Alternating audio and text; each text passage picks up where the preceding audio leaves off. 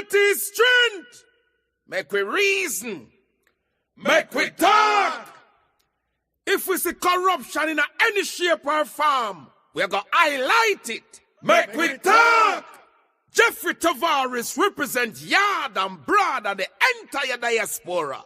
As long as it affects the life of our nation, uncover the truth. Make we reason. Make we talk. And we don't care about no vumva viva va. No upper echelon. Nobody is not above the law. As long as it not help Jamaica. Make we talk. Make we talk. Unity is strength. Make we reason. Make we talk. If we see corruption in any shape or form, we're going to highlight it. Make we talk. Jeffrey Tavares represents yard and broad and the entire diaspora.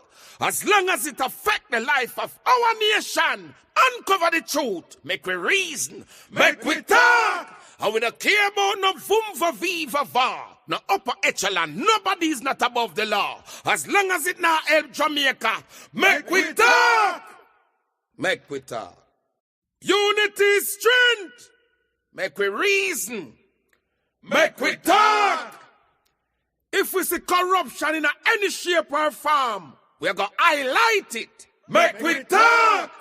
Jeffrey Tavares represents yard and broad and the entire diaspora.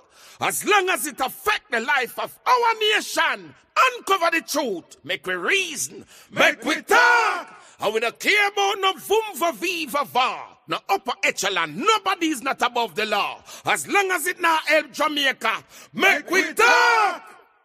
Make we talk. Unity is strength. Make we reason. Make we talk. If we see corruption in any shape or form, we're going to highlight it. Make we talk. Jeffrey Tavares represents yard and broad and the entire diaspora.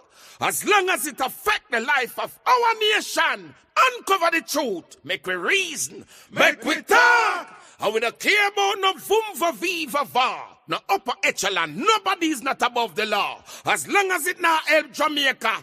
Make we talk. Make we talk. Unity is strength. Good morning, good morning, good morning. We're listening and watching from around the world and the Eastern Caribbean. This is the Mek Wi Talk program. Hope you all are listening. Hope you all are hearing me clearly. It's a very quick program we're doing this morning. Wherever you are listening and watching, good morning, good morning, good morning. Remember to like, share, and subscribe. Like, share, and subscribe. This is the program before our big program come Monday. On Tuesday, I'll be having a special guest, and Monday, I'll be having some special guests also to speak about their views on what is going on in the land of wood and water. I want to say good morning to everyone who is listening to us. Everyone, wherever you are. Good morning, good afternoon, good night, good day. Wherever you are listening to us, remember to like, share, and subscribe.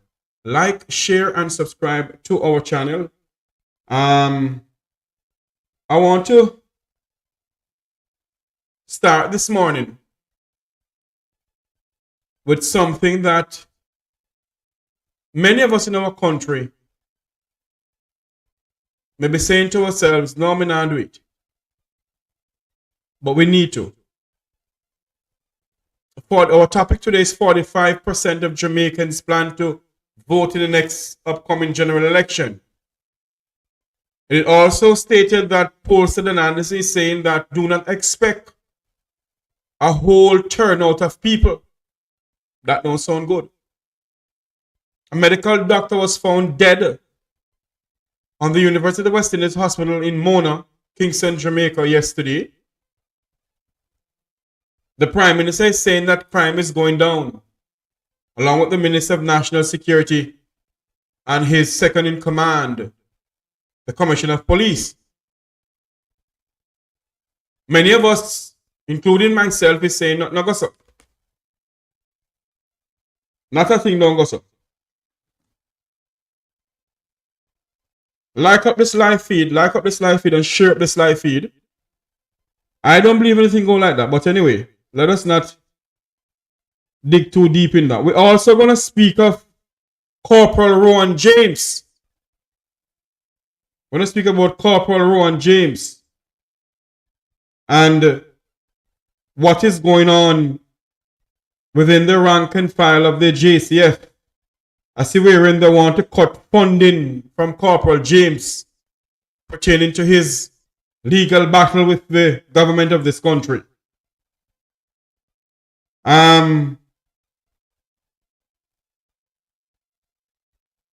We're also going to speak about, sorry about that, we're also going to speak about where you think this election is headed, whenever they call the election. We want you to come on and speak about that. Welcome to everyone in the platform. Welcome to everyone in the chat room, everyone who's joining us, whether you're joining us via YouTube, Facebook, and other portals from around the world. Welcome, welcome, welcome, welcome, welcome. I want to start with something that I hope I did. Yes, I did. I want to start with this. I want you to listen to this.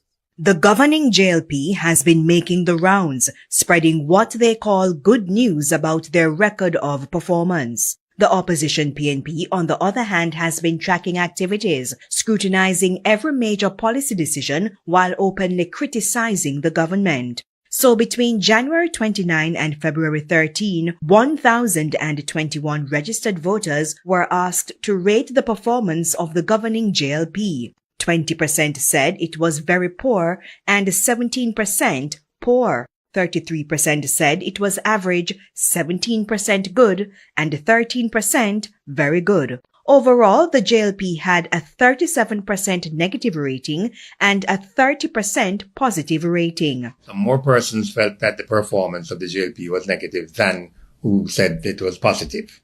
Respondents were also asked to rate the performance of the opposition PNP. 19% said it was very poor and 27% poor. 37% said it was average, 10% good, and 8% very good. Overall, the PNP had a 46% negative rating and an 18% positive rating. The net difference is 28 points.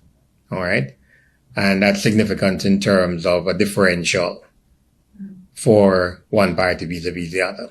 Pollster Don Anderson analyzed the results. So we had a significant differential in terms of negative vis-a-vis positive as far as the People's National Party is concerned. The government, you have a lot more against which you can measure. People's National Party, as the opposition, there are kind of nebulous targets. And therefore you're rating them on the basis of what they say, perhaps countering what the government has done or said. So that's the kind of environment in which those two questions were asked. The RJRGLEANER Don Anderson poll has a margin of error of plus or minus 3%. Andrea Chisholm, TVJ News. Well, my take on all of this morning is that my personal belief is that the People's National Party has a lot of work to do. And I was talking to somebody last night. And I said to the person, to get the news or the word out there, we have to make sure that the people are hearing. And one of the things that I said is that many of us don't realize something, And many of us is cutting. The Labour Party used social media in 2016 to win the election. You know what they're doing in 2025? They're using a radio station. What is the PNP using? Many will come on the platform this morning and cuss me out. I don't care. I have been in this for many years, so my idea many. The Jamaica Labour Party used social media in 2016 to win the election. You know what they're using in 2025? A radio station. A radio station. And it's full time.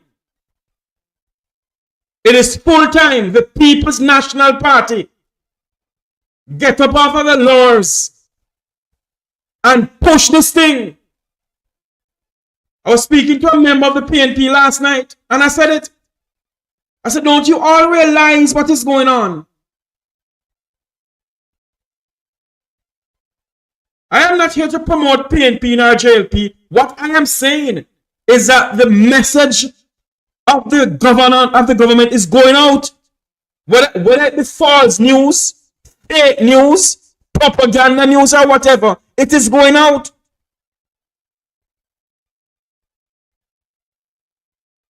And it's full time. And if Michael Manley party want to get a hell in this country, if the Michael Manley party that many of us so we are die-hearted for want to get ahead in Jamaica and win the next election, then the party must use a medium in which to reach the people.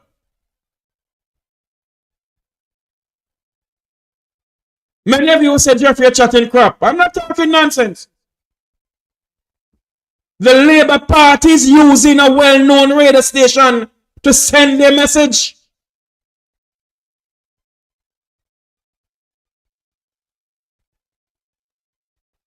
What is the opposition People's National Party is using? That's the question from me this morning. And if you all think clearly and say, you know what, Tavares may chat some crap sometime, but what he's talking it makes sense.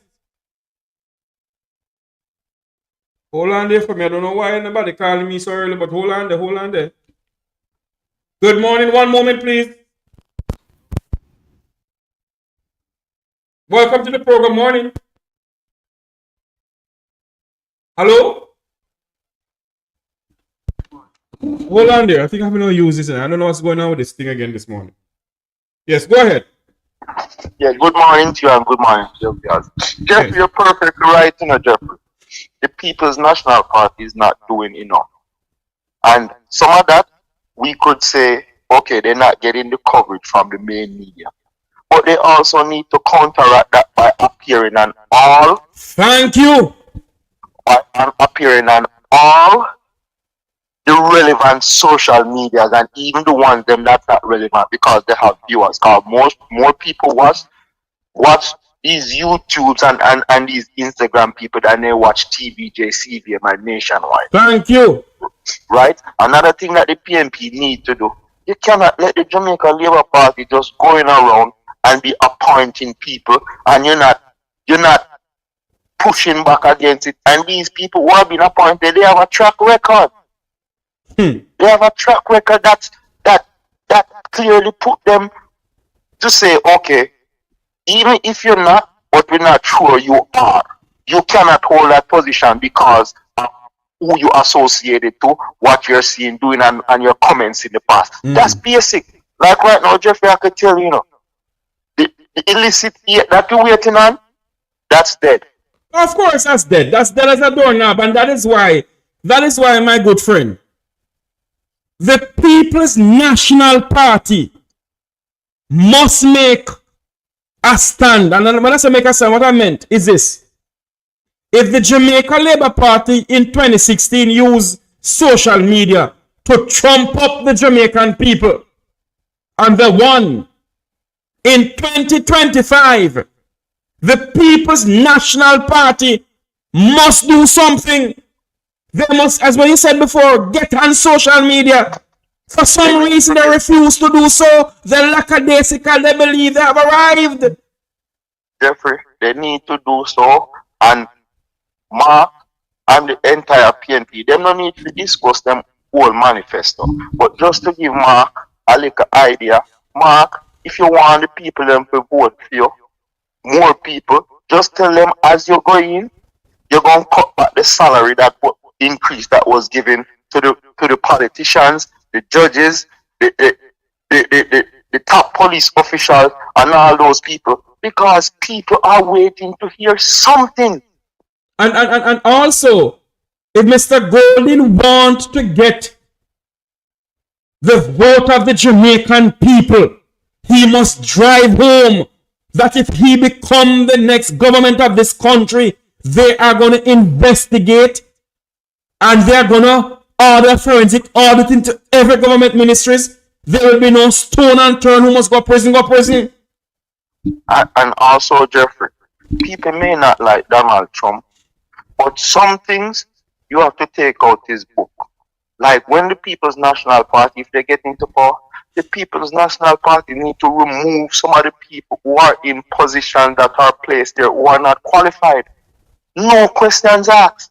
Fire them. And the main one that they should do is make sure that qualified people is at JUTC.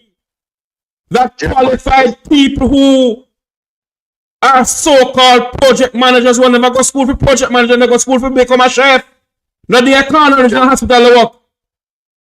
Jeffrey, the situation that we're in is bad, but it's not that bad that we cannot rescue it. Like, for example, the government need to rescind some of these contracts that was given and recover some of these money. Like even in the hospital system, why did Dr. Tufton pay to get x-rays and CAT scan when he could have bought the machine? It would have still be there. It would have cost us less. It's just like what we see going on now. Matthew Samuda, they bought 50,000 water tank last year. They gave away mostly 10,000 and then giving away 10,000 right now. Let me tell you something, Jeffrey. Him just said yesterday, him used $8 million to run pipe in St. Thomas and give hundreds of people water permanently. You know how much 10,000 of them water tank they cost, Jeffrey? But not only that, my friend, isn't this a damn disgrace that in 2025 we're talking about giving our people tanks? Huh? When Jamaica is well, hold on for me, sir. When this country is well renowned as a land of wood and water, water all across this country. But I don't want to stray from the topic that we're on this morning, though. Go ahead. No.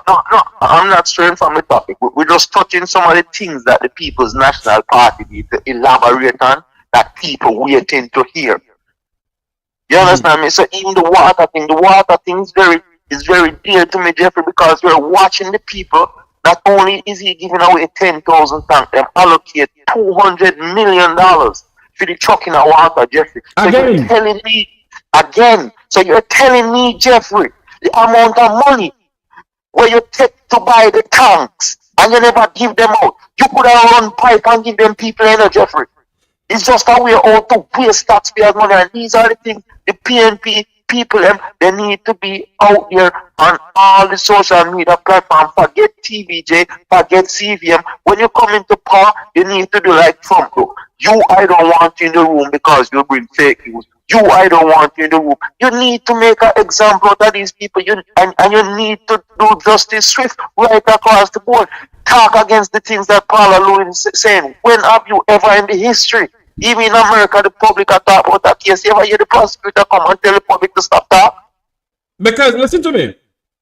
What we fail to understand in this country, and those who are in authority, that somewhere in our constitution it reads, that we have the right for freedom of speech.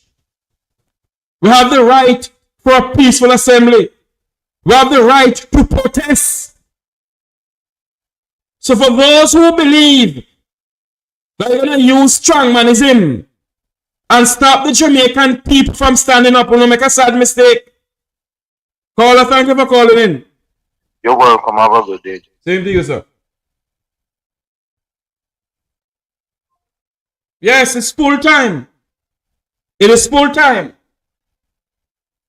But the People's National Party, and who won Bex this morning in a PNP hierarchy, I really don't care. I don't care. Many of you may say Jeffrey Tavares chatting pure nonsense. I ain't talking nonsense. It's full time the People's National Party. Take a stand. I bet you any money. I bet you any money that if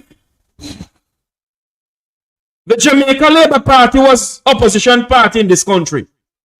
The whole of Jamaica from Negril Point to Moran Point have protests every day.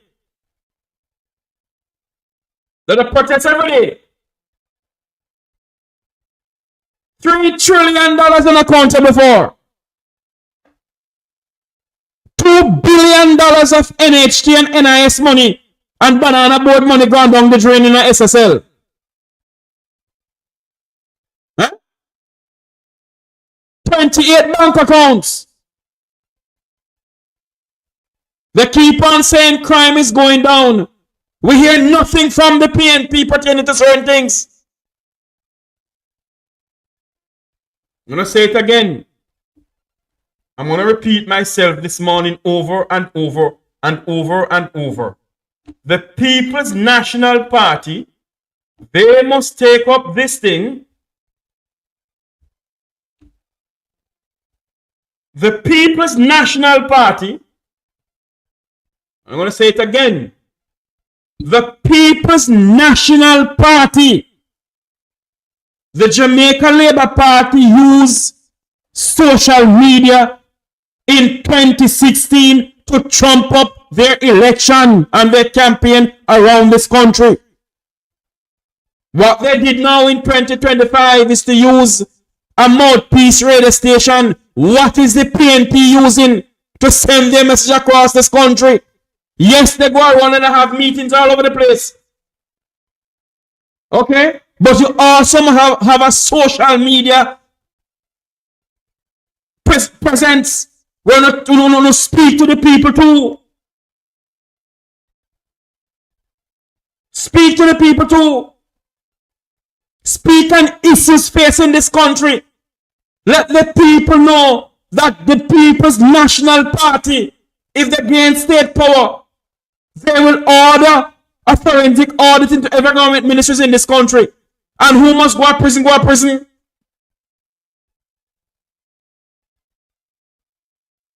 Who must go jail, go jail. Speak about the issues. When are we going to hear about the $3 trillion unaccountable for from this government? Why the People's National Party not speaking on issues like these? The Labour Party using 2016 social media. Now they're using a mouthpiece. What is the jail? What is the PNP using? What is the PNP using to send them as across to the poor parishes Jamaicans who are depending on them?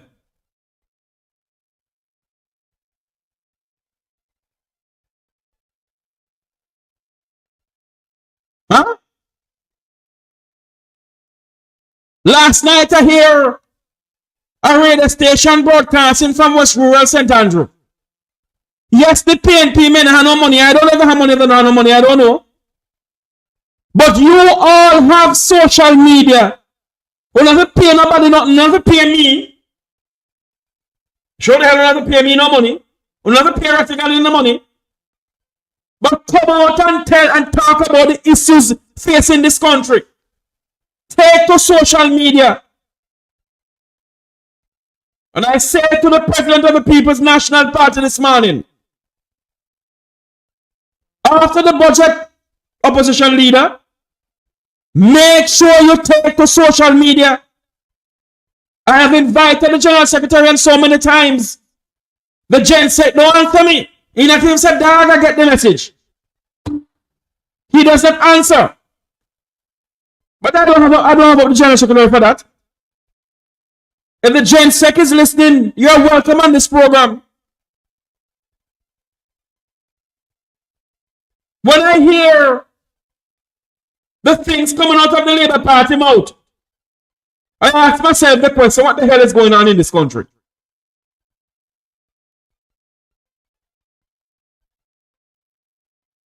When are we going to stand up in this country? They keep on saying that crime has gone down. Crime is going down. I heard Desmond McKenzie last night said crime has gone down the lowest in over 25 years in this country. I think Desmond is living a delusional world, you know. I think that's what living up to in the world. They must use social media opposition leader to let the people of this country know what will have plans for them. Speak about the issues.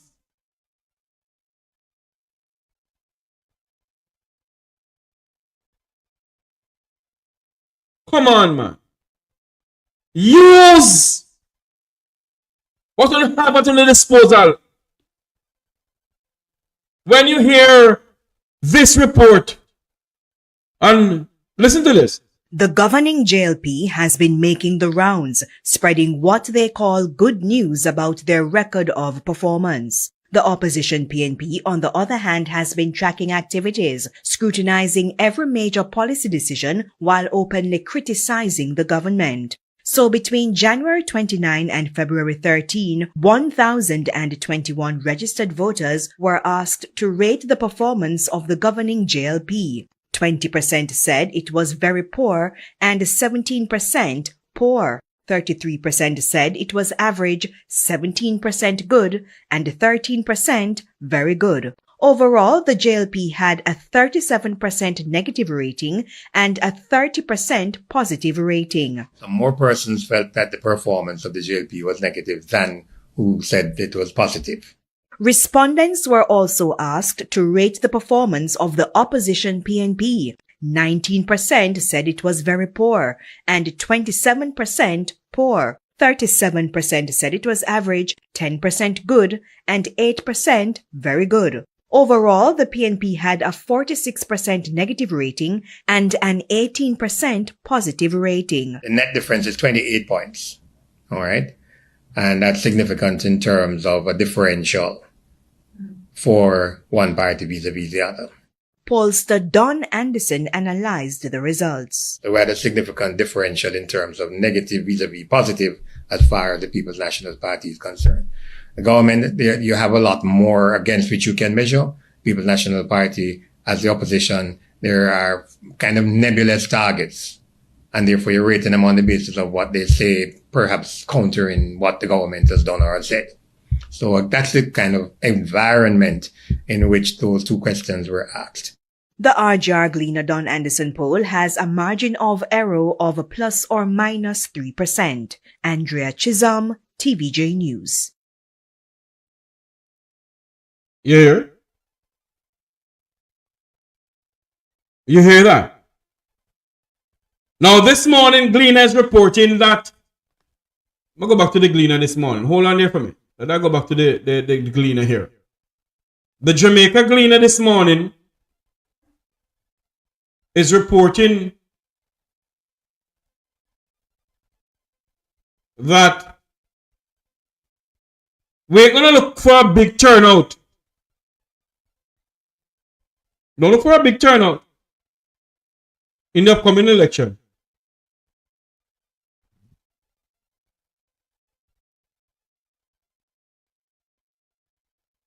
Hold on there for me. I can find it here.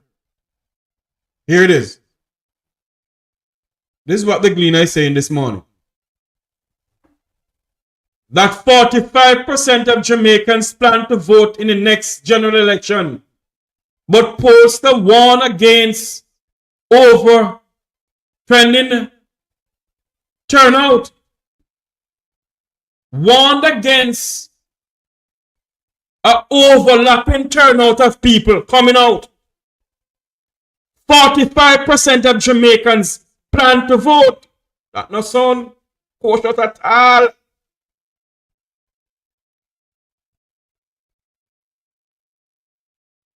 Jamaicans, I've been saying this on this platform for a long while. The soul of Jamaica's democracy relies on you, the Jamaican people. The soul of Jamaica's democracy relies on you, the Jamaican people. Whenever after the budget is being read, when the budget finish read, I read what I want to call it. You all must get up because he's going to call the election. Whether after or in September, it cannot go over. So you hear some people talking some nonsense on social media that he plan to postpone what? The only way he can postpone an election in our country, Jamaica, is unless it's a natural disaster. But if there's no natural disaster, he cannot, under the Constitution, the supreme law of this country, that's the only way he can postpone the election. One moment for me, please, people.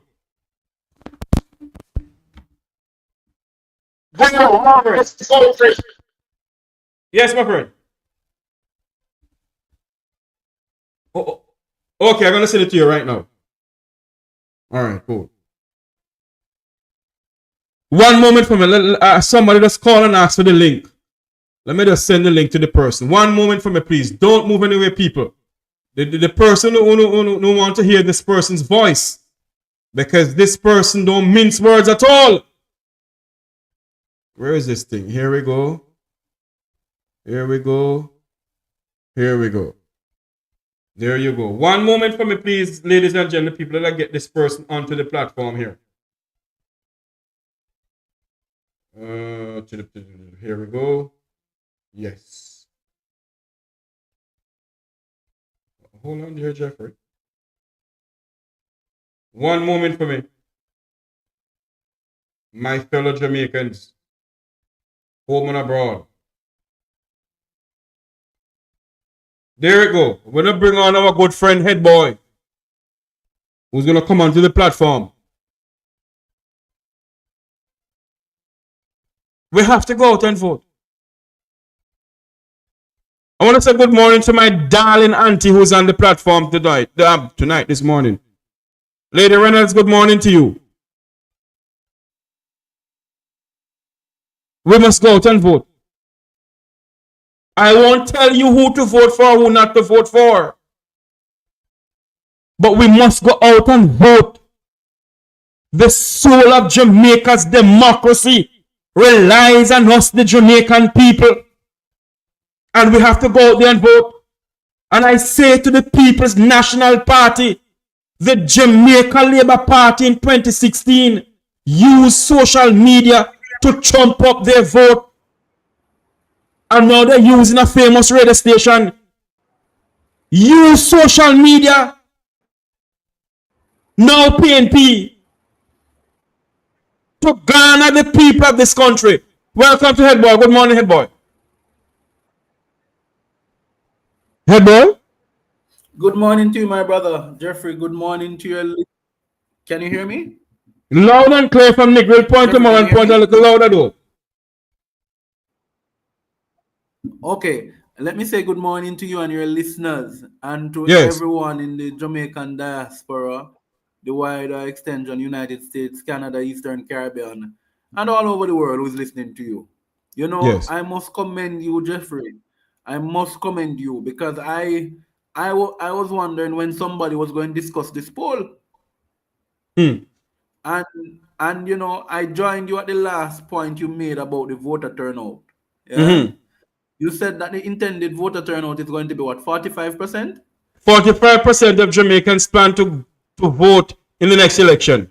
And how much are they not certain?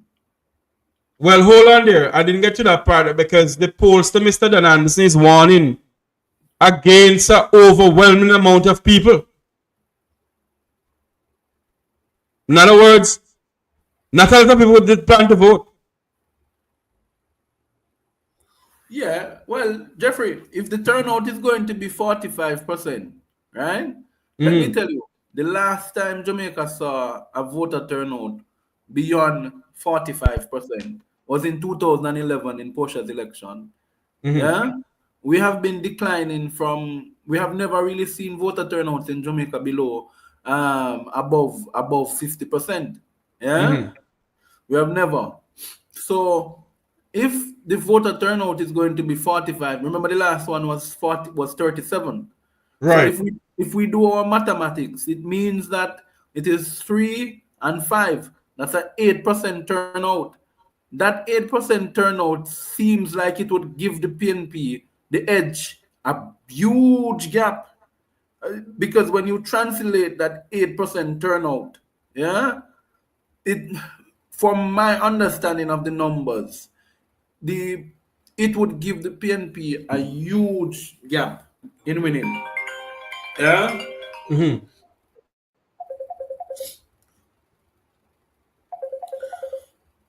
Jeffrey, could you just continue for 2 minutes? Yes, I will. Let me take the call. I see where in the Gleaner this morning it says definitely will go out and vote for the 2% in the purple column. Let me get this thing up here. Hold on for me. Let me go back to here and get this up here that you all can see what I'm talking about. Because I don't like to talk and you not see what I'm talking about. Here we go. There it is. I go back to the Gleaner here now. Definitely 42% in the purple. Definitely 45% in the blue. Likely 11% in purple. Likely 9% in blue. Not sure 29% in purple. Not sure 26% in purple. Definitely 18% in purple. Not definitely, well, not definitely rather. Definitely not. Sorry, definitely not who's not going to vote. Definitely not who's not going to vote is 18% in purple. Definitely not is 20%. So basically, Jamaicans are planning to stay home. So if you all are planning to stay home, you know, when you know what hit the fan, don't blame anybody but yourself. Morning, Christopher, how are you doing? Don't blame anybody but yourself. The Gleaner this morning is saying, do you intend to vote when the next election is called? Is the Jamaican people intend to vote in the next election? And that is why it goes back to this here. Let I play back this thing here. It go back to this. The governing JLP has been making the rounds, spreading what they call good news about their record of performance. The opposition PNP, on the other hand, has been tracking activities, scrutinizing every major policy decision while openly criticizing the government. So between January 29 and February 13, 1,021 registered voters were asked to rate the performance of the governing JLP. 20% said it was very poor and 17% poor. 33% said it was average, 17% good, and 13% very good. Overall, the JLP had a 37% negative rating and a 30% positive rating. Some more persons felt that the performance of the JLP was negative than who said it was positive. Respondents were also asked to rate the performance of the opposition PNP. 19% said it was very poor and 27% poor. 37% said it was average, 10% good, and 8% very good. Overall, the PNP had a 46% negative rating and an 18% positive rating. The net difference is 28 points. All right. And that's significant in terms of a differential for one party vis-a-vis the other. Pollster Don Anderson analyzed the results. So we had a significant differential in terms of negative vis-a-vis positive as far as the People's National Party is concerned. The government, you have a lot more against which you can measure. People's National Party, as the opposition, there are kind of nebulous targets. And therefore you're rating them on the basis of what they say, perhaps countering what the government has done or said. So that's the kind of environment in which those two questions were asked. The RJRGLEANER Don Anderson poll has a margin of error of plus or minus 3%. Andrea Chisholm, TVJ News. Head boy, you ready for us? Well, let's continue. When you see all of that, and then you end up seeing this. Let me go back for this thing here again. end up seeing this.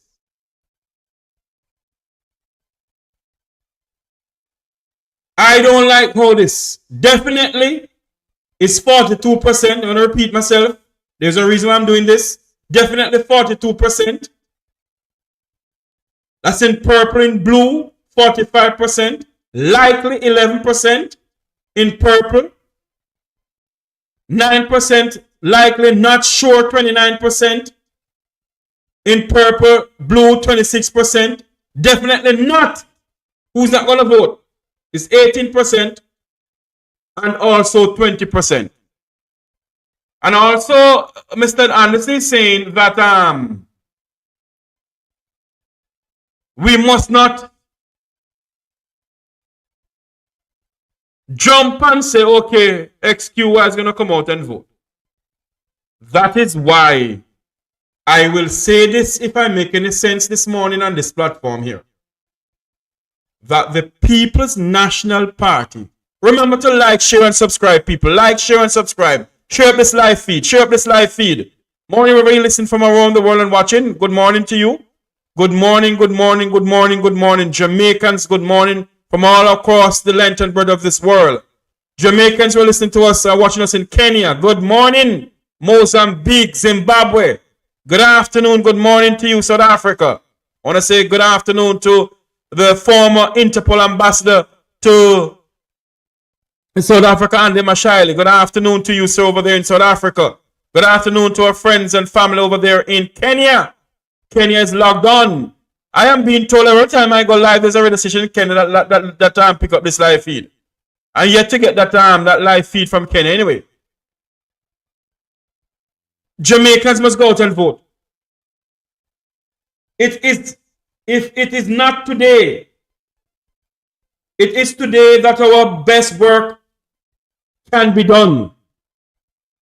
And not some future days or future years. And the sense of urgency is what we must have today. Eternal victories is the price. Eternal victory is the price of liberty. The price of liberty, my fellow Jamaicans, is to stay alert, to see the truth. Is to stay alert and to speak the truth. Jamaicans, for us to move forward in this country, for us to feel alive in this country, for us to save the democracy of this nation, then today the work begins, not tomorrow. Mm-hmm. The work begins today, Jamaicans. And I say to the opposition leader, the work begins today. The time has come where all of you must stop sugarlang around. Take to social media. Let the work begins today for a better Jamaica. Head boy, over to you. Yes, my brother. So now I am with you. The work must begin. But Jeffrey, I don't want us to become anxious. The Bible speaks about let's not become weary in well-doing. Yes. Don't let the Labourites them fool you. I have my friends in the Labour Party. I have my friends at the highest level in the Jamaica Labour Party. And they are not expecting to win the election. Hello? Mm-hmm. Let me be the first to say I don't want to call nobody name because I respect my sources. Yes. And people have said things to me in confidence over the years because of the relationship that we have had. I can tell you, without pointing to anybody, that they don't expect to win. What they're doing is that they have brought out attack dogs like Marlon Morgan. Yeah? Mm-hmm. His aim is just to create chaos and confusion. Because the Labour Party in Jamaica has decided that if they can't win, well, let them just make noise. Yeah? And they think that the noise will distract ordinary individuals in Jamaica from voting for the PNP. The next notion, where is the PNP's plan? Right? They ask these questions every week. For 9 years, the Jamaica Labour Party has been in power. Where is their plan? Where has been the letter? Remember, I'm saying go and give them letters of Yes. job description. Remember, him saying him going to have impeachment proceedings, impeachment law passed. Remember, him said that you're going to have 2 terms for the prime minister. Is that 2 terms thrown out the door? So the notion that the PNP has no plan is a lie. What they are waiting for is the PNP to publish their plan so that they can then say this is what they're going to do. And that is why I'm saying, head boy. They don't have to publish their plans in it, but what the People's National Party must do is say when they have their mouthpiece on national radio in Jamaica. But they have been saying it. Hold on for me, sir. What they need to do is to take to the airways, let the Jamaican people know $3 trillion of taxpayers' money is unaccountable for. $2 billion of taxpayers' money from NHT, NIS, and the Banana Board gone down in a SSL. Fired at home. But I am with you, Jeffrey. I also believe that there needs to be a restructure. I said it last night on Andre Stevens, and right after I came off the call, Dayton Campbell called him. Yeah. One thing with me, this is one comrade. I'm not afraid to say I'm a comrade anywhere I go, but I'm a Jamaican first. But I'm a comrade. I'm unapologetic about being a PNP. The truth be told is that when you look at the PNP now, the PNP is lively, vivacious, but what it needs is, for example, the General Secretary is campaigning in a seat. The spokesperson on communications, Nikisha Burchell, is campaigning in a seat. She's running for a seat, right? Almost every one of them is engaged in a seat. I made a recommendation publicly last night, and I'll be doing so privately, that Dennis Meadows and Crystal Tomlinson. Tomlinson is one of the best debaters in Jamaica. Yeah, that and Donna Scott Matley is the campaign spokesperson, by the way. Right. I think that the 3 of them with Crystal Tomlinson, Donna Scott Matley, right? That team of persons, and also a Colin Bell, yeah. Yes. Those 4 persons could lead the communication charge for the PNP. So you could be listening at RJR, you hear Colin Bell over there, listening Mouthpiece FM, Nationwide FM, you hear Donna Scott Matley over there. You're listening to another radio station, you hear Crystal Tomlinson, and on. You match the speaker to and Dennis Meadows. You match the speaker to suit the audience, because the truth be told is all of these guys that are on the communications team of the PNP, with the exception of Donna, the communications director Nikisha, she's in a battleground seat in South St. James. So issues that need responding to will not get the appropriate response. And another thing with the PNP and PNP supporters, they become critical of you when you start to be critical of the PNP. Yeah? And me's one man, may I criticize PNP from in a PNP YO. So and I think that is why the General Secretary don't come on my program, because I criticize something that he did. No, don't Jeffrey, don't say that. The General Secretary will come on your program. He's an independent. He understands that you're an independent thinker. He understands that this is not a political platform, that you give opportunity for everybody to speak. I don't think that he has any particular reasons not to come. I can assure you that the GenSec will be coming. I can assure you of that.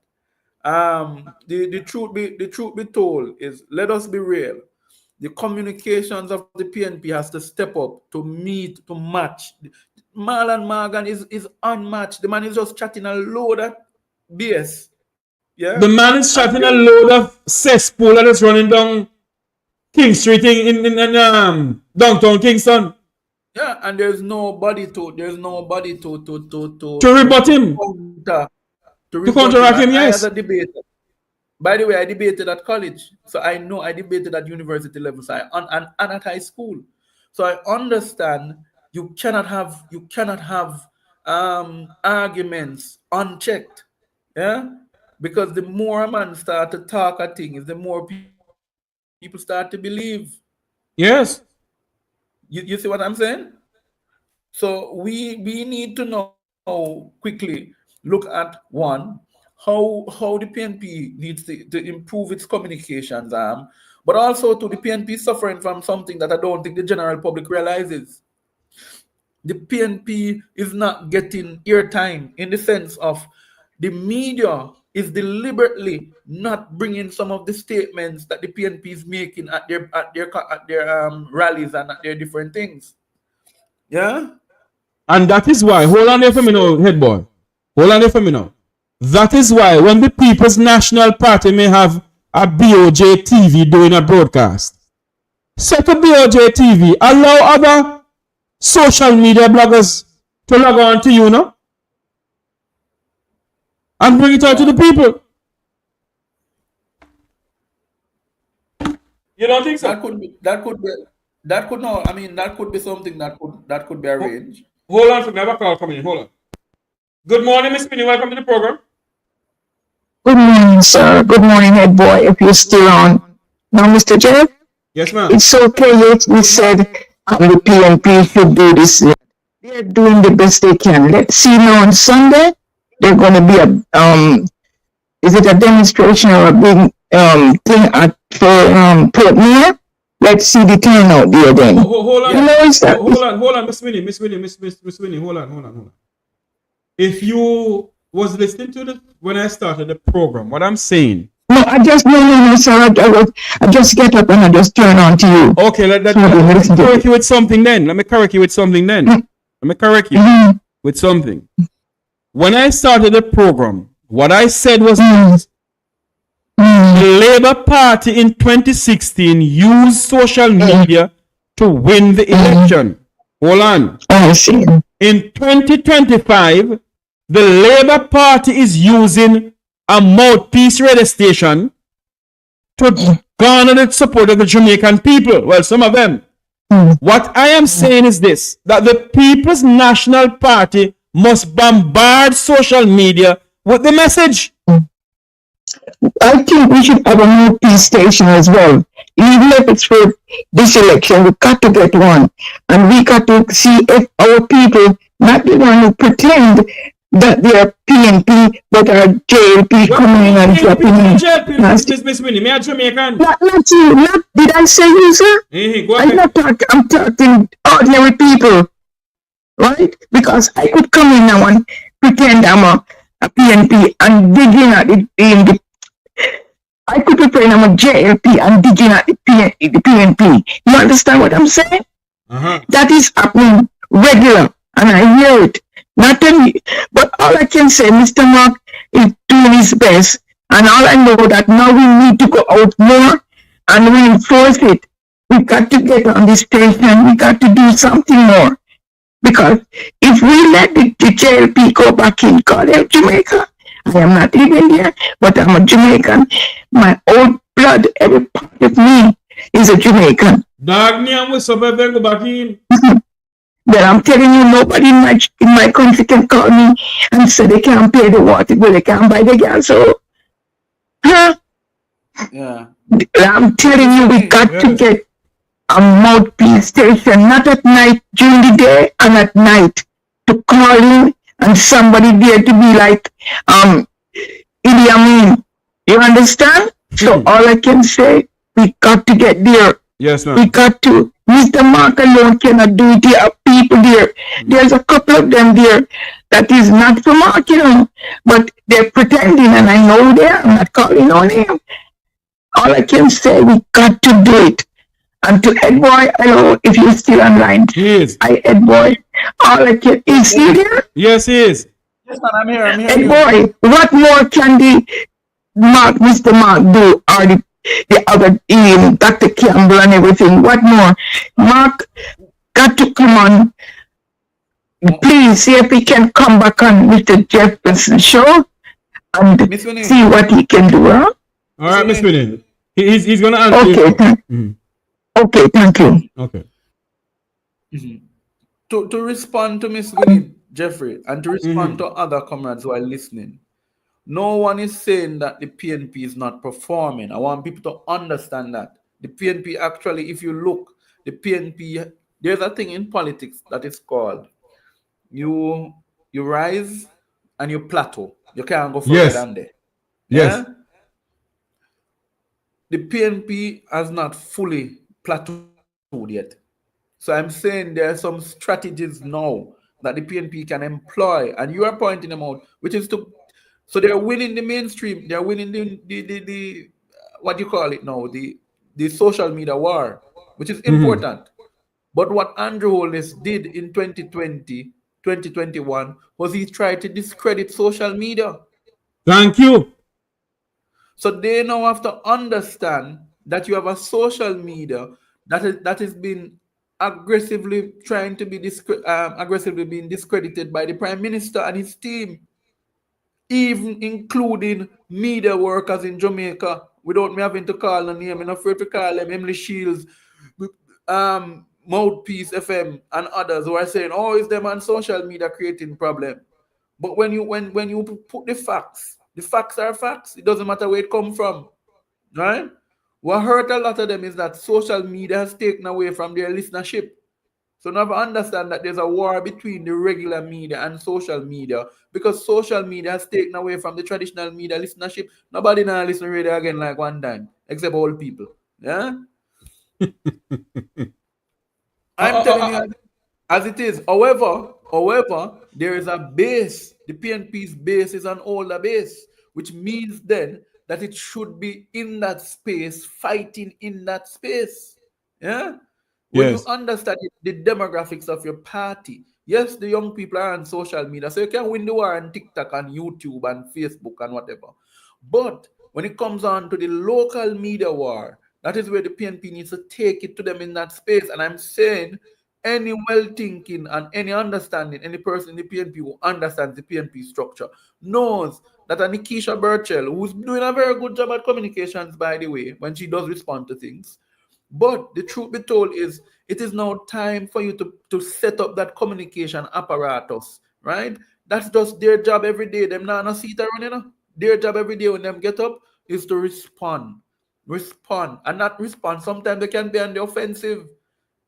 Yeah, they can be on the offensive sometimes. Head boy, sorry to cut you. I Yes, gotta my run brother. this may not be a breaking, but to me it's a breaking news. Because if we don't do something about what's going on in our country, Jamaica may end up becoming like this place. Hold on there for me. Go ahead. This is Mek Wi Talk breaking news.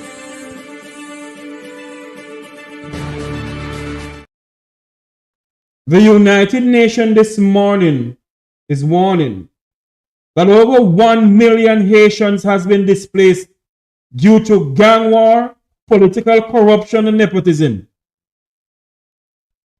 That sounds familiar to anybody? The United Nations is warning this morning that over 1 million Haitians is displaced because of gang war, political corruption, and nepotism. Anything sound familiar, head boy?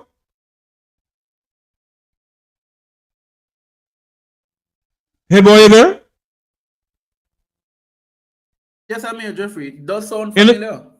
Anything sound familiar there? It does sound nepotism and corruption. That sounds 3 C's of the wholeness administration. The 2 C's of the... And that is why. It sounds like the 2 C's of the wholeness administration. Yes, and that is why the people of this country, head boy, 45% of Jamaicans is set to vote in the next general election. You know? Jamaicans go out there and make sure your name is on the voters list. The soul of Jamaica's democracy. The soul of Jamaica's democracy relies on you, the Jamaican people. I read something a while ago. I'm going to go back to it again. It is today that our best work can be done. Not some future days or future years. of the sense of urgency. What we must have today. The sense of urgency is what we must have today, Jamaicans. Get up. Mobilize. Get up, Jamaicans, and mobilize. Because if we don't get up and mobilize and seek the truth in $3 trillion that is unaccountable for in this country, how many other Jamaicans' money gone down in a SSL? You hear nothing from the government of this country mouth, but they go out there chatting all kind of nonsense on platforms. Wake up! Head boy, over to you. Yeah, Jeffrey, it is. Your son far away as the then Ghana 80. No, I'm here, man. I'm here. I'm saying it's a funny scenario. Well, Jamaica is not far from Haiti, you know. And a lot of Jamaicans will not be happy when you say it. But what do you look at to determine failed states? You see, you have to understand that the structure for failed state is three things. One, the rule of law. Yes. Two, the economic situation in that country. And three, the governance structure in that country. If you should mark all of those three things, the only one that Jamaica comes out above above Haiti would be just its economic situation. By the way, the Haitian good, the Haitian guard good, what they call it, their money is valued more than the Jamaican dollar, you know. What a damn disgrace. No, it's not a damn disgrace. It is to show you that mismanagement, right? There's no PR in Haiti. And let me tell you, there are certain persons in Jamaica who have vested interest in ensuring that Haiti don't rise, because Haiti would show them up. Haiti has more minerals than Jamaica will ever have in its life, you know. Haiti is larger than Jamaica. Yeah, it has a larger population. It has a more skilled labor force, by the way. Yeah? A more educated labor force. So that is why I don't take the position of looking down on Haiti. Because Haiti is just going through a phase. That phase will soon be over, you know. And when that phase is over, then we'll see what really how things can really be changed in that country.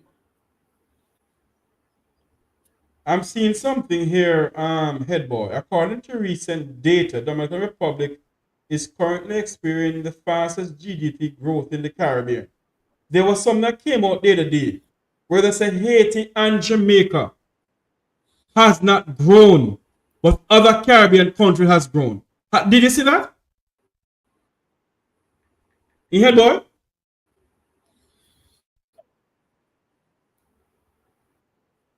Hey, boy. No, you are correct. Yes, I did see it. But I'm trying to look for it again. Jeffrey, can you hear me? Yeah, I'm hearing you.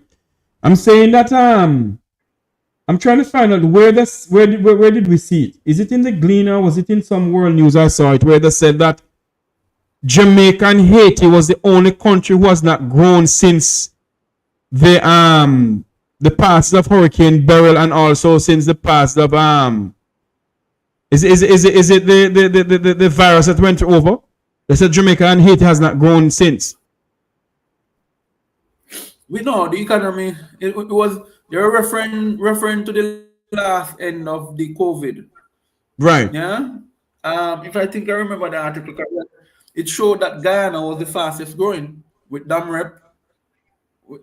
Dominican Republic and Guyana, right? All the other OECS countries were outpacing Jamaica in growth, meaning St. Lucia, St. Vincent, Antigua, all of these countries was outpacing us in growth. But that is not surprising, Jeffrey. It should not be surprising. What we had was band-aid economics in Jamaica. Band-aid economics. Dr. Clark was in fact practicing voodoo economics. Mm-mm. And I say so, right? Remember when Reagan said to be afraid of Siaga because he's a voodoo economist? Yes. It is the same with Dr. Clark, because what happened, let's be real. What they kept on doing, Jeffrey, was you can't borrow your way to pay debt. They used to blame the PNP for the same thing. What they kept on doing was paying down on the debt and borrowing so-called cheaper money. Yeah? But they were not really. So, for example, no real development between the 9 years has been spent on the education sector. Let's be real. No, the health sector. No, the health sector. No new school has been built. Nothing surrounding the IT, cybersecurity, coding, all of these high-paying jobs. We have not created any new high-paying jobs for many of our Jamaicans. So how you expect the economy to grow? People's purchasing power has reduced. Some man who used to have $5,000 in 2015, 2014. That $5,000 is only spending to him like $1,000 or $2,000 now. Yeah? Because inflation has eat out it. And when the people ask Andrew about currency, how the currency are devalued, don't watch the devaluation, watch the inflation. But when inflation start go high, he must say, oh no, don't watch inflation, watch the currency. This man is at Anansi, man. Yeah? So I want to head boy, continue talking. I'm looking for a video here to share it, and I want your opinion on it. I am saying, Jeffrey, I am saying that it is clear that in terms of economic management, the country is not, and they lied to us. And let me tell you, I'm not coming off this SSL matter, you know. Every time I speak, I will be talking about how SSL, so labor rights, robbed Usain Bolt of his hard-earned money. It's not they take it and they rob him. They rob him and they could come to take me to court. This is not the views of Mek Wi Talk. This is the views of Head Boy. They robbed Usain Bolt of his money. Because when you look at what Peter Phillips published, yes, and it is there for anybody to go on Peter Phillips' Facebook page and see it. He showed a letter which the FSC sent to SSL in 2013 of October, 2013 of October. And it said in section D of the letter, SSL should not seek any business from the public. So what I want to know, hold on head boy, what I want to know, is it that Senator Morgan Marlon didn't see that letter? Of course they saw the letter, but what they didn't expect to be fact-checked. I tell you that Marlon Morgan is Heinrich Himmler, yeah, incarcerated, who leads the arm of the Jamaica Labour Party called the Gestapo, the Jamaican version of the Gestapo, right? And this guy, and I make no apologies in saying it, because if you're going to lie openly when facts is presented to you, then you must be a propagandist. But even a man who peddles in propaganda, when facts is presented to them, must say, boy, you know, I was not privy to that information. Now that I'm privy to that information, I'm going to go down this road. Yeah? That's how you deal with those things when truth comes to you. But it is clear that Marlon, whom I will now dub ahead of the Gestapo in Jamaica, yeah,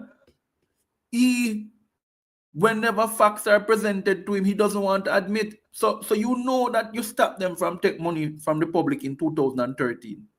But in 2017, when the new board, I want people to hear me, the new board, because the outgoing board chairman for the FSC was Mr. Howard Mitchell, a man of integrity.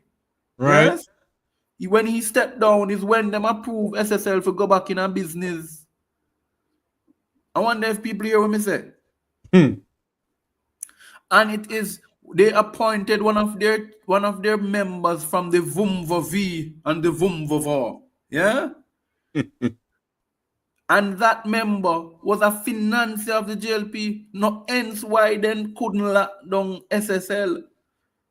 Now, in 2017, transfers were made from the NHT, the NHF, the Banana Board, and another entity of the government into SSL. Now, what could cause the government of the day to change its view in less than 2.5 years to take up money and put into SSL? Because remember, the letter come to them 2013, October.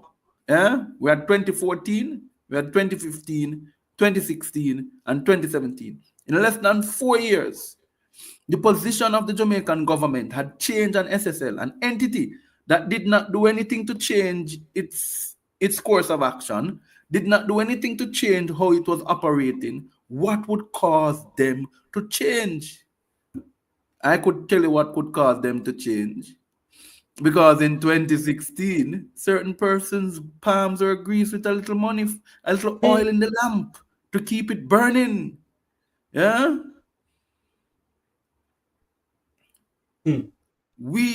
Jeffrey, this is something that we must take. They don't want anybody to talk about this SSL matter because it runs deep.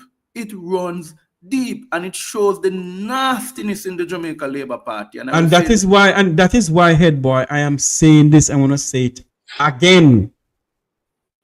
The Labour Party used social media to win the election in 2016. In 2016, the People's National Party must in 2025 use social media and other media to tell the Jamaican people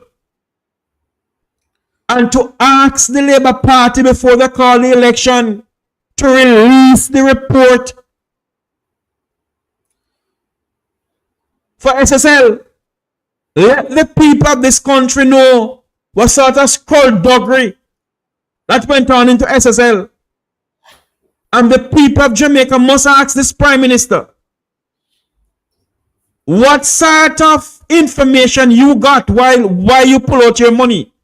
You know that NHT, NIS, and the Banana Board money was dumped into SSL. Why didn't you tell the ministers to take out the money, the government taxpayers' money out of SSL? And the owners of SSL, according to my great friend, my icon, my hero, Mutty Perkins, would have said they're gone like a bird. No, but Jeffrey, that's a good question you asked. But that's not the only question that's not being fact-checked by... Marlon Morgan, in his admittance, said that the Prime Minister had a bond in SSL, invested in SSL in a bond in 2008. In 2008, him say, right? In 2021, we see payments coming from SSL to the Prime Minister. Yes?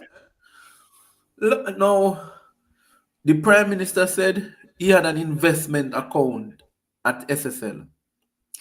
So last night I had to respond to this matter on our program. Let's be real. We don't know, because typically bonds, you have 10-year, 15-year, 20-year. Nobody really holds a bond for under 15-year, to be honest. Because you want, typically go up to 20, you want something that's going to give you high return. Now, there are inconsistencies in the argument between Marlon Morgan and the Prime Minister, because he's not saying he had a bond, he said he had an investment account. Yeah? At SSL, Marlon Morgan go further and said the Prime Minister had a bond.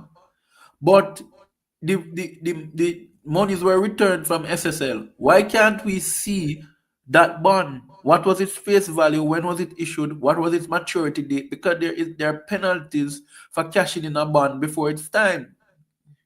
Yeah? Same like when you had the Jamaica Debt Exchange with Audley Shaw, bondholders had to give up their interest during that period. Yeah?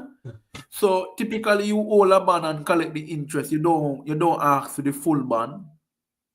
You understand what I'm saying?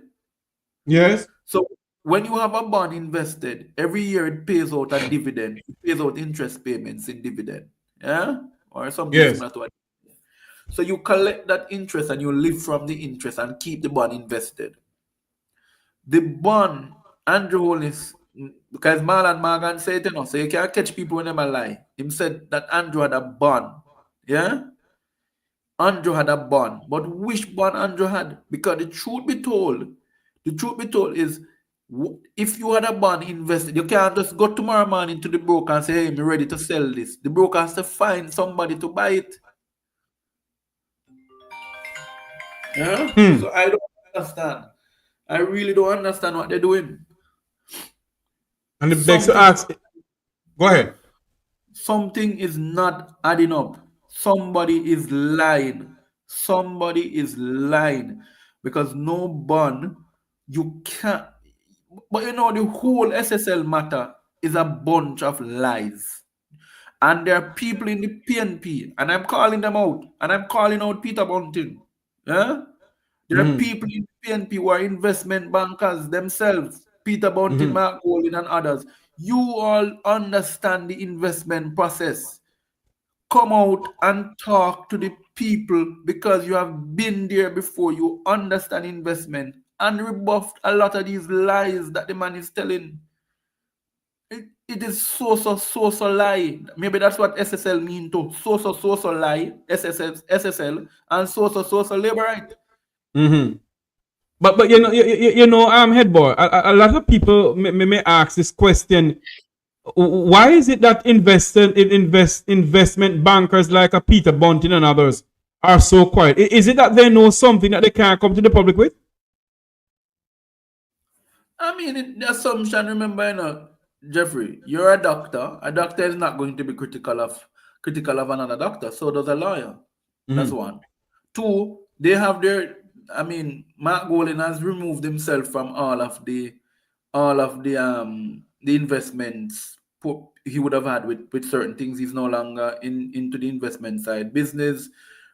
Peter Bunting too has removed himself pretty much from Proven. He's not involved in their day-to-day runnings. He does nothing with them. I think he only receives his dividend from whatever he had invested over the years. Yeah. So the truth be told, one has to understand that maybe, and I'm not speaking for, I would not dare speak for Peter Bunting or Mark Golding, but one has to understand that maybe their position is, well, Mark has been speaking, to be honest. Mark Golding has been speaking on the matter. Peter Bunting previously, when it came out, was strident on it.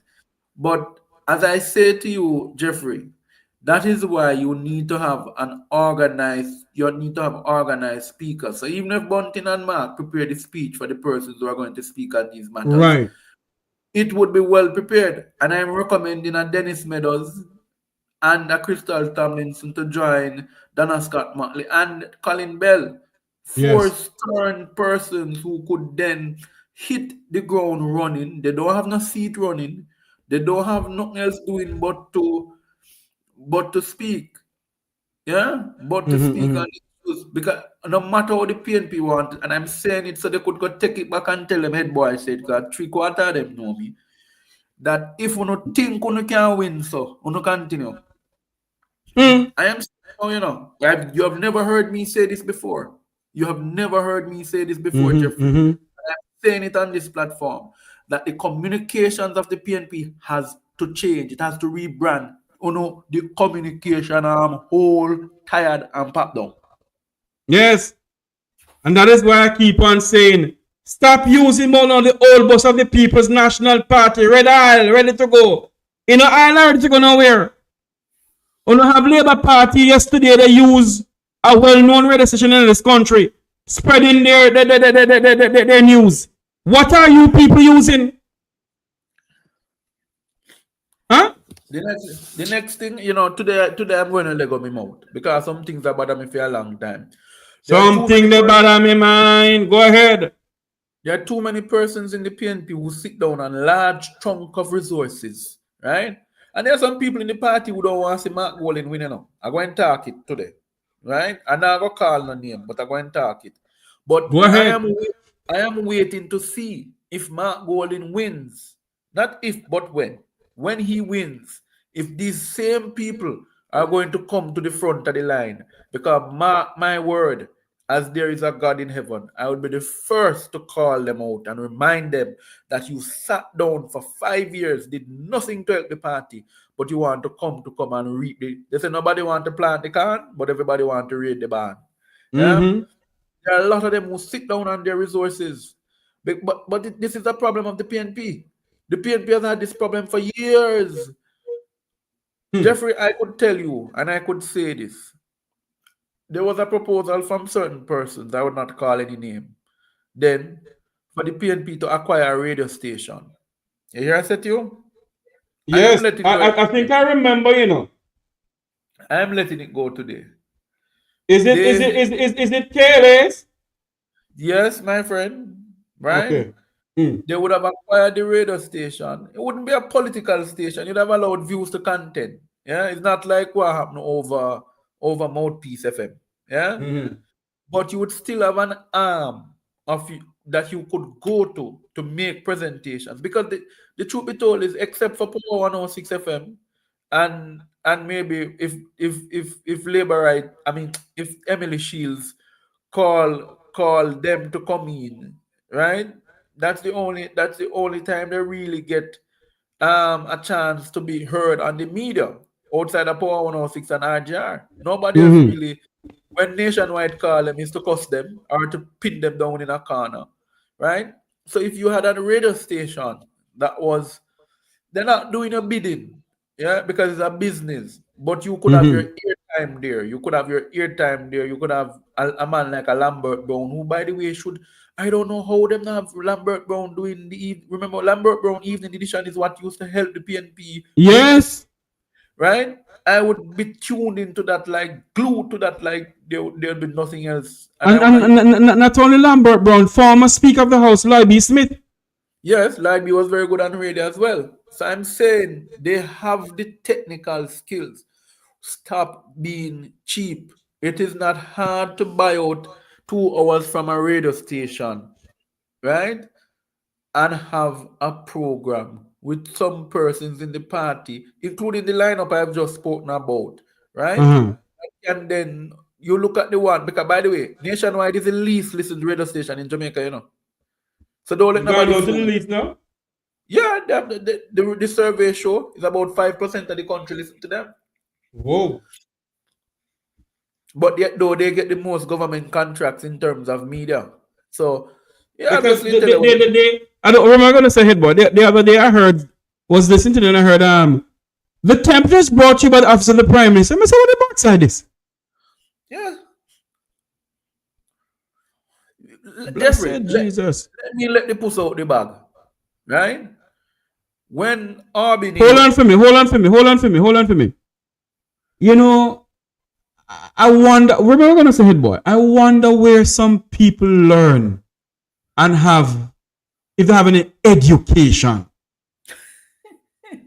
If they have any education. Look on this nincompoop here. Jamaican black people does not want a white British man as Prime Minister. Now tell me something now. Half of the Labour Party no white.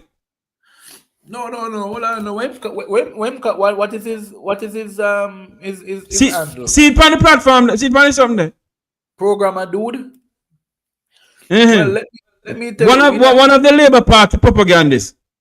Programmer dude. Let me tell you something, sir. This is not Nesta Morgan, nor is this your friend down in Montego Bay, Chopper John. Go and play with your size. By the way, you see, they're talking about white British Prime Minister. You realize what Wayne Lonesome carried the other day? No, I didn't. What was it? To research Warmington's family history. You know that Warmington's family were slave owners? You know that they were slave owners? Yes, but not only that. If we should dig up some things about Mr. Warmington in the United States, you know, Jeffrey, shut your mouth. Jeffrey, I can say it because I've been saying it and people don't believe me. I've said it over a topic many a time. Warmington has a checkered past in the US. I know that. So let him continue. Yeah? Let him continue. Yeah? and he has used the Jamaican Lodge. He has used the Jamaican Lodge as his protectorate. Eh? Let me tell you something. It Anyway, is, you were talking about the radio station for the PNP. yes, before I get myself in a trouble. Now, the truth be told is, so it would, what would happen? The lineup now with a Dennis Meadows, a Colin Bell, Crystal Tomlinson, and Donna Scott Motley. You then would have them over there, a Lambert Brown, a Lloyd B. Smith. I don't know if Lloyd B is still on board. I don't know where he stands, but I know for sure. And you could have Lloyd B as an independent voice. Yeah. So the truth be told is, you could have a structured approach. They never took the offer. There are persons in the PNP who sit down on money, Jeffrey, right? And a lot of them don't want to spend the money within the internal structures of the party. You heard what the regional chairman said for Region 3? So some people undermine the president. And they need to take the leave. So we know that, but remember, the party is more unified than it has ever been. But there's still some people who decide them now move, go nowhere. Them still have up certain people in the heart. And I'm saying that, the thing with Mark Golding is not like some other leaders, because them they could never stay there undermine Portia. Never. Portia don't say, I don't for them, no boy, no girl, nowhere. No, they would have just been sidelined. And when them see food a pass and them now get none the vex. That's how you deal with people. So but you know something, head boy. When you look at the whole issue of this country of ours, wherein political parties has prevailed over this country. A lot of Jamaicans, and let me go down to what I'm hearing on the ground. A lot of Jamaicans are saying that they will not vote because the two-party is the same. They're saying that the two-party from 1962 has done no different for Jamaica. A lot of Jamaicans are saying no, they are not the same.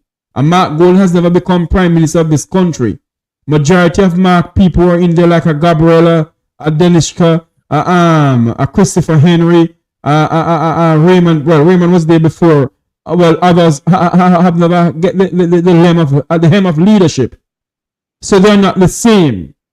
How do you convince Jamaicans now to come out there and vote? I'm tired of this idiot and I'm going to block him now. Head boy?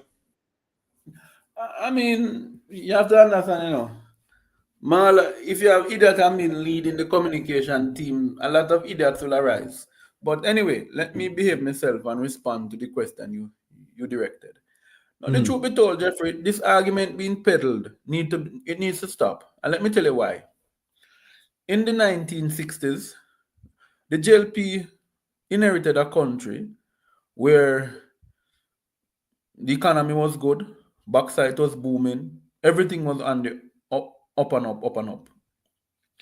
But there was inherent poverty in Jamaica, and we must be real. People were living in shingle roof still. Yeah, Wackland Dab, I mean. Yeah, there were still issues occurring in the Jamaican society that persons were not clear on, and their advancement of life was not good. Matter of fact, you had issues where land was only controlled by about 31 large families in Jamaica, which eventually got down into 21. Yeah. Yes. So the truth be told, it was not until Michael Manley came to power in 1972 that we saw the largest transfer of wealth from the rich to the poor in Jamaica. Let's make no mistake about that. Yeah, that's a statement of fact. There are those who oppose the ideological difference with Michael Manley, believe the way he went about doing it could have been achieved differently. But the end results saw free education, It saw training for the young people. It saw land for the landless. The Jamaica Pioneer Program. It saw land lease, which now a lot of the communities in St. Catherine and throughout Jamaica, even in Westmoreland, were formerly leased lands to people that they now live on.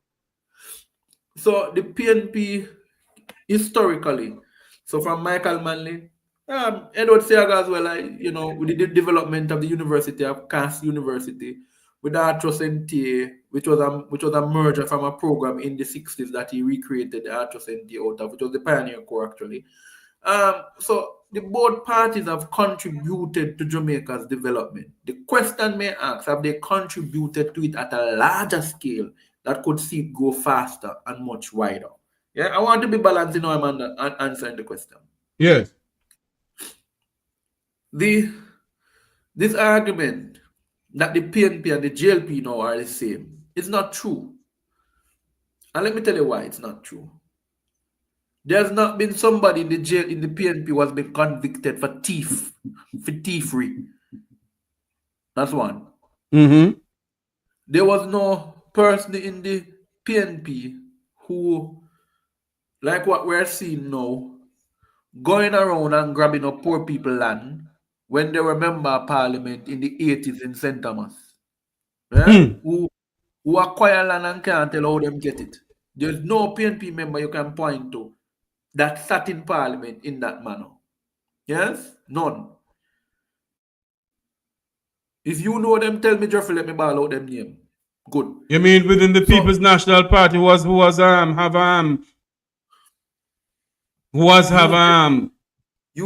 office as MP to acquire land in a constituency they run. There's none.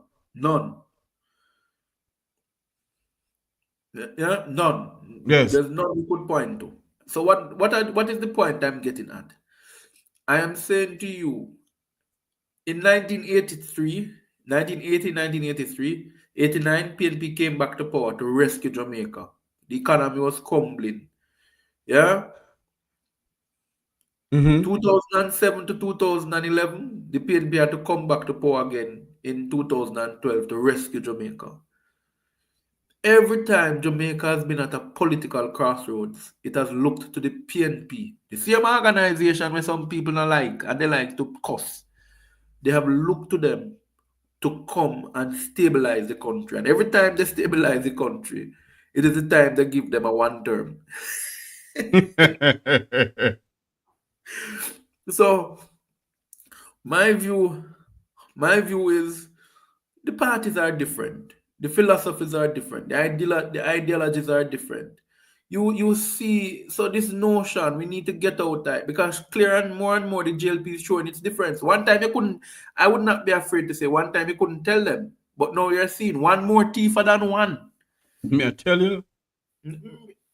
I'm being balanced, not Jeffrey. One is bare-facing thieving. The other thing is, when you look at the ethos of the Jamaica Labour Party right now, their ethos is a little bit different. There is no proper screening to the Labour Party. So a man like George Wright could become a member of parliament who take a stool and beat a woman. Yeah? A bad word cusser, like a Juliet Cuthbert, could become a member of parliament. I heard, I talk about that. I want to show something here. Hold on the head, bro. Remember what you're going to say. Please remember what you're going to say. Because I saw something in the Gleaner this morning. I heard it on Juliet Cuthbert Flynn. Not study him. No. Hold on there. I heard it on Juliet Cuthbert Flynn thing last night. Hold on. I think I'm in the wrong thing here. Hold on for me. Let me go back into this. That Joan Gordon Webley, it was the son of the former Minister of National Insecurity, Derek Smith, son, said yesterday. Let me find it here. I don't want to tell any lie to nobody. No, he said that she's a 44-year loser. Yes. I read the article. That she's a 44-year loser. Now tell me something now. What that is that any issue that's facing the Jamaican people? You know what Dwayne Smith must answer? How him get almost $1 billion in Ministry of Health contract to supply the Ministry of Health with food. So hold on here. He's a member of parliament and his company. He got it when he was councillor, his company get contract. Yes. And he has handed it over to his mother. Yeah? Them they can't talk to us. Dwayne Smith polled the lowest amount of vote any candidate in Northwest St. Andrew would have gotten. Yeah? So Mr. with your 1400 vote, go and go sit down. Yeah? With your 1400 vote, go and go sit down. Right? By the way, Dwayne Smith, him could take me to court. Dwayne Smith is every minute it is alleged that every minute his father has to bail him out of his gambling debts. That him go rack up a Crown Royal, up at the hotel there, on Mullines Road. Yeah? Up Olympia Crown. Yeah? So no drunkard and gambler who has no integrity. Yeah? Who between playing cards in the night and racers on the weekend can come and talk to me. Yeah? You have done nothing for your division. You have done no work for your division. John Gardner-Webley has done more work and contribution to Jamaica than you far would have ever had. And you and your teeth, no matter what that says, you know, you and your misappropriated family need to go sit down and love Jamaican people. Remember, your father was figured in a report which said he is not Mrs. You know. It is the report from the United States, WikiLeaks. Remember them say him also involved in the talcum powder? Hello? I want to show something here, head boy. Open your mouth. And Mr. Senna is WikiLeaks says so. When you open your mouth, be careful how thou is openest thou mouth. I want to show you something here, head boy, where I'm wondering if was the Prime Minister who sent this animal, this donkey down in St. James to the Minister of Legal and Constitutional Affairs constituency for her to go on. Look at this video here. What was supposed to be a regular staff meet? This one here.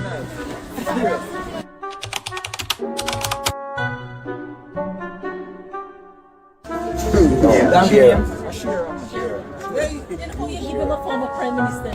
No, because they make money. Alright. Why we give him this name? Because he make the money. That's why we and you share it up. Yeah, man. And the money share up. Yeah, man. Yeah, man. Very nice. Here. Yes. You don't have to move. Come in on this. Just like this.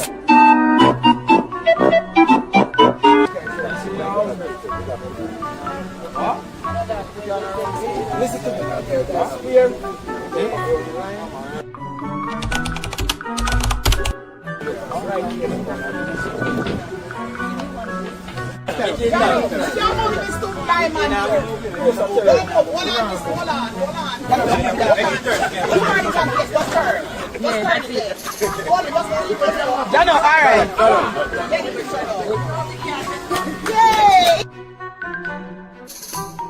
I wonder if the Prime Minister send that donkey down there for the minister. You hear, boy? One thing I can tell you, that donkey has a slight resemblance of somebody I know. Hold on there, hold on. Behave yourself. Hold on a minute there, hold on. Ball out! Whoa, yo. We need help, Jesus. Jamaica need help. Shift the parliament. Shift the election. Shift everything. Remove them out there. Take out the cockroach. Take out the thief. Take out the criminal them. Take out the thief them. Take out the murderer them. Take out the gang leader them. Out of parliament. Take them out from Portland. Take them out. I hear Portland. Me I go to Portland. Why me I travel to Portland? Take out somebody, man or woman. So if you would play back the video, I want you to pause it when the minister stands beside the donkey. Just pause it when the minister. Oh, hold on there. Wait it, hold on. Oh man. It cannot be paused. Oh, okay. Play it, and I'm going to tell you. Play it, and let me know.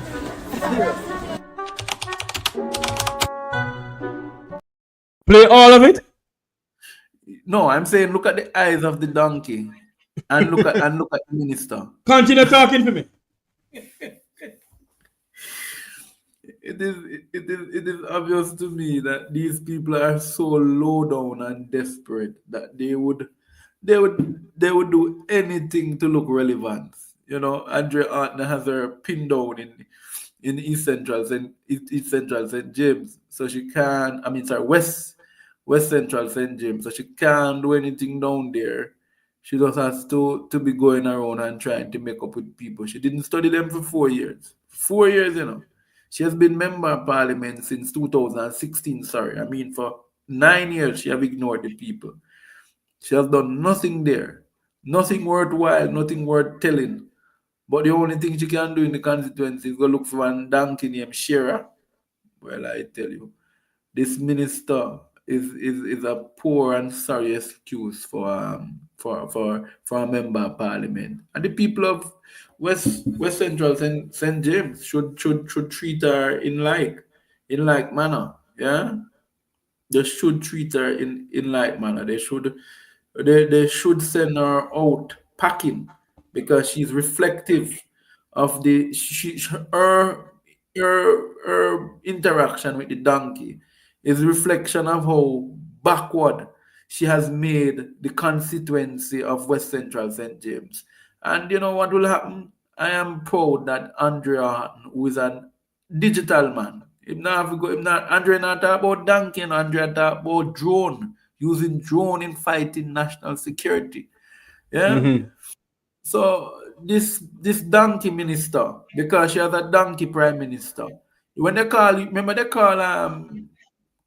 Damon Crawford the goat man, you know. So we have a donkey administration, an administration who is promoting donkey. Yes, the beast of burden. Yeah. So all I'm saying is, in my assessment, there's a quite resemblance in the eyes of the donkey and the eyes of the minister. But I'm not going to say there's any familial relation. I'm just saying there's a resemblance. Yeah? I want us to switch gear now to something else too. And then we're going to switch gear to the doctor that died at UWI. I want you to watch this video here. A well-known Labour Party propagandist, or Labour Party, what I should call it now. That's a propagandist, blogger or something of the sort. Mr. McCurdy, a.k.a. Chapper John. He is the chairman of a high school in St. James. Did you see the news? It's actually the St. James High School, yes. Yes, St. James High School. I don't know if anybody saw the news with him and the principal at loggerhead. Watch this thing here. And I want your views on it, head boy. What was supposed to be a regular staff meeting at the St. James High School Monday evening quickly turned sour when the board chairman arrived.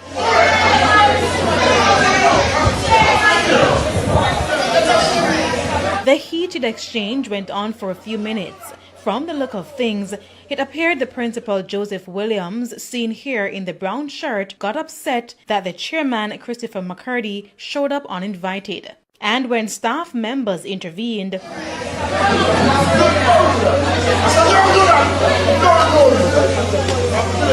however, the board chairman would not relent. Who is the board? No, I am not the board. He is the board. He is the board. Mr. Williams, I'm here. And I'm not having a meeting with you. You can physically remove me, or you can carry on with the meeting. You won't have that. But I am not leaving.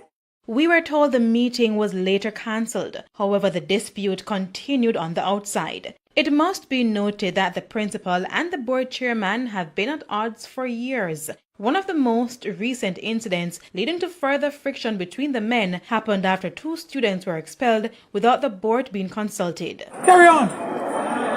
That's quite fitting for a principal. Carry on. It is illegal for you. Sue me. Christopher McCurdy. Sue me. Go to court.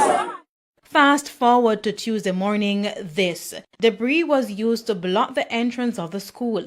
TVJ News was later informed that the Parent Teachers Association issued an advisory to parents that they cannot guarantee a safe environment for students, so classes would not be held on Tuesday. When TVJ News arrived at the institution today, the school's leadership and the Education Ministry were locked in a meeting.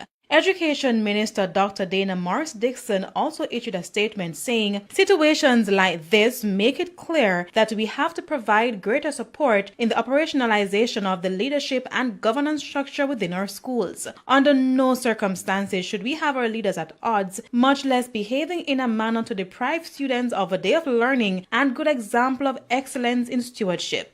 We were also advised that no further comments would be provided to the media until after the meeting. Kalisha Williams, TVJ News. Head boy, what is the take on that? A well-known Labour Party person who is put there as chairman of the board. Don't you think that the chairman of the school board should be elected by the principal and members of the Parents and Teachers Association? No, typically, Jeffrey, the boards are appointed depending on the school. So you remember you have schools which are historically church schools run by church. So they tend to appoint the board from their church. There are schools that are government schools. Those boards tend to be appointed by the member of parliament or, the minister of education, depending on where they fall. The truth be told is dish towel should never become. It's a hell of a thing when dish towel become tablecloth. Chopper John does not have the fit and proper criteria to become a board chairman of any school, and that's a statement of fact. It is also quite telling that there are other persons in Montego Bay more prominent and would contribute to the development of the school and are more emotionally intelligent that would contribute to the development of the school. But let me say why Chopper John. Hold on there for me. Remember what I'm going to say. Hold on. Is this school in the constituency of the deputy speaker? I think it is. Let me check. Go ahead, my brother. Go ahead. No. I want to make sure when I say something, I am correct. I don't normally like to think. Yeah, I like to say where it is. So that is why I'm said to be credible. But whilst I speak and whilst I search on that, I'm saying that there will be more prominent persons in St. James that could have served on that board. Yeah, that could have served there and could have been selected to a board appointment. Yeah. So I don't understand why. Remember, we don't know what is Chopper John's educational requirement. What is Chopper John's? What do you mean? The man went to Harvard and London School of Economics, He's also a project manager. For where? For the hospital in Montego Bay. The Corner General Hospital. I mean, he's a contractor. That's politics. All I know is well educated, I was told. I'm just being facetious. You don't follow me, huh? Because at the end of the day, I beg to ask some questions. Why did they give this man chairman of a school board? Well, the school is between Duke Street in Montego Bay. You know Duke Street down there? Yes. So that's in the heart of Montego Bay, Yes, supposed to, yes. So who is a member of parliament for that area? It would have been Eli Clark. They tell you? Yeah. And the deputy speaker, Mr. Clark, the deputy speaker, Mr. Chopper, is very good friends. And you put it too nicely. They're quite affectionate. There's a quite growing affection for both each other, both of them. Oh Lord. Yeah? They have a strong relationship, a strong bond. Yeah? So it is obvious why why Chopper John is behaving the way him behaving, because I don't no Grace, come on, you don't know sarcasm. We know Chopper John never even go beyond Sunday school. Yeah? If he did go Sunday school is when he made a go for the suck the suck and the lollipop after school. But you know, the truth be told is this shows you when you appoint people to positions because they're your political friends. There are a lot of qualified young people, qualified senior people, retirees who have served in the education system that could have been appointed to this board. But it shows you, and then Chopper John wants to take the principal's politics because from my information, it is alleged that the principal is a known comrade. Yeah? Oh. And so Chopper John's job there is to try to frustrate the man. Yeah? So it is his job.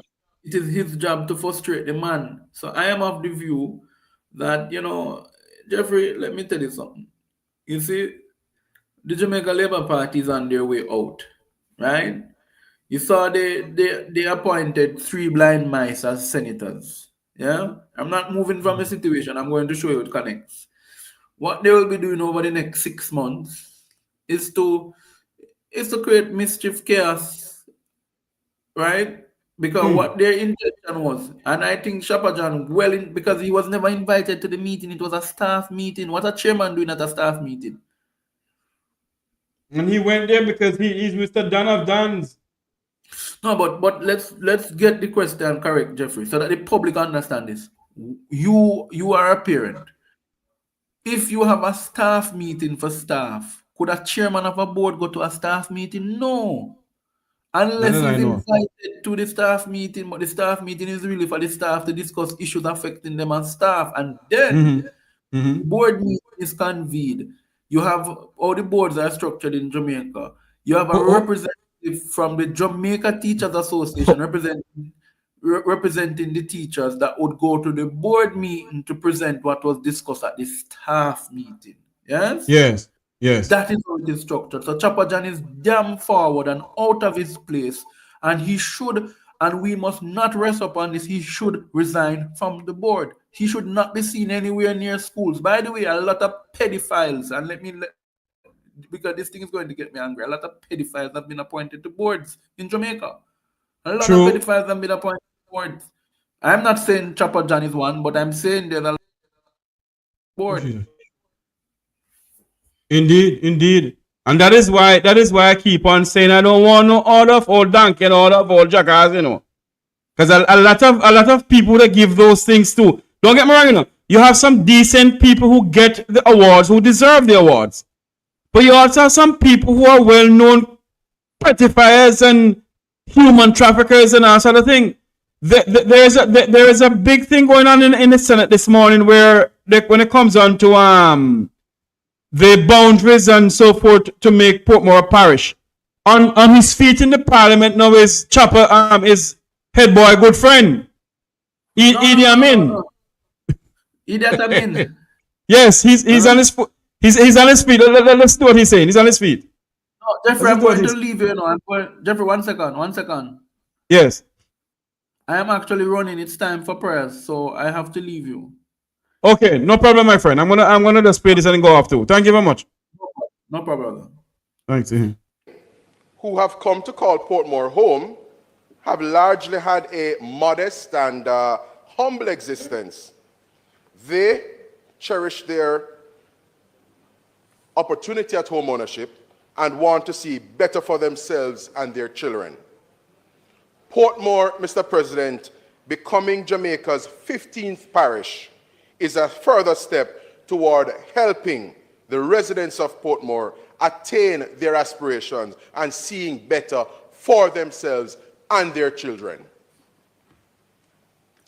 Mr. President, throughout this debate, the members opposite will struggle. They are and will continue to go to great lengths to clutch at straws. They will be circuitous, they will be repetitive, but alas, Mr. President, they are going to be struggling throughout this debate. They will struggle, Mr. President, and have already started off struggling, not because they are incapable of beautiful speaking, because certainly it is not for want of effort. No, not at all. They are struggling and will continue to struggle throughout this debate, Mr. President, because there is absolutely no solid basis or good reasons for them, the members opposite, to oppose the emergence of Portmore as Jamaica's 15th parish. You know something, quite obviously these people who sit in our parliament, obviously they have termite eating out their brains, you know. And one other reason why I say that, and I make no apology, how on earth can you give Portmore parish status? One, Portmore don't have a hospital. Two, Portmore don't have a proper police station. Three, Portmore don't have a market. Four, Portmore don't have a proper fire station. All right? And I can go on and on. And it begs to ask the question, are we having people who are having amnesia governing this country? Huh? And that is why I keep on saying this, that the People's National Party must take to the airwave now. Now. And let the people hear their voice. Yes, they are doing it. But they need to do the airwave more. Because when you have nonsense like this coming out of the parliament of our country, you wonder where this country is going if this country becoming a banana republic. Huh? You wonder where this beloved country of ours is going.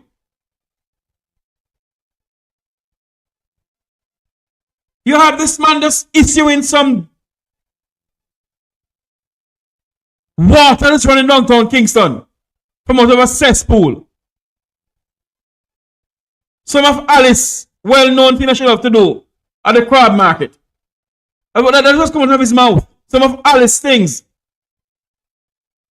It seems like he'll have to go down to Alice and eat some of Alice crab.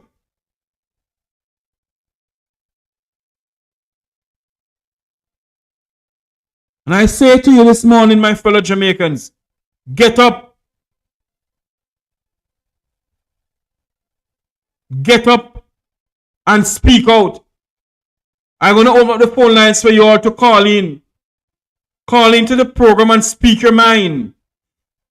The numbers is running across the screen down there. 954-529-8030.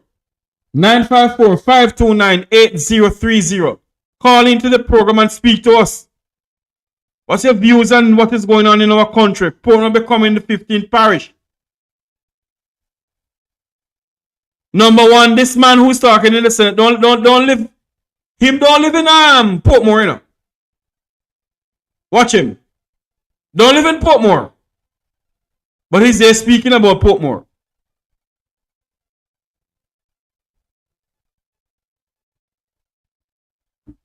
I don't know. Morning, Miss Cherry. How you doing? Hold on for me, darling. Hold on.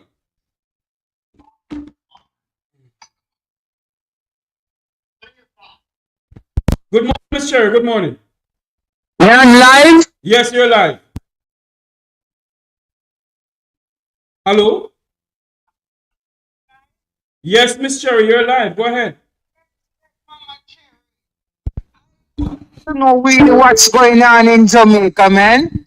With what? How can they put a man with for wash pot in a kitchen and him in a ministry of education doing what? Eh? That man supposed to go into a kitchen and wash some pot. I will cut up some cow foot or some chicken foot. Who you talking what about? What is government real? Sure, who you talking about? Huh? We are talking about Chopper John. Uh-huh. Why you not hold all those position?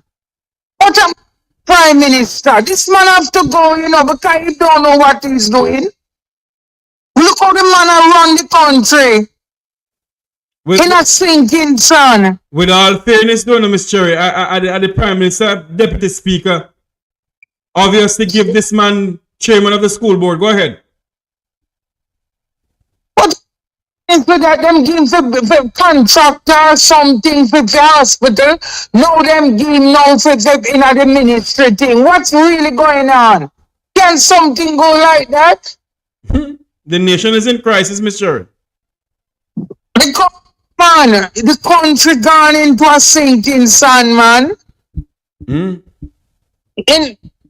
a sinking sun. Mrs. Some of them are come out, no one talk, say, well, Mark Golding to come out and thing, but look what the man are come from afar. And you have some of them are typing what is in plan. It's a generalship. Yeah. Them send some of them bloggers to find out what is the PNP strategy. Yes. To run with it. Yes. Miss The man do have no bias. Yes. Miss Cherry. Oh Lord, the person hung up. We're gonna say call back at the next call coming. Go ahead. Yeah, that is a strategy them want to know where I'm up to. Look how I come from 0 point. Kill him a lead 9 point. Don't talk where I'm going to what I need to do. Is go out there and talk how Andrew is a mash up the country. Talk what them a do. Gone to school, gone beat off principal. And all these things, and that the PMP, MP, and the little council, them pick, and Mark Golding to go up on the bloggers, them and talk.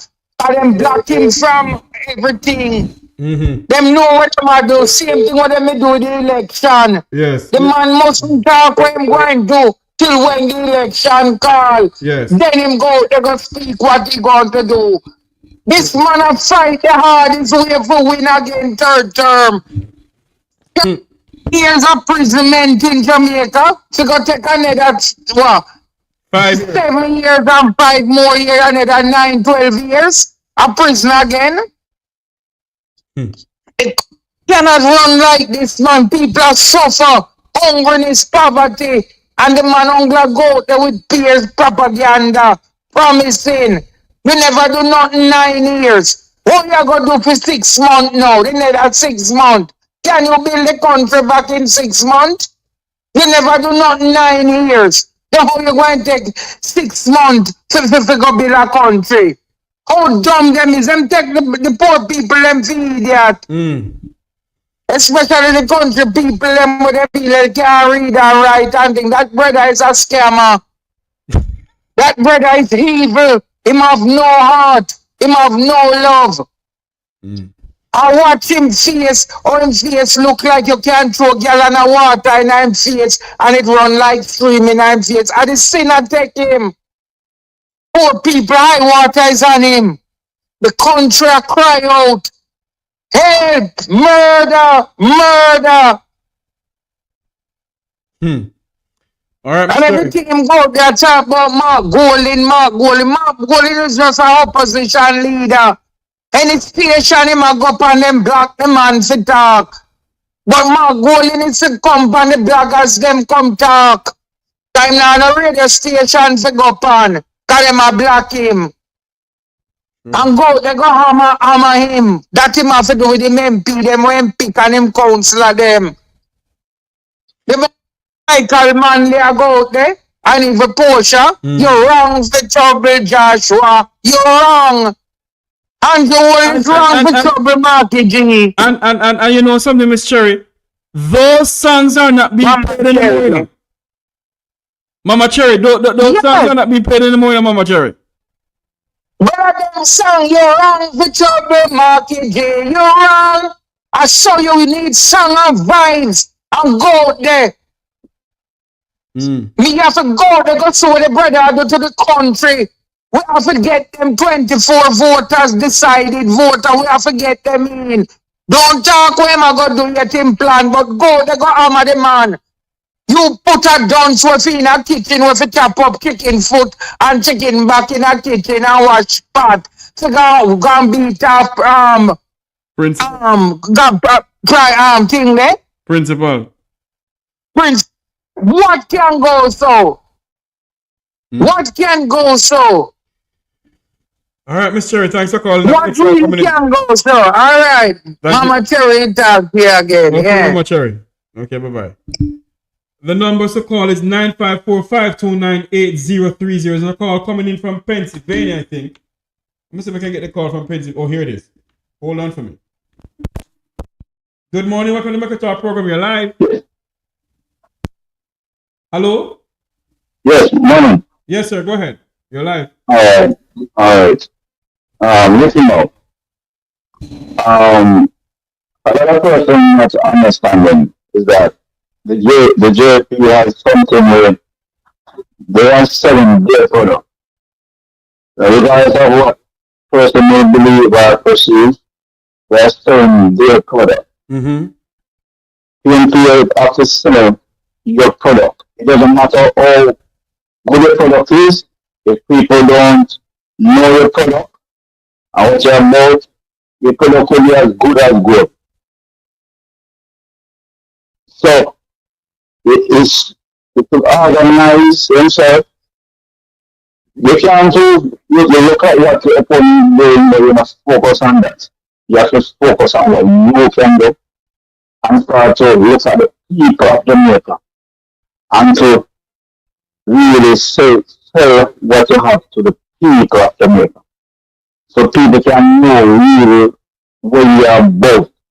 Educate the young people, because a lot of young people, they don't really know about election and what it does for them. So if they take the 5,000 so meet, they don't know the power of vote. So you have to use the way of reaching those people and so forth, so on. There's a consequence where people even say, they now go out to demonstrate for what is good, because JLP, they're not embarrassed Andrew, they're not embarrassed the MP, they're not embarrassed in council. And that's a JLP led from council right up in terms of JLP council, JLP MP, and JLP in the country. And they lack so many things. So many people have gotten used to the poor life, the hard life, so they don't even know. So people have to try now when things hard and things tough. It's to search the people to get a better life. So even though you can do that, so that start making people think that, oh, this is a life, our life will go down, you can't get better. That's what JP do. So people have to rise up and to make people know, so listen, when the master local comes on the table or whatever, and in our life, most persons can't own a house and really rent people rent house. Most people, this is parking by your right and center and you have to buy to go back to work and into what can I leave to that? Let me ask you a question, caller. Welcome to the program. Let me ask you a question. As a Jamaican living overseas,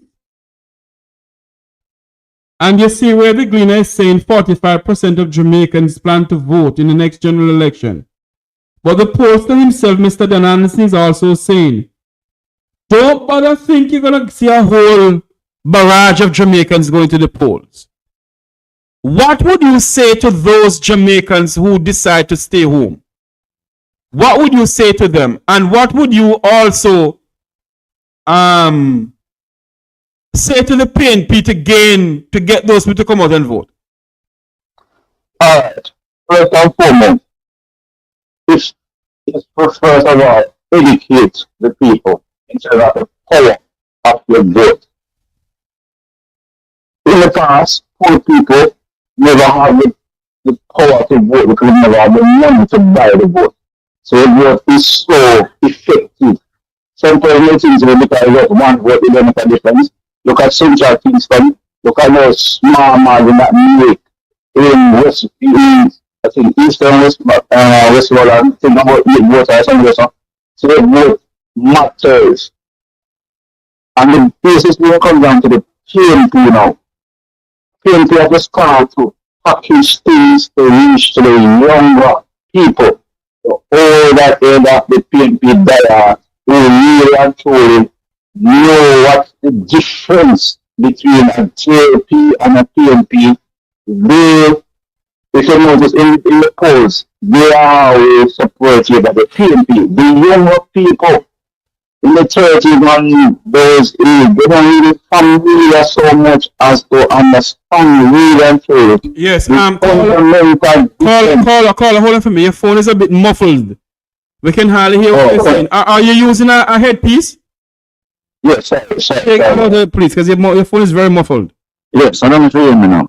Much better. Go ahead. All right, so sorry about that. But I'm saying other persons are younger. So PNP is not attracting the younger persons. We know young people may not go vote. We know that. And given the dynamic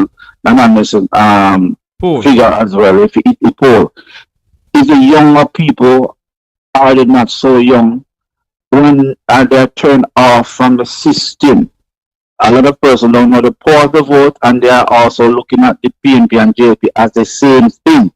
So in order for you to really get persons to buy into you, you have to educate them first of all, what am I about and what the other persons are about.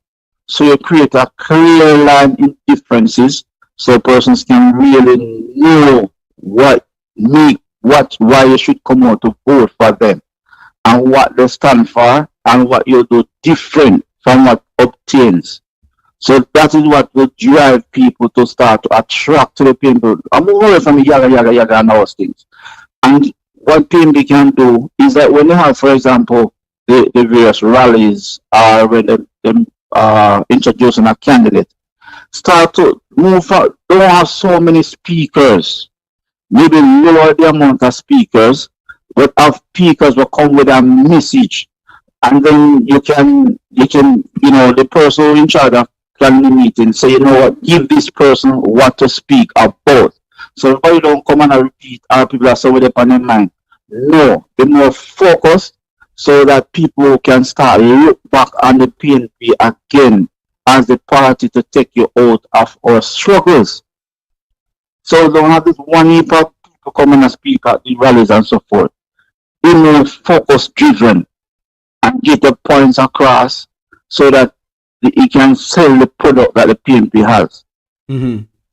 Those are the fundamentals that have to be placed here. Because the younger people have to say, they don't really know them, that's about anybody or anybody. Yeah. So you have to change that narrative and come with a positive vibe and come with a message. You tell you, when you win an election, you have to have money and a message. You don't have no money, then basically you have to come with a good, solid message. So people can buy. We may not want to shut down in terms of those skeletal the plans they have for Jamaica, but you have to come with a message. But But listen to me. Quite frankly, it's the first I'm hearing that you're not going to give any plan because people not thief your plan and all kind of stuff. Yeah, no, that doesn't make sense, man. I remember back in the days, when a Michael Manley and a Edward Siaga was there, they had us to give out the manifesto and tell the people what plan they have for them. But you can't read about a message. Yes, anyway. You're not in power. You're not in power, Yeah. You must have in power, you have money and scarce resources, can do all they want to, Yeah. So JP, really, my JP, I get rid of them, have the money.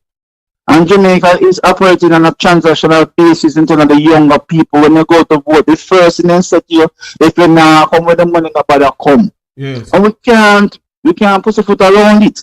Yes. It's the realities of life. All right, caller. Thanks for calling. The next call coming in. Thank you. All right, my brother. Good afternoon. Welcome to the Mek Wi Talk program. You're live. Hey, Jeff, how you doing, Chris? Hey, Chris. How you going, man? Just wanna jump in on what you're talking about. Yeah. I think what is missing in Jamaica's politics is the ground game where they don't teach the people anything. They don't teach the people what's the connection between stuff like corruption and how it affects your daily life. So they don't teach also the people that a democracy, how it functions, because we talk about this all the time, Jeffrey. Yes. How do you keep politicians accountable? But if you don't know it, it's a simple thing to say, but what's the mechanism? Yeah. And that's where these political parties fall down on the job. They need to go out there year round if they have to, and have classes to educate the people. This is what a democracy is. You don't just vote and go your yard. This is how you hold your representative to account. These people don't know because nobody has taught them. And all of these parties go up and they make the super nice with the Venezuela and make the bed or whatever. But they, you know, what they're doing is not really expanding the vote. You understand what I'm saying? Everybody's just trying to get their camp out and going. But the broader thing should be, let's educate the people. Let's empower the people by showing them how you hold your politicians accountable. The people feel powerless. Them vote, them don't see the result of what them vote for, so them opt out of the system, which is not an option, really. You know, what you need to do is teach people to come back into what's going on. This is what you need to do. This is how you affect change. You know, but a lot of politicians, them practice tribal politics with no real intention of expanding the people their knowledge of how the system works. Mm-hmm. You know what I'm saying? We kind of have this mentality in Jamaica. We don't really, what I realize, you know, Jeffrey, is that politicians on a whole, they don't respect the Jamaican people. They take them for idiots.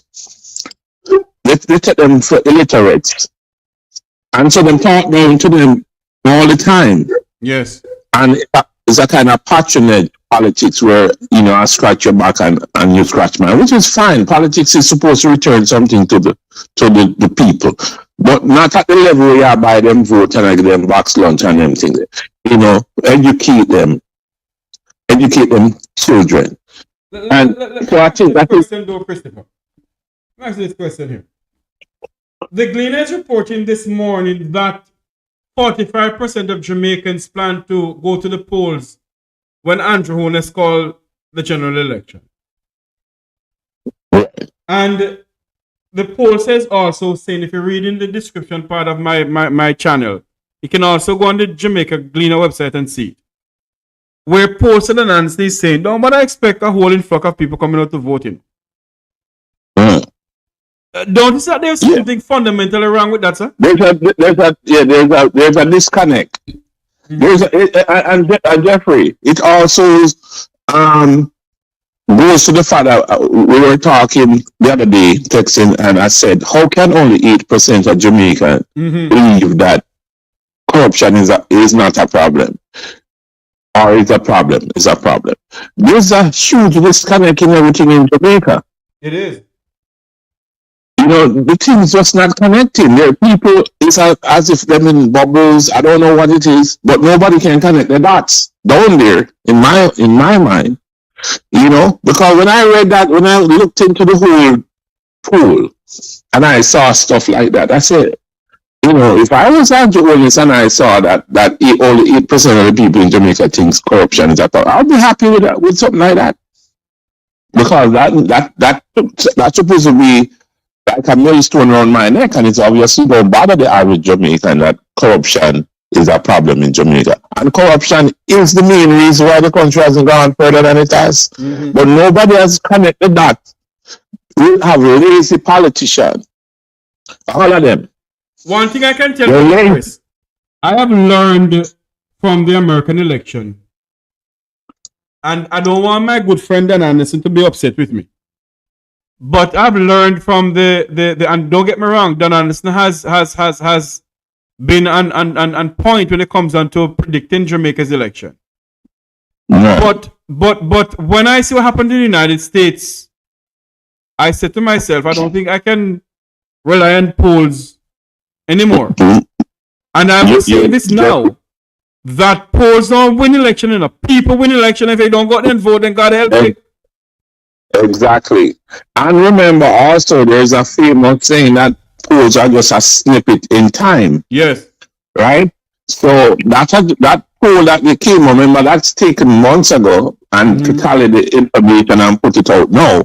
So it might be a different thing by the time the election is called. Yeah. So I think, and crowds don't necessarily mean you're going to win. I'm making open eyes. It's the people with the best ground game and who deliver the best message. And Trump has proven that, because the Democrats had outraised the Republicans in terms of fundraising, but them still lose the election. You know, and remember when Kamala came out, initially she got a big bump. Yeah. And everybody was all excited. Well, you know, so if you rely on polls alone and you don't go out and do the hard work and convince people to come, because, you know, it always benefit the party out of power to widen the voter pool. It always does. So the PNP should be out there trying to convince people to come over, and they undecided to come over on their side. But when I read that only 8% of Jamaicans believe corruption is a problem, I see that as a big miss from the PNP. Because what I noticed with the PNP, Jeffrey, they don't have no consistency in the messaging. It starts and then it stops. It's kind of truncated in a way. You know, it's not fluid. It doesn't flow, and they don't stay on it. Because Mark initially came out and then go after Andrew in the parliament about the corruption, and that was a good thing. But then you don't hear nothing from him again about it. That has to be consistent. In other words, Chris, they must continue hammering down day and night. Right. Continue hammer, put a nail into the box about the level of corruption and the level of this and the level of that in the country. Yes, the greatest propagandist in the history of modern humans was the Nazi guy that was Adolf Hitler's sidekick. And his famous statement was, you must telegraph the propaganda, it must be consistent and unrelenting until it gets into the brain. That's why it works. It doesn't have to be true necessarily, but it has to be consistent and it has to be continuous. It can't just be a little here and a little there, because people forget, and they have all kind of stuff in this day and age with social media coming at them from everywhere. So if your message is not consistent and breaking through, people have short memories. You know, as a Jamaican who lives overseas, and you see what is going on in the country. In 2016, the governing Jamaica Labour Party used social media to win the election. In 2025, the Labour Party is using a radio station to give their message out. Do you think that the PNP is a bit quiet when it comes on to putting their message out?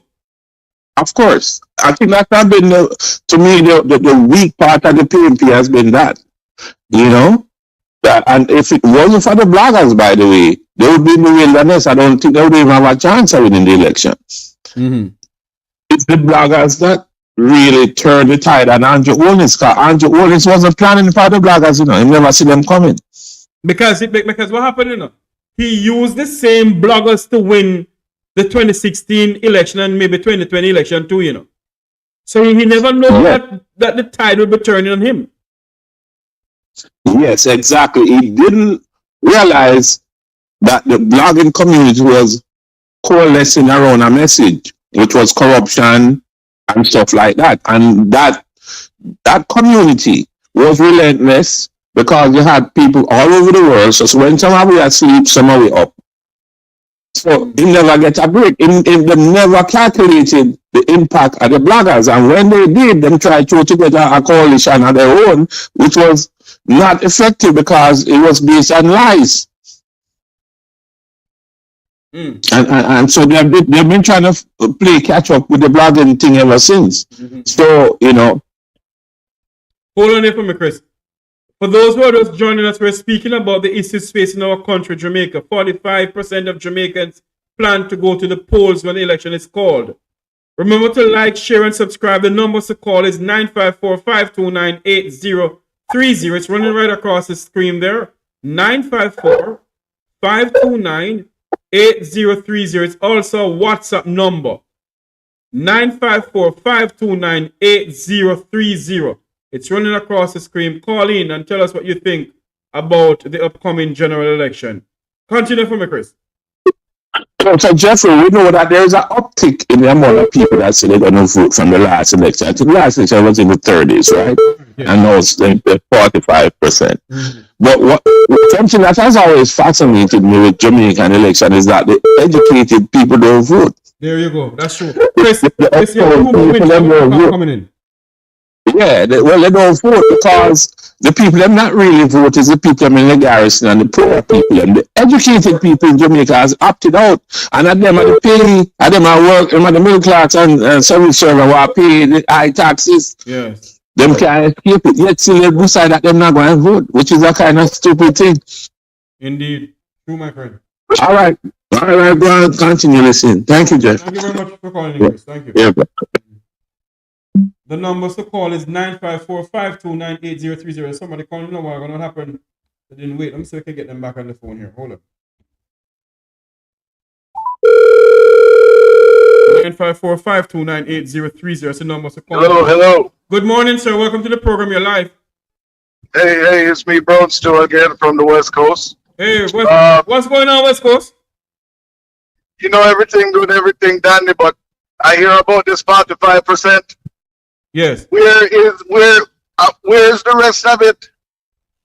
Well, is the whole 55%? I would have 55% in exile.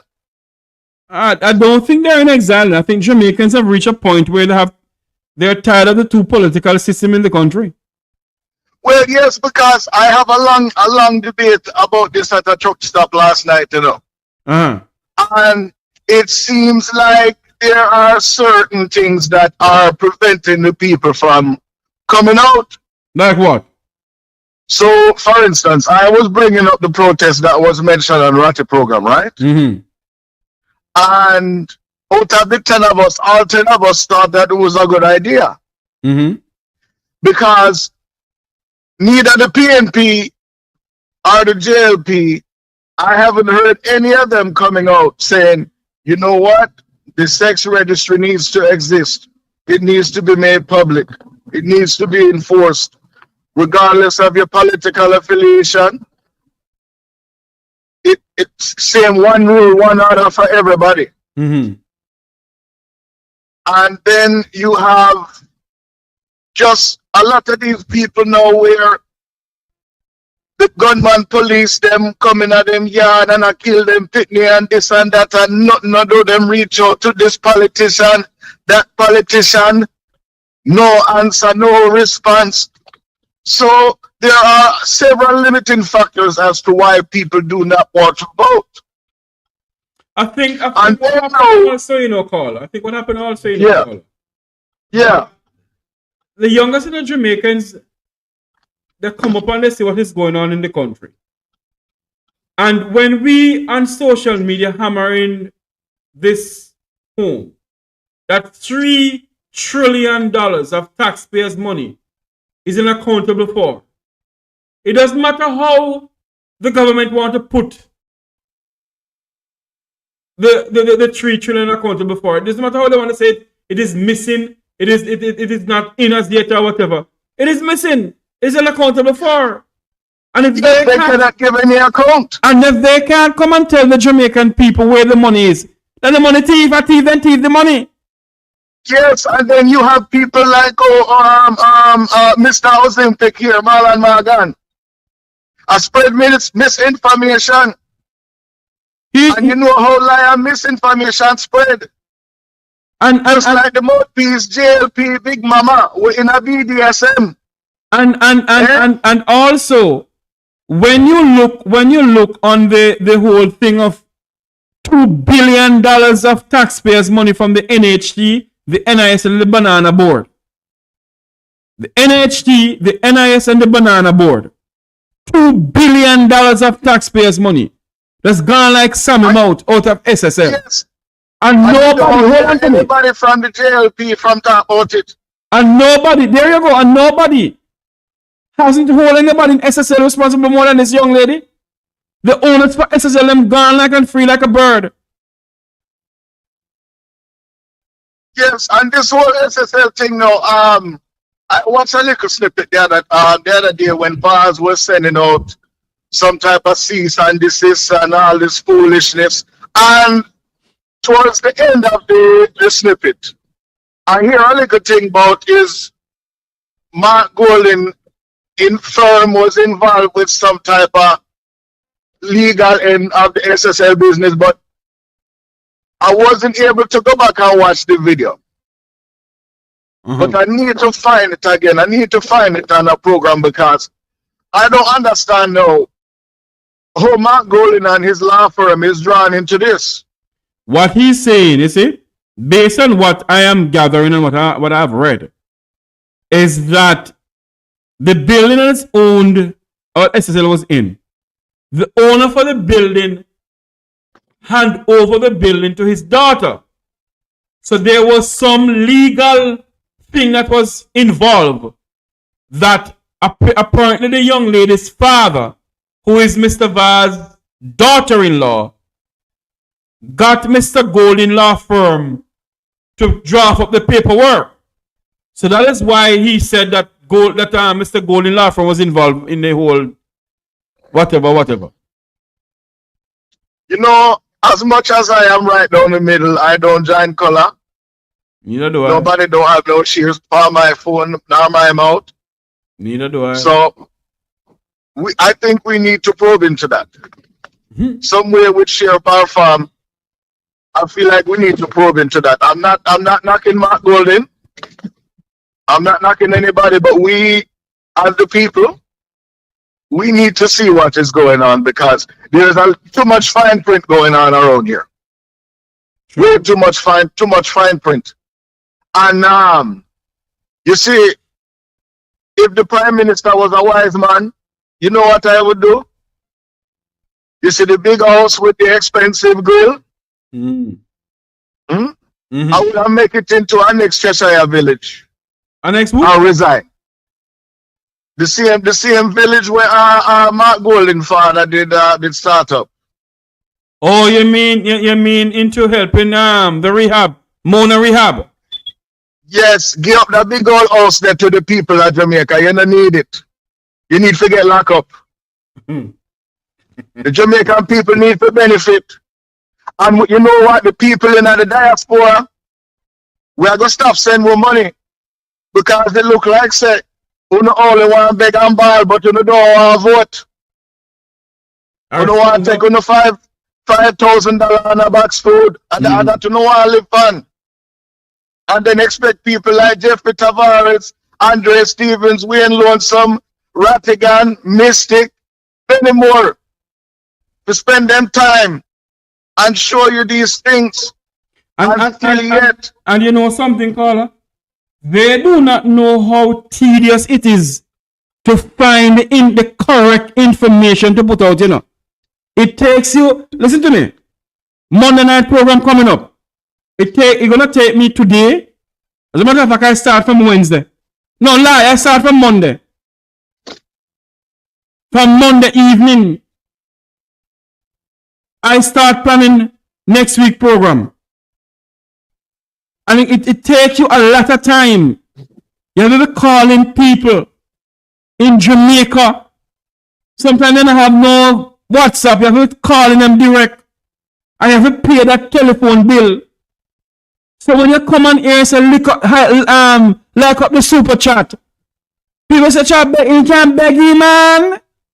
I say put something in the Zelle or the Cash App. You can't beg him, man. They do not know what you go through to get all of this thing organized, to present it to the people, you know, because you don't want to know misinformation either. That's true. That is very true, because that can lead to lawsuit. Thank you. So you gotta be careful what you're doing. So when you come on here and say like up the super chat, or you put up a Zelle or your Cash App, and you beg a little 20 or this, it's to help towards paying a telephone bill or buying some piece of equipment that you're gonna need. Yes. That you're gonna need, because them bill says only a mic and a computer you need, and a mic and a computer you need. You need more than that. Sometimes you need 2 computers where you can download things and then transfer it over to this computer. You say, okay, you download that. All right, that's about the money that came in during the virus. Okay, we're gonna talk about that come next week. So you have that there, so it takes a lot of time. Yes, and you know what, Jeffrey? I remember you bring up this pastor that was a sex offender in the US and he's now in Jamaica, right? Yes. I don't hear not one thinking about politician talk about it. Not one. Right there, Rose, same one, the gunman pastor. Yes. I don't hear one thinking about pastor, but our politician come out and say nothing about it. They're gonna say that, and that is why when I come on my program, I just do it. Whatever money I work, I save towards buying a next computer or a piece of equipment, or I beg somebody off here to say, hey, help me with this, no? I don't come on here and I don't ask nobody for nothing. I don't. Some bloggers, they will go and say, okay, like up the super and give something to the super chat. Some may go and beg. No, I'm not gonna beg anymore. I do it because I love to do what I'm doing. I love to show things. I love to help my people. And when I come on here and I said like the super chat, I beg you know. Sometimes you have to make telephone call from your phone to get certain people to come on, or to ask somebody, look here, get the person to come on for me now. Yes. They don't know what coming it, They only see the glory, They don't see the hard work for coming to it. Yeah. I want to ask you a question though, caller. When you sit and you look on the whole scenario though, of the Jamaicans, 45% of Jamaicans say they'll go to the polls. Our population now is roughly 2 point something to 3 million Jamaicans down there. Our eligible voters is, I don't know how much eligible voters we have, but depends on the eligible voters we have. Don't you think that this is a low turnout? Yes, it is a very low turnout. But see, the thing is, they don't have any problem turning out at various concerts. They don't have any problem turning out at Freedom concert, mm-hmm. So they can go about and niggle and drink rum and bum. I don't know why.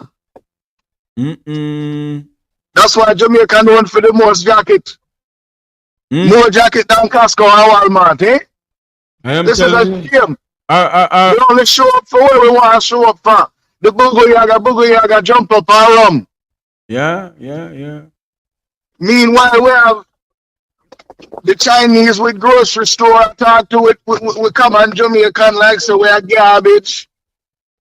I don't hear no politician coming out talking about that. Because the videos are viral and not one of them in a parliament can say them never say one yet. Just sure. Like Steve McGregor talk about him, say him never hear Harris Chang say shoot first and ask question later. Lie. You is a flipping liar. Me no care how long you police. You could have licky and yummy too. Lie that. The whole exactly. It was all over the news and social media. Yes, and when it was on PDTV, I couldn't believe it. I couldn't believe it. When he was on what? On PDTV, Panadra. Oh yes. You said it. Yeah, I couldn't believe it. I say, you know what? I'm going to watch out. I don't care if you're green or you're orange. I don't care. You go under the same blanket, mate. You have to gain my trust right now. None of them not gain my trust, Don't go under me, can't say me have faith, It's Mr. Buchanan. And Mr. Crawford, and there is another one where him did start up the water program with him own money. I don't remember him. Oh, you mean Paul Patmore? Yes. The three big man them. And then you have Dayton and Vaz. Me midway with Vaz, because I look at it like this. Which one the Darrell, I mean the name Darrell Dawes. No man, you talking about the Vaz in the name again. I remember him, the one who's supposed to replace Tufton, man. Wait, man, forget the name again. The one in Westmoreland. Yes, I have a little faith in him, you know, but we know why you come and tell me when I work for a long time, why you make a change. Don't come and tell me say this now work for a wacky keep Philip. We know about that everything popped down already. You need to come and do something, man, make some change. You should have every day. Him should have come out and have a tough tongue. Every day. Because there is not one hospital. Me would have even take my dog to Jamaica. All the this corrupt system where when you're dead and buried, them ship people body gone with no consent. My cousin recover her husband body the other day, you know. Where? And you know what? After what this is 2023 November Thanksgiving, the 23rd of February, we come up with the body, and you know what happened, Jeffrey? You wouldn't believe it. What? If he did not have a tattoo with her name, Lord have she would not have been able to recognize the body because all the law, you see, from it does decompose. Yeah, it cut off. Jesus Christ! So hold on here. Is it that they're doing some human harvesting inside these funeral homes? It's either human harvesting or them not put up the body, them good, me don't know, them make it out, or what, me don't know, you know. But them not doing something right. Because you know, like these people missing, you know, missing. And then all of them fine. Yes. Have a next call coming in, my friend. Thanks for calling in. All right, Jeffrey, we'll link again. Cool. Good afternoon. Welcome to the Mek Wi Talk program. You're live. Just a good morning or still afternoon. Yes. You know, I'm listening to the program. I just come on and I heard a gentleman talking about, you know, who we trust from who we don't trust. I would not say I don't trust. I do trust the People's National Party. The only thing is that I was listening to another blogger. He said that the mistake we make when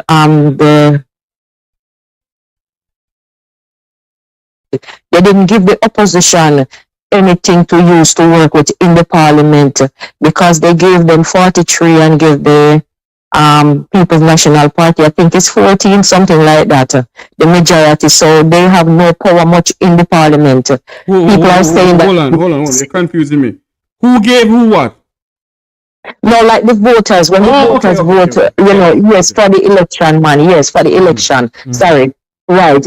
And he's saying that no, they're saying, people are saying that they're not seeing Mr. Golden around and about, but Mr. Golden is about and around because maybe the persons who are looking for him is on, you know, the national television. But if they have access to the bloggers like YouTube and, you know, TikTok and all those pages that they can, you know, surf, they will see that he's out there campaigning.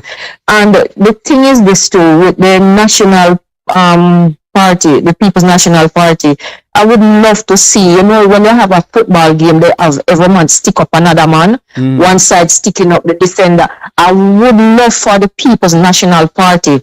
So you have Mr. Dayton, you know, who is the chairman, is the party chairman now? Is that right? General Secretary. Dayton Campbell, General Secretary. Dayton need to stick up the Labour Right General Secretary. So as he drops something, they can counteract him. You know, like, you know, you have the forward, them, you know, stick up the forward, the defender, them stick up the defender. You understand what I'm saying? They need to strategize like that. Because I see this big fat man looking like him saying as some kind of general from the Labour Party, Marlon Morgan. They need somebody in a parliament spewing a pure bag of you know what. That's why I don't bring over the live feed. Because the live feed from the parliament now put it into the Senate. Oh yeah? It's right now. It's on my thing right now, but I don't put him on because it's pure propaganda him speak. Look at him. He's another nationwide, you know. Look at him. They look like them a father and son. I see him. I put him up on the screen. Yes. So they need somebody to counteract this man, you know. You never need one in, you need like two to shut him down as him speak. And I heard a couple of persons been calling, talking to a topic and Andre in previous days, and some persons in the comment were saying that, leave run him off of the program, she talked too much. But she's talking the truth. They need somebody to be counteracting. You understand? It's not that the PNP not campaigning, they are campaigning. And what I can't understand, yes, the SSL is very important, we're not supposed to come off it. But you see what happening to Portmore the other day with that little Bobo Dreadlocks boy, with shame on you, supposed to be a riveting to the people, them edge, shame on you. They get the opportunity to start to push forward now, and it's as if like I'm not seeing those things. I was watching a meeting too with I think it's in a St. Andrew Sunday night with Joan Webley. She is the person. Yes. Yeah. And I think they would hammer these message to the people across. Hammer them, put them, find somewhere in their speech to bring them across. People need to remember these things. They can't, and I noticed the sport more something is just quiet. It was supposed to be quiet. The people, they even came out and they demonstrate, those things to come up every day. Everything that they're doing, each blogger supposed to then, because I realize that is the bloggers, that is the voice of the People's National Party. All the bloggers, all of them, you, Mr. Jeffrey, and others, are the radio station, because the national station, they are not really bringing it much. So compile them, and like even before all of these shenanigans, even before the program finish or after the program finish, just run those programs, just run all of them, compile them, So, thank you. Yes, man, have a good day, Mr. Ferrari. You make it to our program. You're live, New York. Go ahead. Yes, Jeffrey. Just I listened to the program and the caller, the lady before. She's all right. She's all right in terms of too many things coming out of the GLP too fast to keep abreast with. 2 weeks ago, it was what? The possible land theft from the social housing program. Every week it's something else. And I honestly understand that I think the PNP, they are doing the grassroots work, which is on the ground directly with the people, trying to speak directly with the people. I think that is effective, but this part is also necessary. This outspoken, consistently being on the radio, consistently being on social media, hammering these points away. I don't think that every facet of the People's National Party is on the ground walking. You have the women's movement, you have the YO, you have so many other people. The message needs to go out there. And seriously, Jeffrey, there is a very big percentage of Jamaicans who are not at liberty to sit on their phones every day to watch your program or watch Vatican or watch Real Lonesome. The other thing about that, is that unlike here, we have unlimited access to internet. They don't. They have limited access. So when the little youth them have data upon them phone, them now go use them data to watch your program and we program for the entirety to get the education and the information. No. Them are going to use it for school, for watch party and any other thing where they're interested in, because they are not interested in these things, unfortunately. So the message is not getting to that cross section of Jamaica the way or we would like it. Yeah, I'm going to tell you one time before, this 45% of Jamaicans that will vote. Yes. Is it 45% of the possible number of voters that is on the list? Because if that is the case, there is a cross section, another number, percentage of that number that is not in the confines of Jamaica and will not be able to vote. That number, a percentage of that is in the diaspora right now. Whether they are in the diaspora. No. Hold on. I think the pollster is saying, yeah, the persons who are eligible to vote in Jamaica, 45% of them is saying that they will vote. You understand? All right, so that is why I'm saying, if it is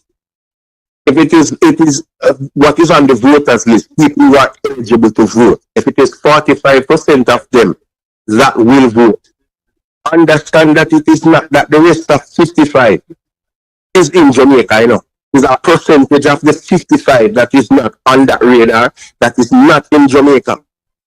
Get what I'm saying? I know that I'm a part of that.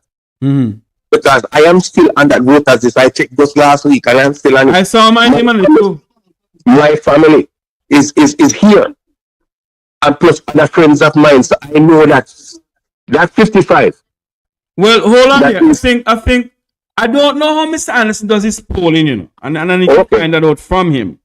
I don't know how to do the polling. We need to find out that from him. I hope I can get him on my program.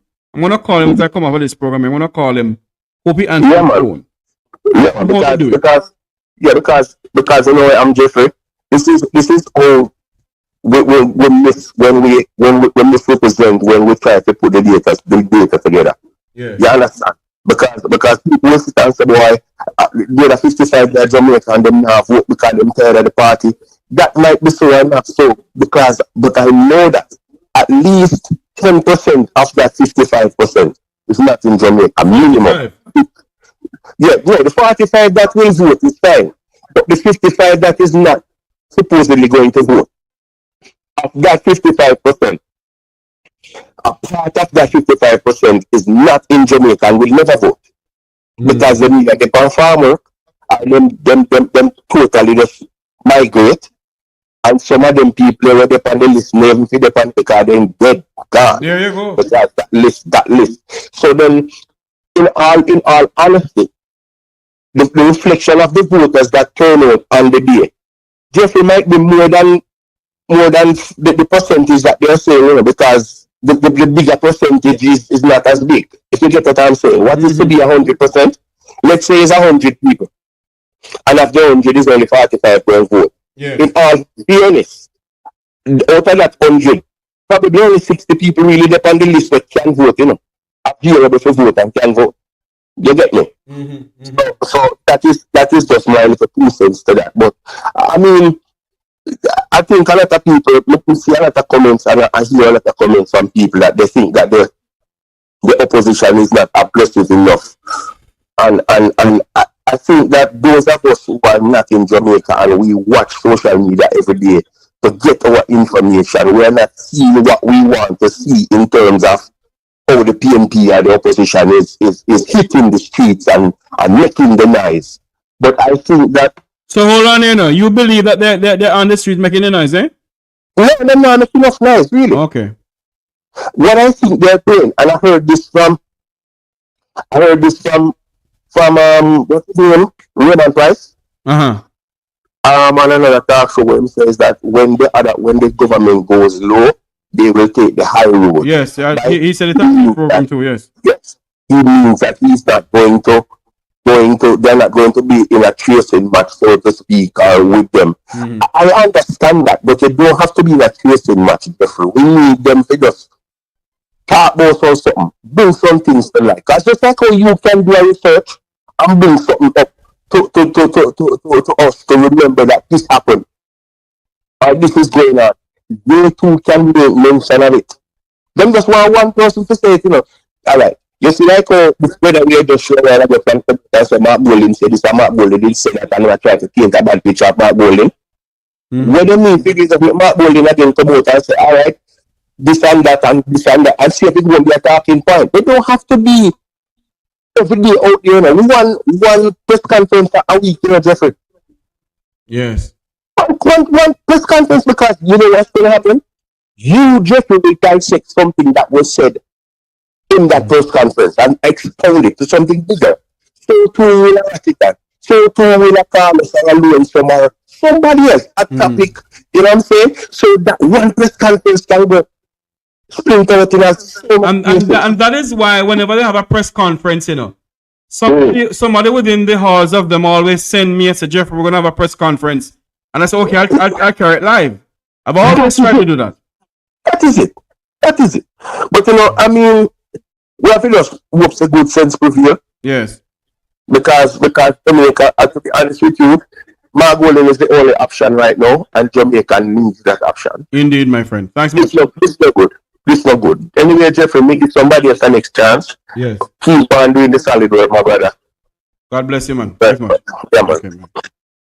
I want to say thanks to everyone. Before we go, because we're gonna cut the program now, unless somebody's gonna call in. I put up a picture here with our good friend, Mr. Corporal Rowan James. Some rank and file cops upset. Police Federation pull plug on legal fee to assist the former chairman of the Police Federation, Sir Corporal Rowan James. Hold on there for me. Good morning. Welcome to the Mek Wi Talk program. You're live. Good afternoon. Yes, good morning, Sir Jeffrey. Great job you're doing, sir. Great job. Really appreciate it. Yes, sir. Well, I don't know. I'm really concerned how PNP not coming out on plenty things. I don't know. I'm really concerned. And if certain things are happening in the country are not coming out, you basically look like you're complicit. I don't know. I'm really scared. I'm really scared for the country. We know we don't have a choice right now, but we try PNP. But the think them should have been more outspoken about plenty things that's happening. I think they really should do. And if you are not saying to certain bad things that's happening, if you are not saying anything is wrong with it, that means you're okay with it. Yeah, plenty things, too much things going on. And the boy, I don't know. It's a scary time for the country. But what happened with PNP? Yeah. Are you calling from Jamaica? No. Okay. I'm in Seattle.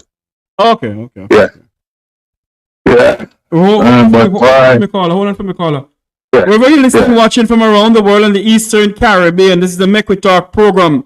Remember to, like, share, and subscribe. If you can hit the super chat. Or if you can donate to keep this program going to our Zelle or Cash App. If you care to do so, not begging anyone to do so. If you don't want to do so, that's okay. But if you want to do so, you can do our Zelle or Cash App. Is this same telephone number for Zelle? This same telephone number for Zelle. So you can send your Zelle to the same telephone number or Cash App if you want to. Or you can hit the super chat. Caller, go ahead. Yeah, do you have a join option to join and pay the monthly or something like that? Do you have a join option too? I'm gonna do that soon, sir. I'm working on that. I'm not that savvy when it comes on to that, so I'm gonna wait on a friend of mine to do that for me.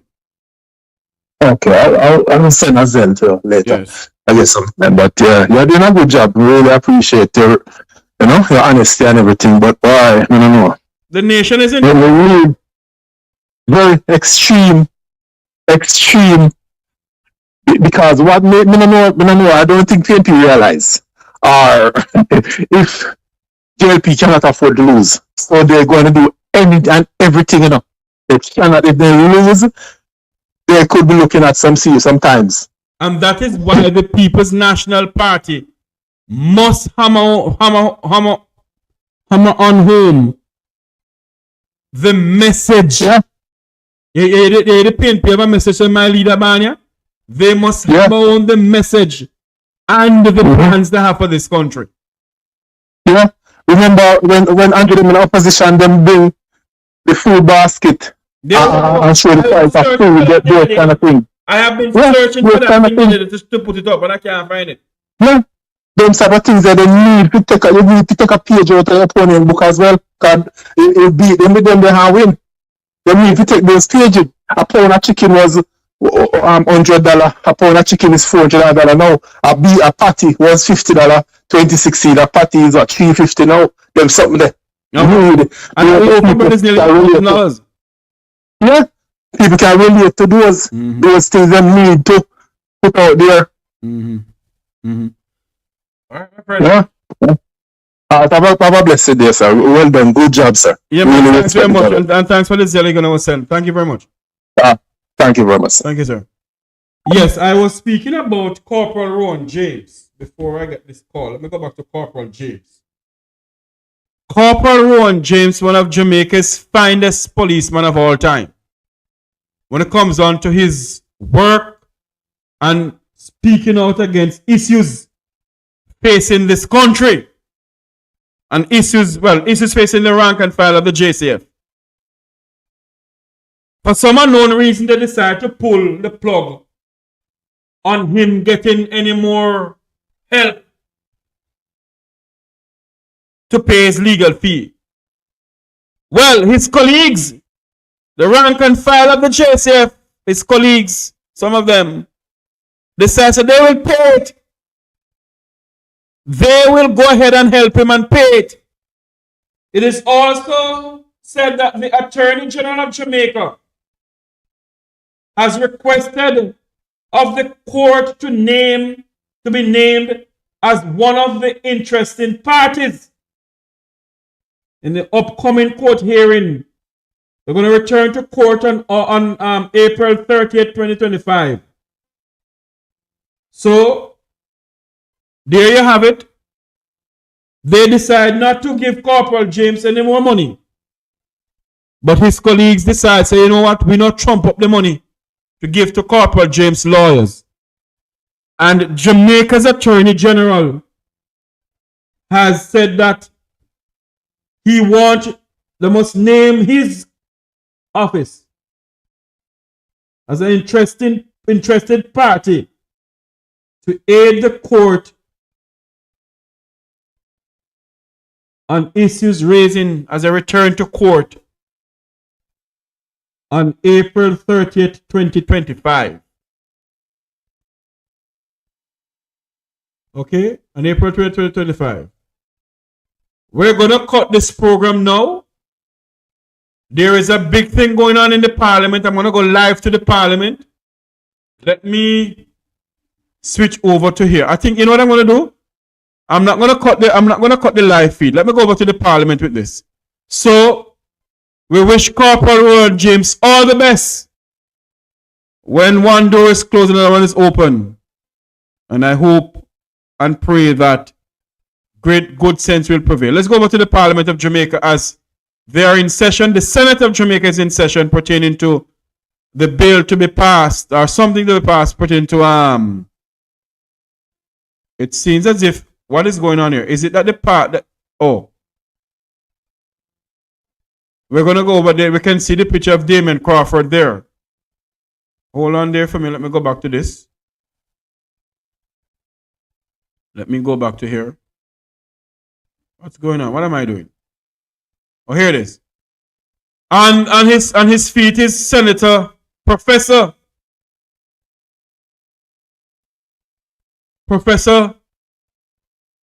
Floyd Morris is on his feet speaking to the Parliament. We're going to get the live feed. Let's go over to the live feed of the Parliament of Jamaica.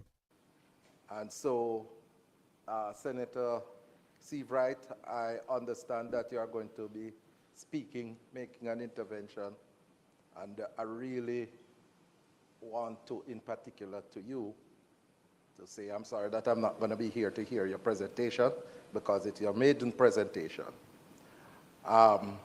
But don't blame it as disrespect. I think it would be more for on the garrulous presentation that was made before that you would have to lay the blame on. Mr. President,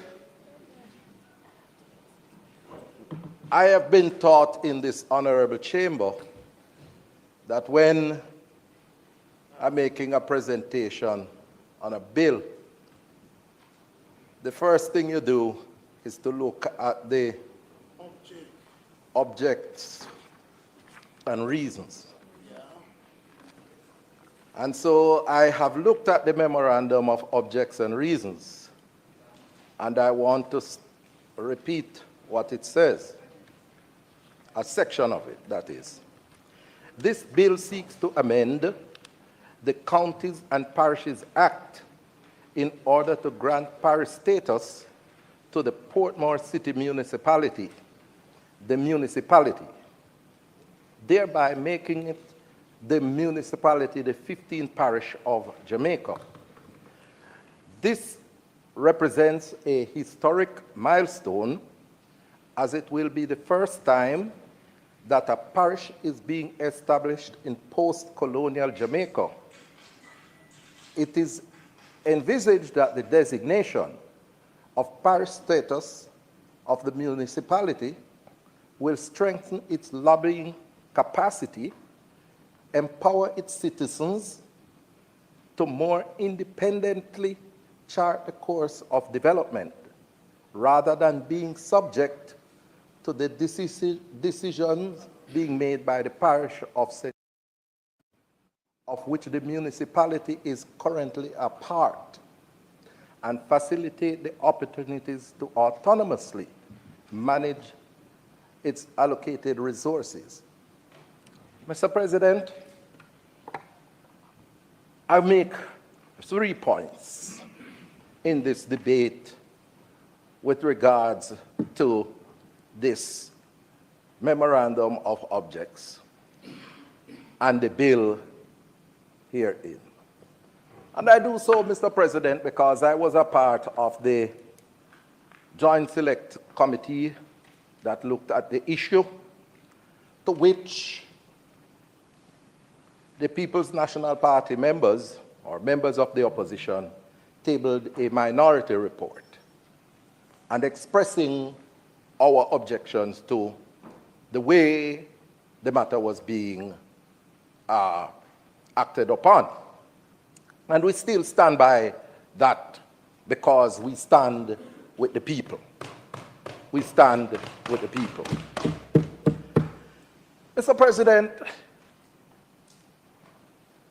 I have listened to the debate and I've heard much talk about the historical nature of this move. And whilst it is that the leader of government business spoke about the post-colonial situation where parish designations are concerned, there's a historical inaccuracy that has been proffered, because I have heard arguments that the last time parish status have been changed is 1867. And I learned from the great historian and someone who I prefer to follow his arguments in the papers today, indicating that the last time such changes were made was in 1946. And that meant that we would have seen changes far earlier or later than they are proffered in the presentation here today. And, you know, Mr. President, I believe in the words of Peter Espute. He's not a political activist. He's someone who I believe is credible over the years. And so I rather believe what Peter Espute has said. Mr. President, as I listen to the debate and I look at the memorandum of objects and reasons, I really have some questions to ask, and I'm really wondering, why is it, Mr. President, after 9 years, and certainly since the government claimed that in 2020 they put the matter to the people, why is it that the basic infrastructure that is needed to facilitate the advancement of the lives of the people of Portmore, the government has not acted upon that. And I say so, Mr. President, because the basic infrastructure, Senator Morgan, is not the climate park. The basic infrastructure must be hospitals, it must be cemeteries, it must be markets, it must be a courthouse, a parish court. And Mr. President, I have looked across the country. I've looked at St. Thomas in the east, and they have a hospital, they have a public cemetery, they have market, they have courthouse. I have looked. Are you over 45 and don't have life insurance? If yes, then until the end of this month. We don't only have one hospital down there, you know, Mr. President. It's two hospitals in the parish of St. Mary, Anata Bay and in Port Maria. And a number of cemeteries and a number of markets. And they have courthouse in Anata Bay, in Port Maria, in Richmond, in Gale. And when I look in Clarendon, the same applies. You have hospital in Maypen, you have hospital in Chapelton, Lionel Town, and you have markets all over, you have cemeteries all over, and you have courthouses all over. So, when I look at Portmore now, I say what it is that the government is giving to Portmore. What it is that the government is giving to Portmore. Nothing more than for people to say, Portmore, the hospital-less parish. Portmore, the court-less parish. Portmore, the cemetery-less parish. Portmore, the market-less parish. That is what is happening, you know. So you want to create Portmore to become the laughing stock of the parishes. The laughing stock of the parishes. And I say, Mr. President, we have to really look carefully as to what is it that is behind this move. And I smell a rat. I smell a rat. Mr. President, the truth is that there are some fundamental flaws in the way how we are proceeding with this matter. And the government is being warned. I have heard it from the leader of opposition business in the Senate, making it, you use a nice word, you know, Senator Morgan, Pelusi. Yes, ma'am. Nice word. He has made it clear. He has made it clear. And the government needs to proceed with caution, because every time that we warn the government in this chamber on how it proceeds on constitutional matters, they fail to listen to us, and we have seen the consequences. And we are saying, you know, Mr. President, that when it comes on to overturning the will of the people, this opposition, the People's National Party, will be relentless in our pursuit to make sure that we stand up for the people and defend their rights. And I came to this honorable chamber, Senator Morgan, listen and learn. You're a student in the parliament now. I came, and when I took my oath, I swore to uphold and protect the Constitution of Jamaica. That's right, and you will not stop.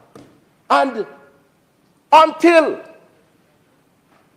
I am removed from this chamber, I will be faithful and true to that commitment. And if it is that the Constitution outlines a process in terms of how boundary matters are to be dealt with, we are duty bound as senators to make sure that we follow the dictates of the Constitution.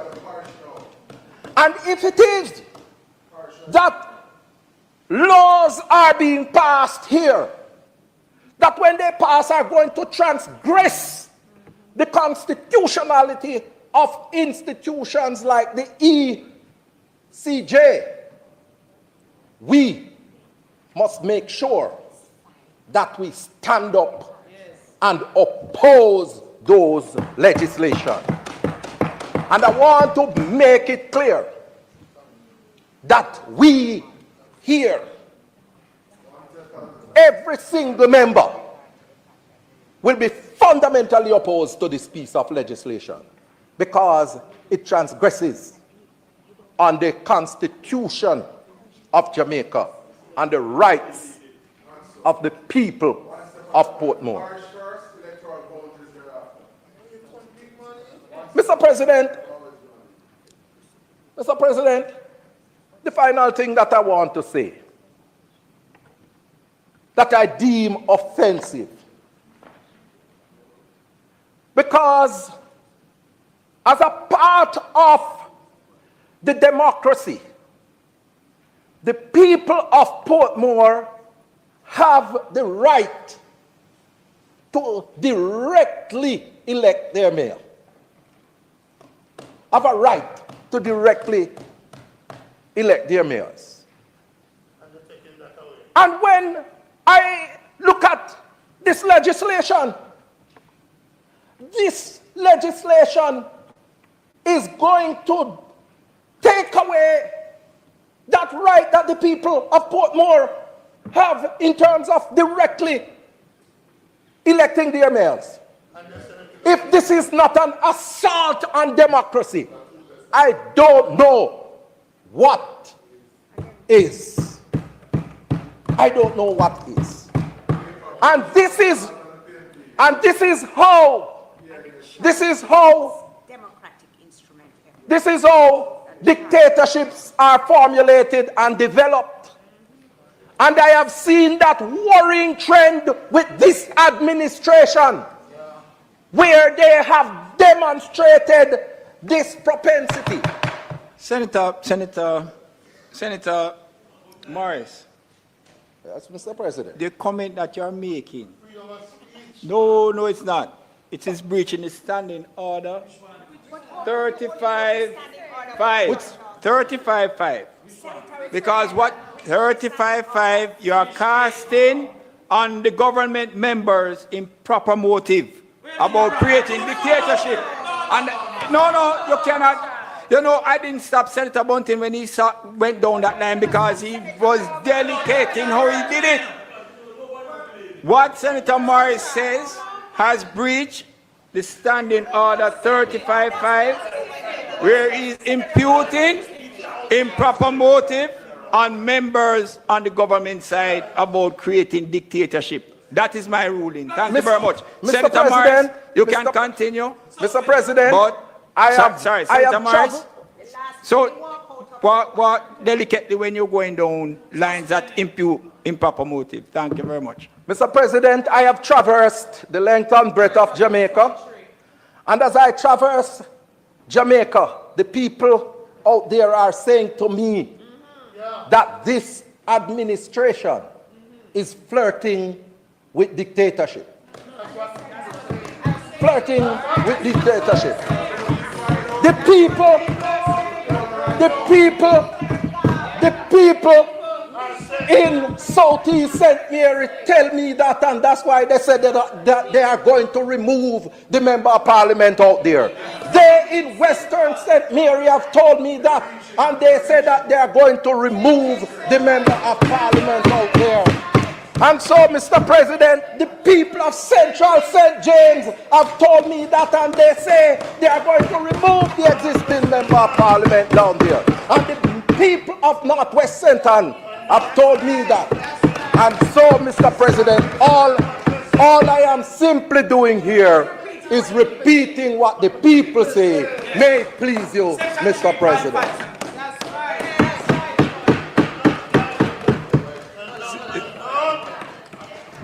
Senator Morris, if whatever the people say and you think that you must bring it here and say it, and it still breaches the standing order, then I'm going to tell you. Because there are rules that we abide by inside here. Rules is what we abide by. All right. Thank you very much, Senator Morris. Senator Brown, please. Senator Cavan Gale, I recognize you. Only Senator Cavan Gale. Thank you, President.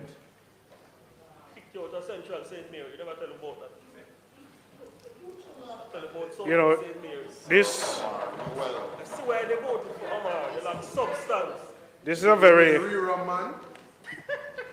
very interesting Members.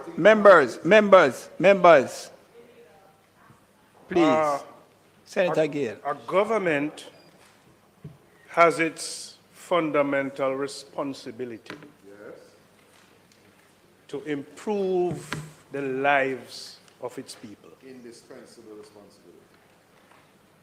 And in this debate, that is entirely the intention and mandate in which this government intends to pursue.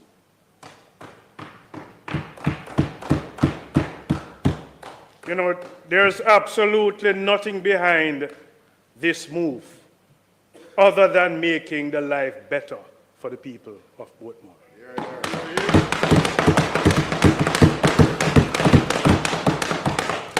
And an opposition of this proposed legislation is seeking to oppose the improvement of the life of the people of Portmore.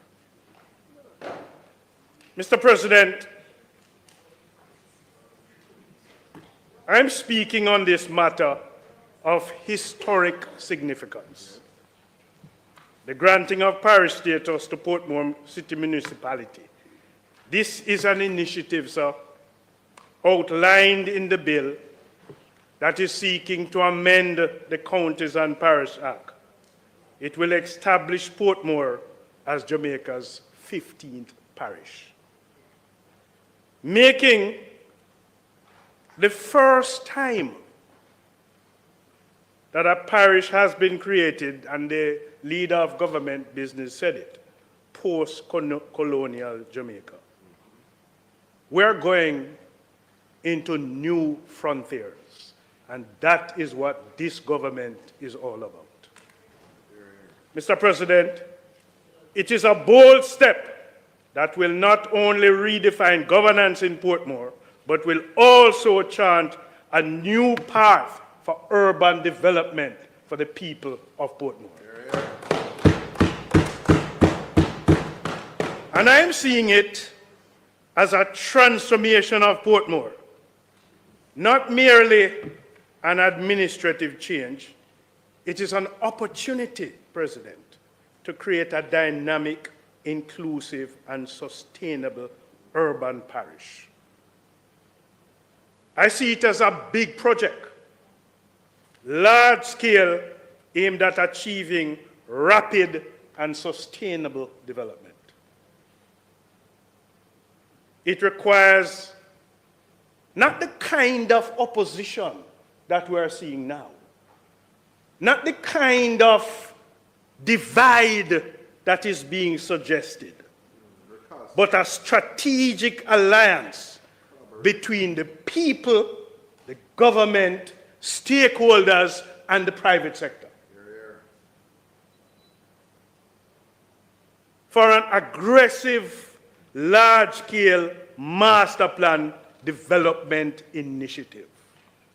Mr. President, the aim is to build resilient communities, that we have the opportunity in this proposed 15 parish to benchmark for modern urban development, not just in Jamaica, but across the region.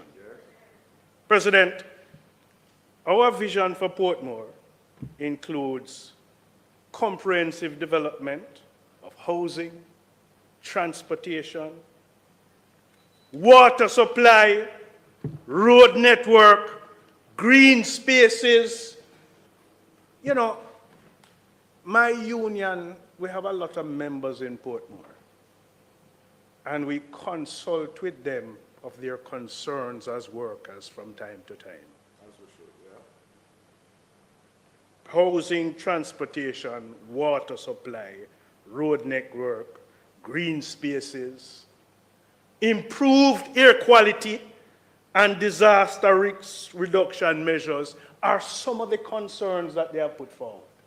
If it means pursuing the objective of having another parish to do so, then we need to pursue it. President, you know, the road network. Portmore is a growing area, well developed, but a place where a lot of people, because of the kind of affordability in housing, and because the need for housing solution have gone to Portmore to reside. But the road network that is in Portmore now never envisages this kind of population. You have more lanes are needed. You have the development of the country club, Caribbean Estates, Phoenix Park Village, where have been built up. You have businesses that consume enhanced activities like Price Mart, Mega Mart, and other mall types, complex, that has created activities that has led to the level of congestion that is taking place in Portmore. It requires a fix. Mr. President, you know, last Saturday, I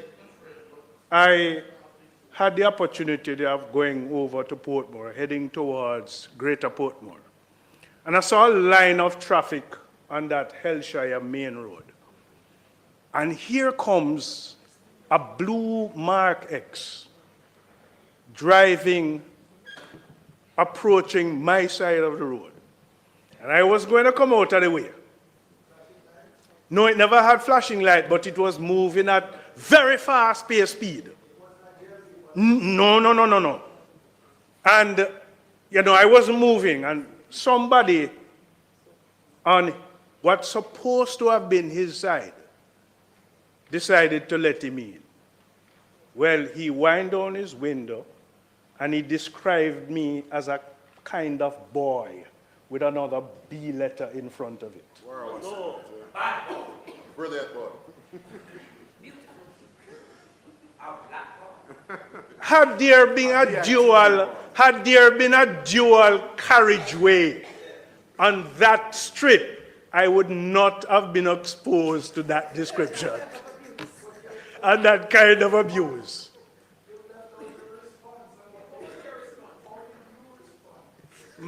I don't think my response would be parliamentary in nature.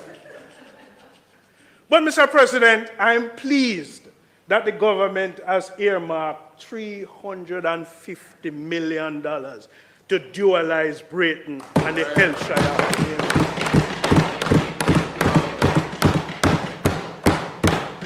green space that we are talking about, the UDC is building out that park.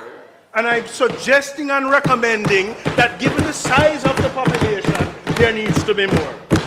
Green spaces Mr. for people. There's a talk about the parish and the parish court. Yeah. And when I looked at the little courthouse that is over there, that may have been built out from a quad, we have the opportunity to build out a modern parish court in Portmore.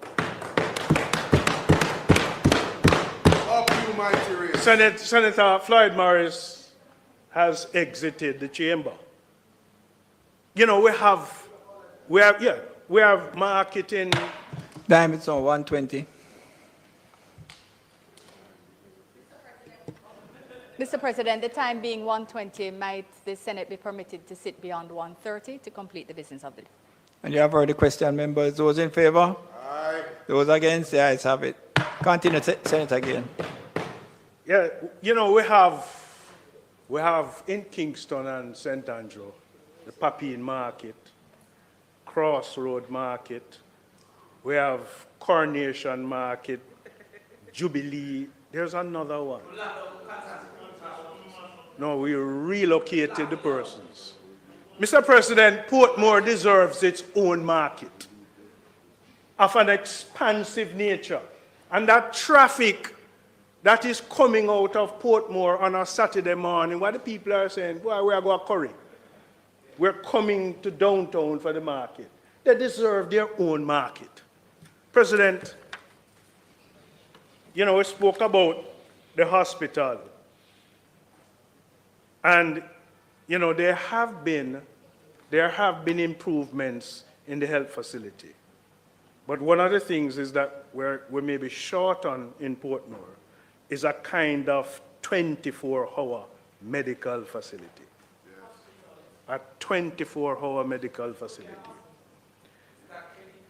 The people in Portmore also have raised concern continuously about improvement in the water supply and the sewage system.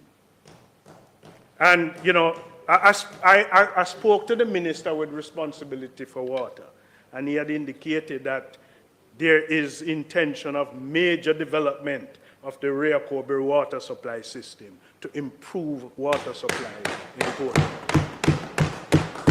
He also indicated that they have cut leaks in Portmore by 40%.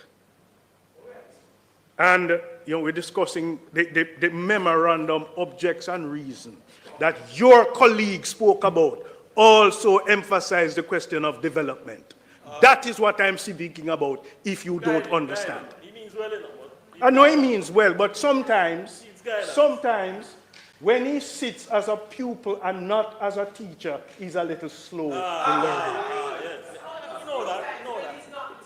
Well, he's not the teacher.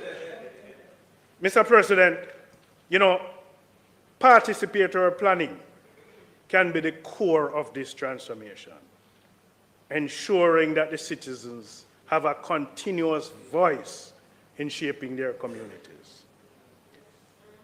And the framework for Portmore as Jamaica's first smart parish includes critical infrastructure improvement in water supply, power generation also, flood control due to climate change, waste management, and I want to suggest that we have the opportunity to create a state-of-the-art transport connectivity network. Mr. President, Portmore is poised to become a major economic and cultural hub. It has the opportunity to attract businesses, even promote tourism, and offer diverse cultural experience. And so, as part of this transformation, sir, we must seek out to expand the facilities. You know, a lot of the residents and the young people in Portmore have to come to Kingston for their education. I believe that a crucial aspect of Portmore's transformation is the expansion of educational and vocational training opportunities. I am seeing, President, to be free and flexible and creative was really essential to what I wanted to make, and I didn't find a platform that did that.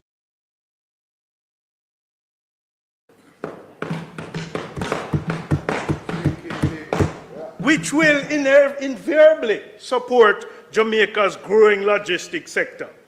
Additionally, sir, an expansion of hard trust programs in workforce development, including, sir, training-based enterprises at the College of Innovation, which is seeking to treat with an expansion of training for emerging skills. And we can prepare the Portmore residents for the emerging industries. The Ebony Park in agriculture can have a refit in Portmore. The Academy of Hospitality that is in Runaway Bay can have an extended campus in Portmore. Salon 10 that is on Hope Road that deals with cosmetology can have an expanded facility in Portmore. Mr. President, the success of Portmore's transformation requires a forward-thinking approach. We speak about consultation. And in my mind, but the Portmore Heart Academy has its specifics in delivery. We're seeking to enhance those deliveries. Expand the offerings available. But the point of consultation, in my mind, is ongoing. Quite so.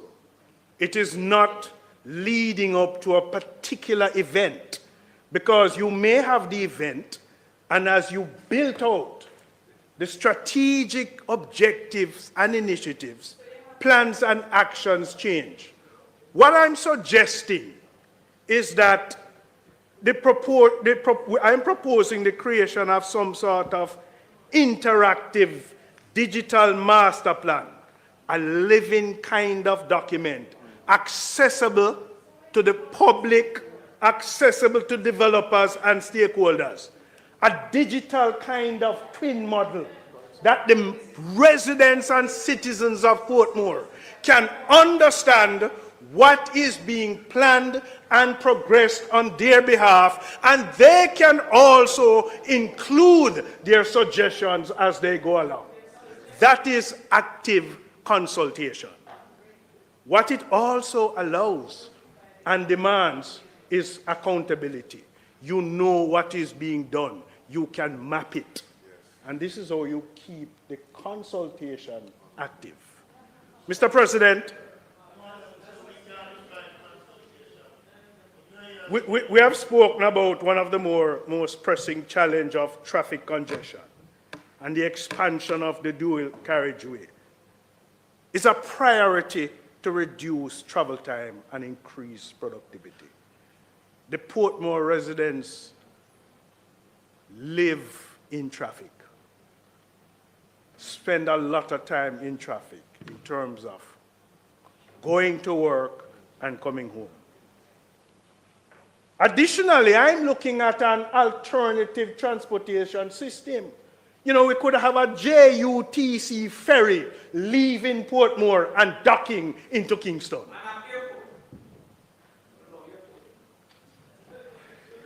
You know, part of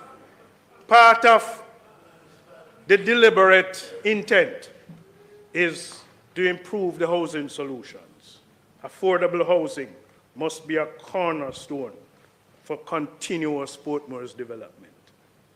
A structured kind of approach that must include cost-effective construction techniques, smart design choices with affordable materials. But one of the things that we have to do if we are going to strategically meet the objectives of this initiative is that the bureaucratic red tape must be minimized to streamline approval processes.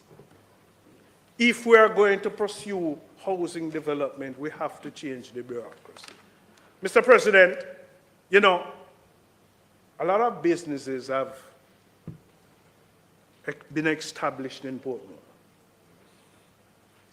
Economic expansion in Portmore must be also supported through what I would consider a comprehensive business development strategy. You know, it could be that new businesses, business incubators that provide essential service to start up and supporting of small enterprise must be part of the ecosystem going to Portmore. Portmore can be the base for creation of new businesses. You know, Jamaica, Kingston is not Jamaica. And so we can start creating these strengthening industries, connections of market presence, sustaining long-term economic growth. Some of the businesses today can place themselves and their presence in Portmore as part of the strategic business development. And so that is how I'm seeing a build-out of Portmore.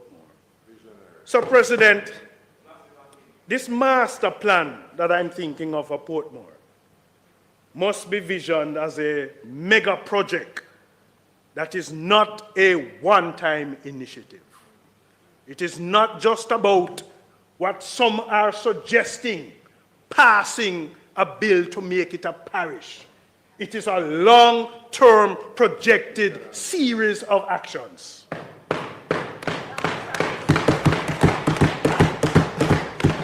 It is intended to be continuous. It is intended to be an evolving project that will drive sustainable growth for generations to come. President, the elevation of Portmore to parish status will empower its citizens, enhance its governance structures, and unlock its full economic potential. President, this exemplifies what I would consider as a pioneering approach to planning and development that can create much anticipated superior outcomes. It represents a bold, transformative step towards creating a dynamic, resilient, and prosperous urban development. Mr. President, I think today we all, for the benefit of the people of Portmore, commit to this vision. We are laying the foundation for a heritage of progress that will benefit not only the people of Portmore, but the entire Jamaica. So this 15 parish initiative will stand as a testament to our commitment to development as a JLP administration. It will stand as a demonstration of innovation and a clear intent of our continuous pledge in ensuring the improvement of quality of life for all by offering a legacy of prosperity and improved quality of life for Jamaicans to come. So it's not for today. It is not for this conceived notion built as part of a fiction of some people's imagination that this is about boundary change. It is about the intention for the development of the people of Portmore. And so, Mr. President, I urge our full support for this bill as we take this historic step towards our nation's development. Thank you, Mr. President. Thank you, Senator Gale.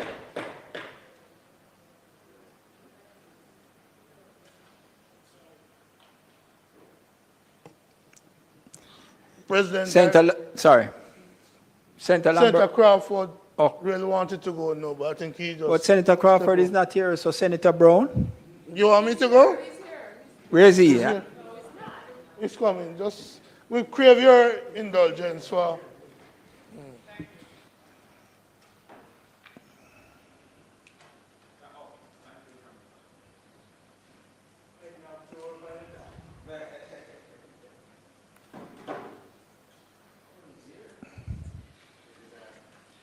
Senator Damian Crawford.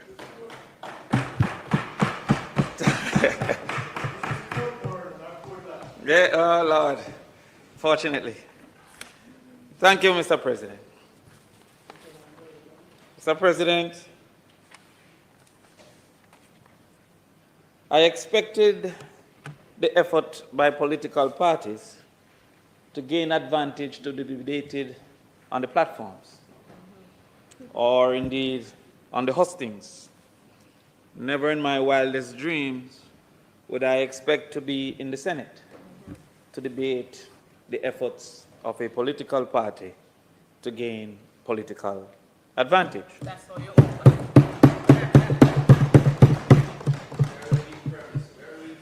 Indeed, Mr. President, the business of government has continuously been captured by the game of politics. Indeed, Mr. President, what we have here is an effort to seek political advantage and to, as Minister Bunting suggests, to gerrymander.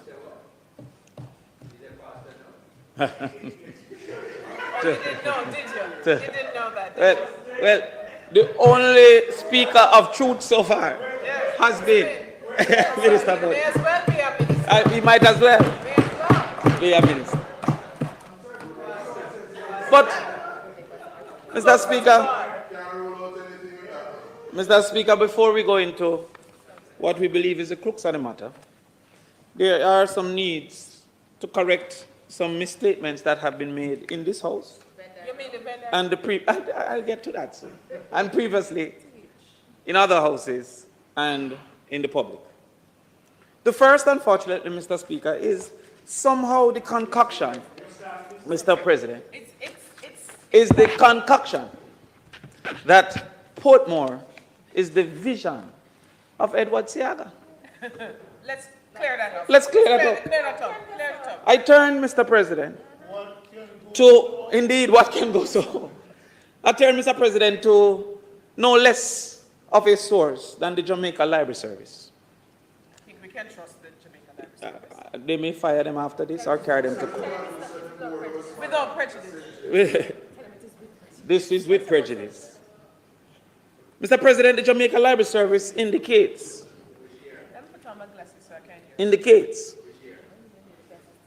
that a company was formed called the Portmore Land Development Company.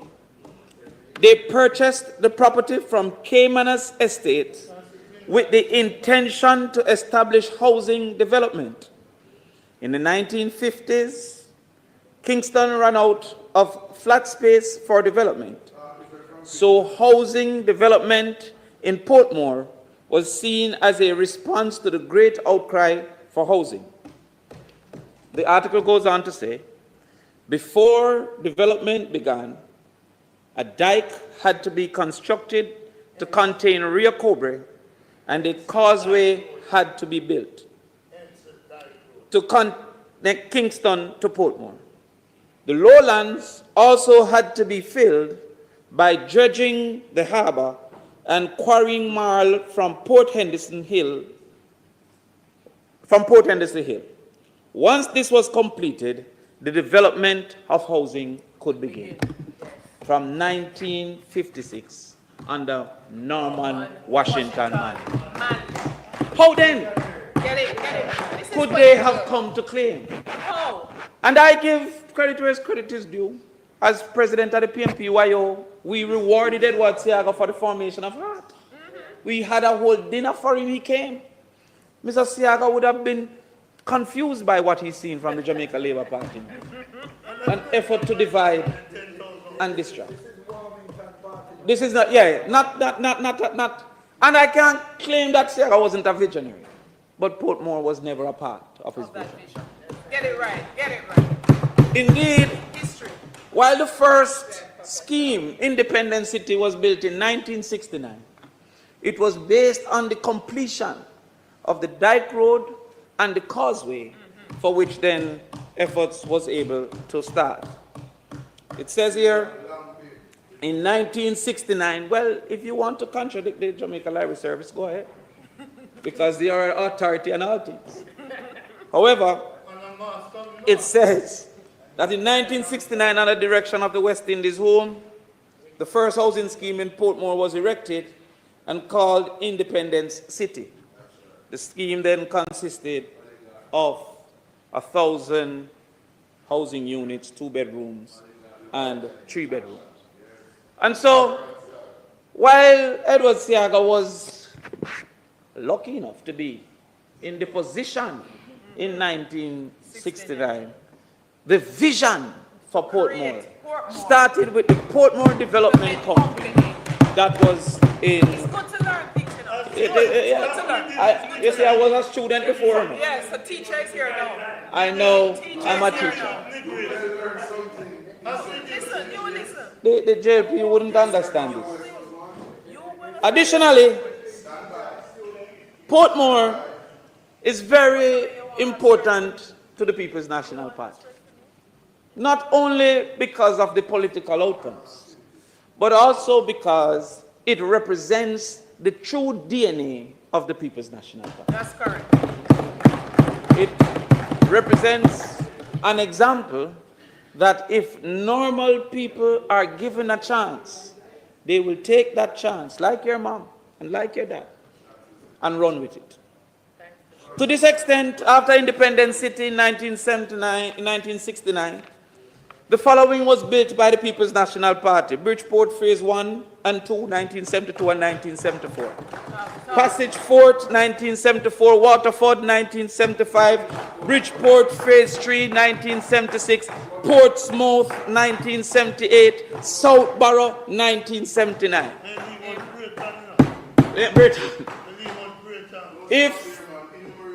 If it was, I'm coming. If it was indeed the vision of Siaga, which we are proving it was not, they saw a great reduction when he regained power, where housing had reduced to only 3 in the 1980s: Westchester, West Bay, and West Bay Phase 2. However, in the 1990s, West Bay Phase 3, Bridgeview, and as well one of the largest construction of housing units, Greater Portmore, was there. I have to give them the PJ look for Greater Portmore. So when we did 10,000 in the 1990s, it suggests that we are no less than 10 times the 1,000 that they did in 1969. That's right. We go further. Go further, Dave. Just to mash down, we come in because Portmore must know who their friend is and who their foes are. The schools that we built in Portmore include Ascot High School under the People's National Party, Cedar Grove Academy, Greater Portmore High, Waterford High, Bridgeport Primary, Gregory Clark Primary. Your schools are Independence City Primary School, thank you, for the People's National Party. Kensington Primary, Naggohead Primary 1979, Portsmouth Primary 1976, Southborough Primary 1979, Waterford Primary 1975.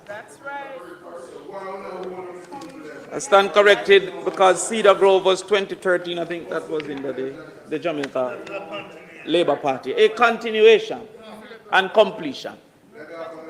So those are the facts as it relates to Portmore and the relationship with the People's National Party.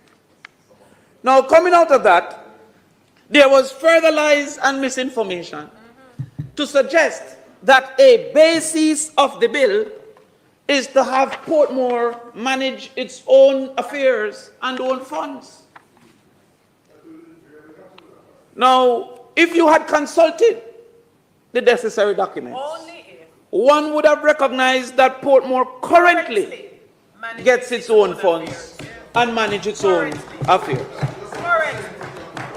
I will guide you firstly to the local government ministry's website.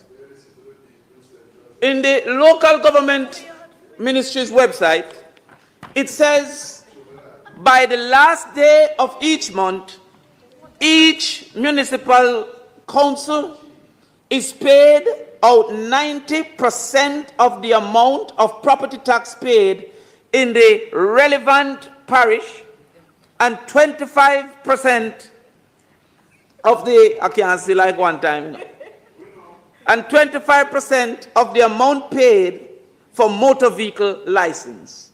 Like St. Catherine, separately, Portmore municipality receives 90% of what is collected in property tax. And like everybody else, Portmore receives 25% of what is collected in motor vehicle license. Now, contrary, there is a, what you call another fund for which the 10% goes, managed wholeheartedly by the minister. So if Portmore is diverting any money from Portmore, it is being managed currently by Minister Desmond Mackenzie and the Prime Minister of Jamaica, not by the Parish Council of St. Catherine. That is why the closest to minister of the church would be Minister Bunting, because the truth has migrated from over that side. Secondly, the rest of the funds are then contributed to each municipality based on the kilometer of roads that exist. To date, there are 2 recommendations for boundaries of the quote-unquote parish of Portmore. The JLP boundary reduced the number of kilometers of roads and by extension reduced the probability of funds coming to Portmore. Yes. That is a lie from the bottom of the pit of it. They not twisting facts. You want to read it? All right, I'm going to move from the local government website and go to the Portmore municipality website. I don't want you to say that it is not correct. Yeah, my eye get foggy. It says here. It says here from this particular website that, let me just hurry up and find it here. Yes, I can fix it. It says, the parish council, based on the number of miles of parochial road in the parish and expressed as a percent of the total number of miles of parochial roads in the island.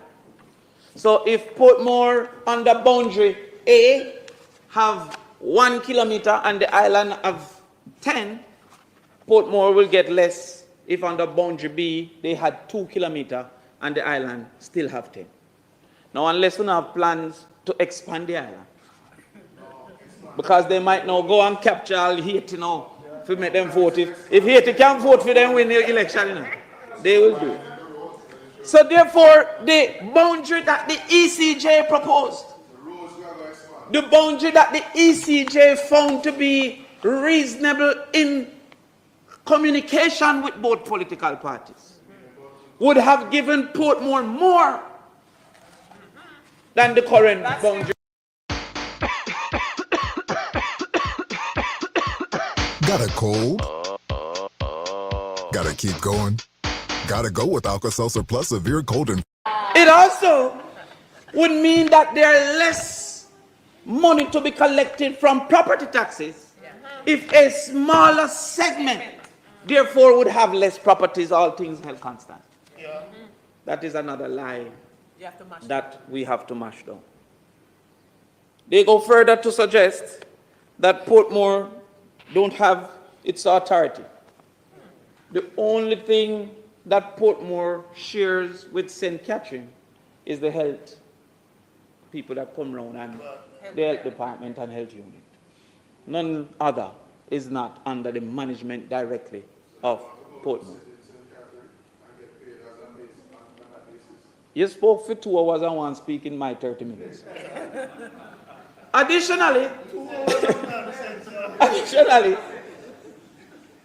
there is a proposition being promoted that bills in this house have no duty to its impact on the superior law of the Constitution.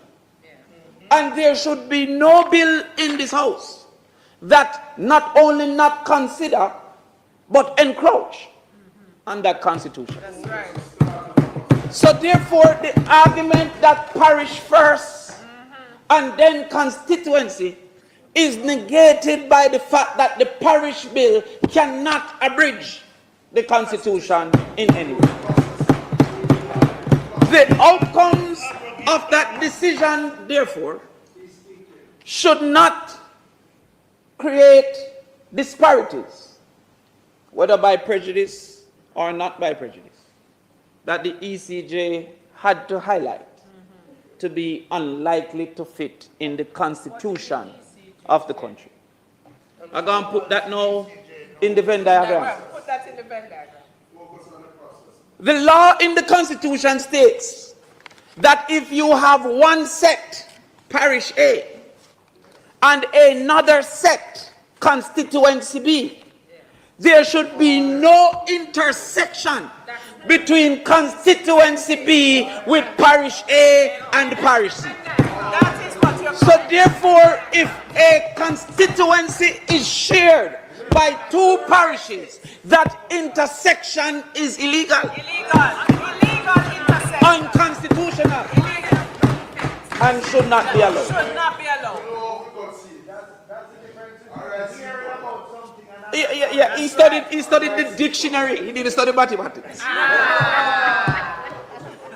So therefore, the intersection that is being created is illegal. Is against the Constitution.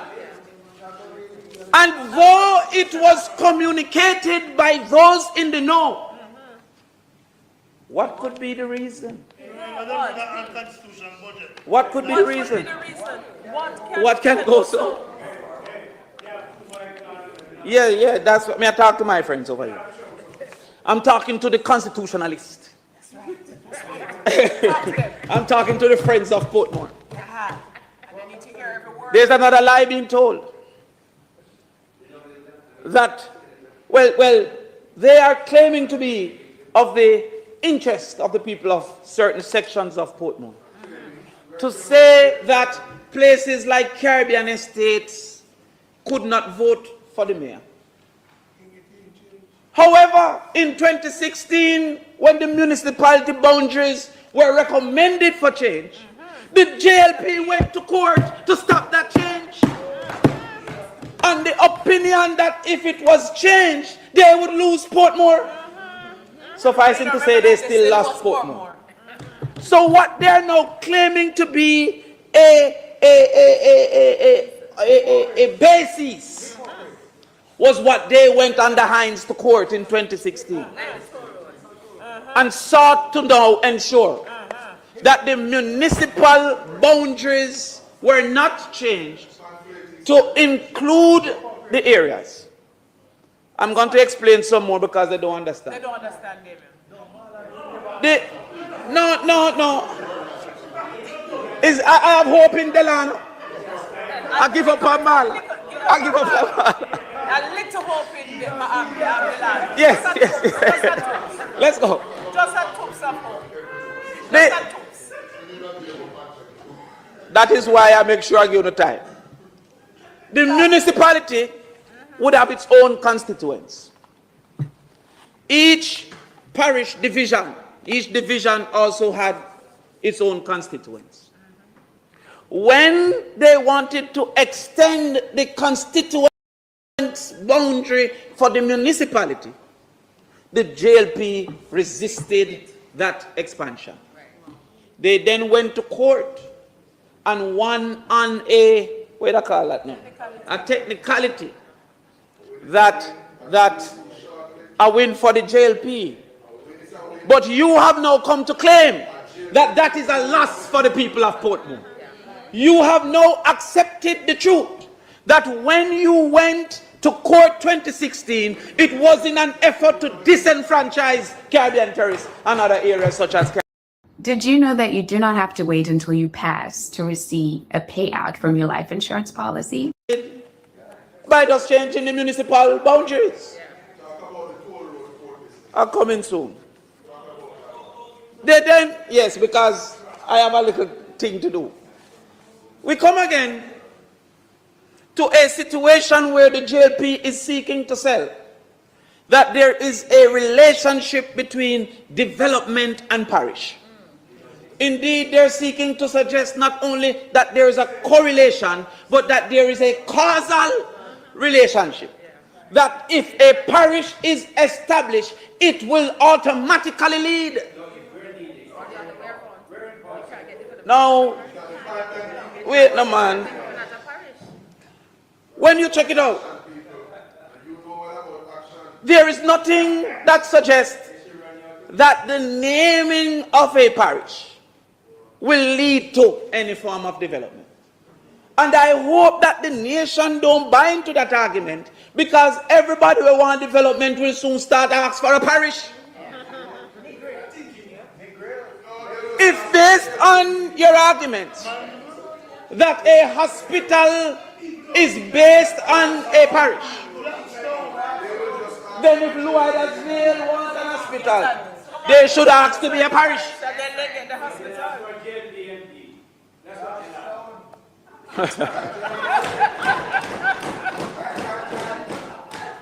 You know, in the last local government is 6,034 to 3,000. You know? That is how we handle them down in that side, down in Linstead. And Linstead have a hospital, you know about that, Doc? Linstead have a hospital. Mine Linstead said they want to be a parish now. I'm nervous. I'm nervous. But that form of machination, which they want us to assume is only coincidental, is an insult. But it was also denied by a member of their own party. Edward Warmington, in having a conversation about this. Edward Warmington. He says, when we take Portmore, and I quote, when we take Portmore, was that we the ECJ? That we was the Jamaica Labour Party. When we take Portmore off St. Catherine, is a different ball game. We have what now, 41 seats or 42 seats? Out of this 42, they have 12 in Portmore. We won 2, they won 10. Yet they won St. Catherine Parish Council by 1 seat. Even though they carry 10 from Portmore. Now give them back them PMP 10. Leave us alone over here. And it means that under no circumstance PNP can ever win the St. Catherine Parish Council again. Never again. That is Warmington. The difference, which you may not understand in the nuance, is that Senator Bunting, in his post-analysis, may have felt that this cut, which was under consultation and agreement with the PMP and the JLP, led by the necessary authority, the ECJ, might give an advantage to the PMP's victory. No less than West Kingston gives an advantage to the JLP victory. Right. The difference here is that without communication, without consultation, the JLP, which has stated their intent, now executes that intent. And they took it further than just changing the mayor. When they went down that road to Damascus, instead of turning back, they said, let's go further and secure a seat by making the boundaries of Portmore, make one of the seats be a stronger seat. The first ball they wanted to bowl was the St. Catherine mayor. But then they said, we can kill two birds with one stone. You can't say that this is in no breach of nothing. This is what was said by the Jamaica Labour Party, big top man, with prejudice. With, yeah, who said that is duty? The next, no talk. No talk. And even though he's a little bit cross, at least he's truthful. The rest over there has tried to disguise the truth, have tried to disguise the outcome, and ask foolish questions like, what is the negative of Portmore being a parish? Well, since Portmore is a subset of Jamaica, all things constant, the negatives to Jamaica will renown to the negatives of Portmore. And the fomenting, which they mean fueling, of political divide is to no benefit. Yes, yes, I hope you learn local Venn diagram. The fomenting, the fueling of disaffection among the political parties cannot benefit that vision that you have formulated in your mind. Especially since Portmore is a place likely to support the People's National Party. We are not worried about the next outcome now, because we have seen this in our history. There was a time that Portmore had a JLP mayor. Key times. That was a step forward in our governance, because though they voted for PMP constituencies or divisions, they chose to vote for a mayor of another ilk, a friend of mine. However, after that one term, Portmore said, never again. Never again. And after this one term, the seats in Portmore will say the same. It is that knowledge that has caused for this bill. Because the 3 seats over there will say, never again. They say, I could try keep one. Them try action. They say, they try. Action, man. That you action work one time, they think that work again. Portland said never again. So therefore, they can stay there. So therefore, they go, yes. They go to say, what is the negative? Well, first we have to analyze the negative of gerrymandering. And gerrymander was a politician in the 1800s who decided to move boundaries so that well, as a member of the ECJ, would have represented the PMP's interest. It is the failure of the JP to represent their own interest why he could have come out and said that. That is what happened. So the incompetence of the JLP rose its head once again for Bunting to get his way representing the PMP's interest at the ECJ. But what are some of the negatives? It undermines democracy. And that is important for us to note, because this might just be the start. The JLP want us to feel that the election in the middle of COVID was a coincidence, and they didn't know that the PMP had a disproportionate level of support among older citizens. They want us to feel that they didn't seek political advantage and risk the lives of our people by calling it and communicating that even COVID people can vote on the day. That we must believe it is a coincidence that fear would have gripped many PMP voters who would have been in the group of the elderly. And then it's a reaching day. The JLP then want us to believe that the constant delays of the, what you call that again, the local government election was as a basis of coincidence, and that it wasn't them seeking to manipulate elections for their own benefit. And even when they did that, it did not work. They came out of the election and said in verbatim that Portmore no count. the municipality of Portmore didn't count under the Jamaica Labour Party's analysis of the outcomes. But what could be if they decided that Boscobel should be considered as a part of Ocho since they both have tourism and cut it onto St. Anne? Then they get back St. Mary. I don't want to give them an idea, you know? I don't want to give them an idea. But then get an idea now, you know? We have to watch them. What if they say that they...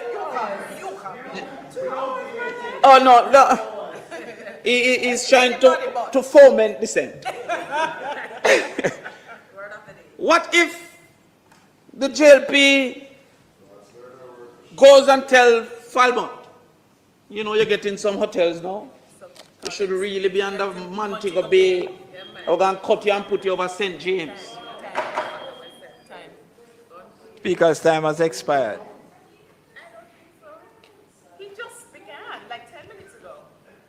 Mr. President, the Speaker's time having expired, might he be permitted to complete his presentation? Thank you very much. Hold on. You have heard the question, members, and bear in mind, Senator Bunting, an agreement is an agreement, right? Good. So you have heard the question. Those in favor? Those against? The ayes have it. Continue, Senator Right. Crawford. I don't know the agreement, but we will look. So Falmouth, for which the esteemed Wickham McNeil is now running down in that space. That's right. And I'm sure that they are nervous about the outcome. What if they plan to gerrymander the Falmouth? Because you know we're very strong in Falmouth.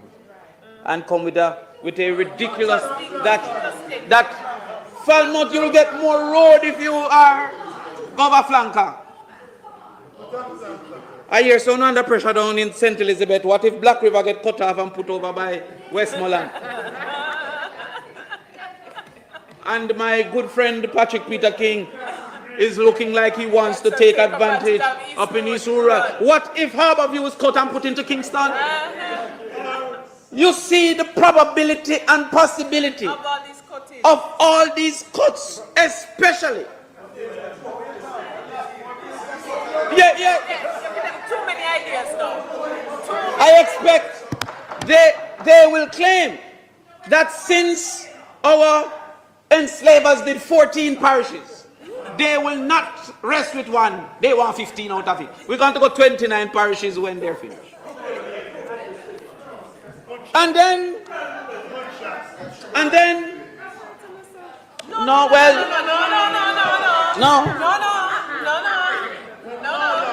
Well, I am following Warmington's lead. If Warmington's lead is to be followed, then when he goes to speak in Trelawney, he will say, we will cut Falmouth and never again.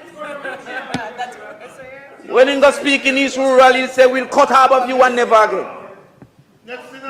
When he goes speak in Western St. Mary, he said, we'll cut Boscobel. This is what was said by a person placed in authority in the Jamaica Labour Party. The one they rely on. So that is one of the negatives that may happen to Portmore. It creates uncompetitive elections. So what are you trying to achieve? You want the public to believe that it is mere coincidence that this particular cut is net 800 PMP being removed from a particular seat that is supposed to be marginal. And then put in a PMP seat that is a stronghold for the People's National Party. They want us to believe that it doesn't create uncompetitive elections. It weakens political accountability. In fact, if there's any polarization of the people, it is corrected by both parties agreeing to go with whatever the referendum calls for. But for some reason, a referendum is not being considered. I heard my friend KC colleague say that we should make decisions. We the 63, or we the 3 million? Because the we cannot be reserved for just the parliamentarian. The will of the people. And the we is not reserved in this Jamaica. That's out of many one people for just those who are descendants of slaves. It also must be considering those who are descendants of the Chinese who came as indentured servants and the Indians, the Europeans who came and invested. It must be a reflection of out of many. Therefore, a referendum is a true reflection of the motto of Jamaica, because the many will speak. But they want to reserve it to where a few will speak. We say that the people of Portmore should be able to speak on their own behalf. At a time that we need for the collective working together. I hear the party says going into this new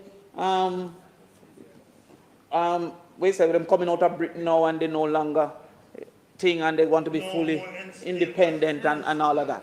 That they need a collective political cooperation. They say the king cannot tell them about a parish, but he can decipher the law.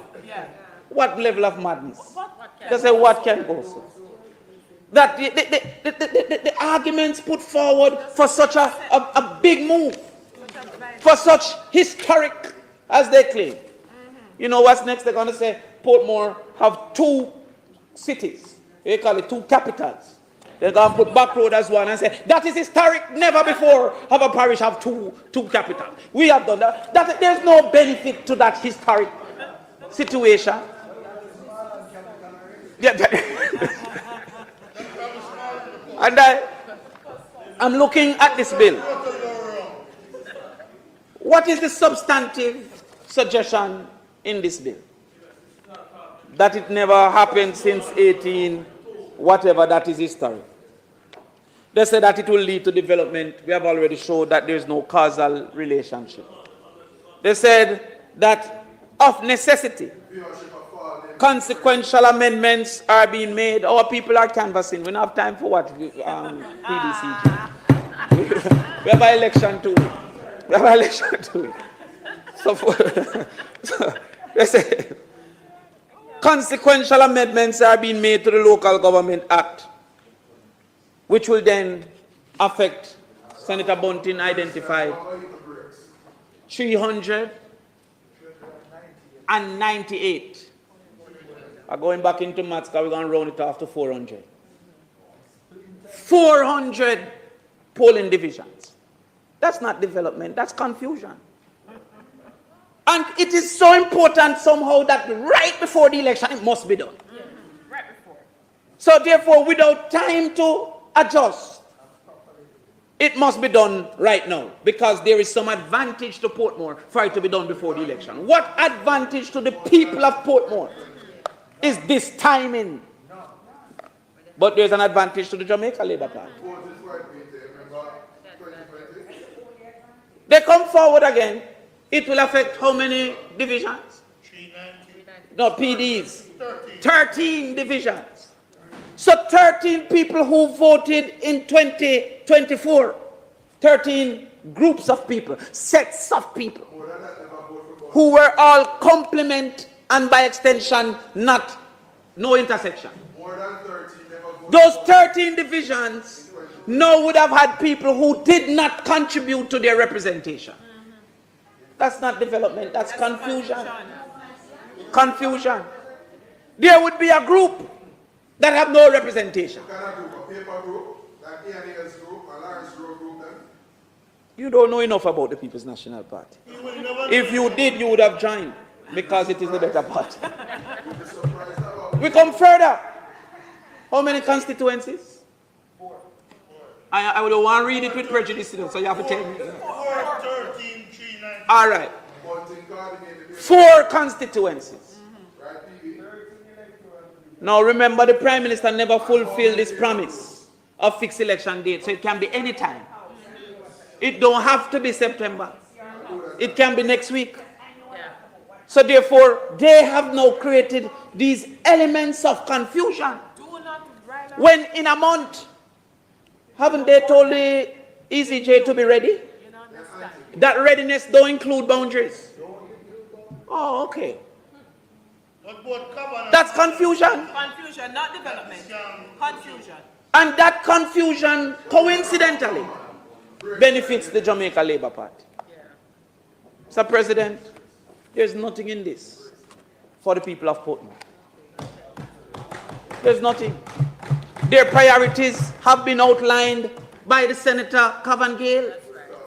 Those priorities, unfortunately, have not been touched, but they are now saying that this is the answer. There's a school called Greater Portmore that the teachers had a sit out because of the stench of the sewage. And then when I contacted that school, they were going into what you call that distance learning because the teachers are refusing to come back to school. They have lost teachers to resignation due to the impact of the sewage plant. Instead of something coming to speak to that, Such an important thing. they said that there will be a parish. I want to know after today if that stench will be removed automatically by parish. Tell us. The good senator spoke about how the road network needs to be expanded because what was developed initially, they have outgrown that road network. And that someone disrespected him, having not recognized that he's the eminent BITU specialist. No, but it's peer specialist over there. You know? Communication strategy specialist. Delano is a strategy specialist. And the medical specialist. It's 3 specialists coming here. Yes. But will that change with it being a parish? And could it have changed without it being a parish? All these grand ideas about, oh, you're going to make it be a digital center. What in this makes it more likely? Yeah. When they say today, Silicon Valley. Silicon Valley. No, they reduce the size. Lord, my God. Him said, look at Miami. What about the AC Santa Cruz? These things are just ridiculous political statements that are being made. The People's National Party is not against Portmore being a parish. It's against a government using its majority to create political advantage and by extension political disadvantage. The evidence stands, and as Senator Bunting says, by whatever legal means. Because we're not going to say we will never stand for the PMP taking this country again. No, we don't. That is what they have stated. And then say, oh, you can't say certain things, you're promoting. What? We will not stand. By whatever legal means, we will resist a step backward in our democratic process. That's right. By whatever means. And with that, Mr. President, I thank you. Thank you very much.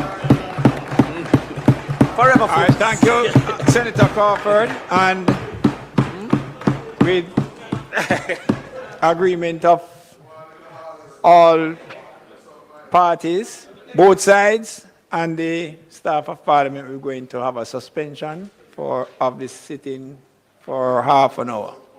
So we'll be back here at about 10 minutes to 3.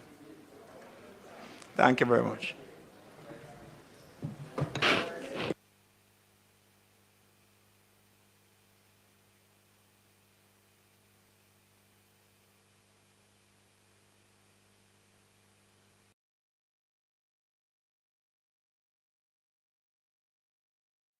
You want to say thanks to Senator Damian Crawford.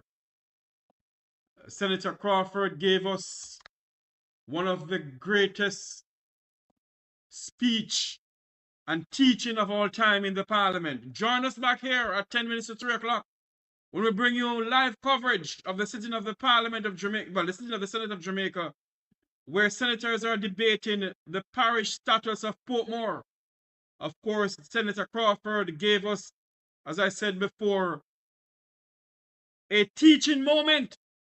I didn't know that Portmore was started under the People's National Party by the late Norman Manley. They keep on saying it's Edward Seaga who did it, but now we know. So join us back here at 10 minutes before 3 o'clock on the Mek Wi Talk Jeffrey Tavares YouTube channel. Remember to like, share, and subscribe. Like, share, and subscribe. A master of a plan, a master of a teacher, Senator Damian Crawford. Until you join us at 10 minutes to 3 o'clock, I am Jeffrey Tavares saying so long. May God bless you. May God bless our island home, Jamaica land we love. Remember to like, share, and subscribe. Have a great afternoon, everyone.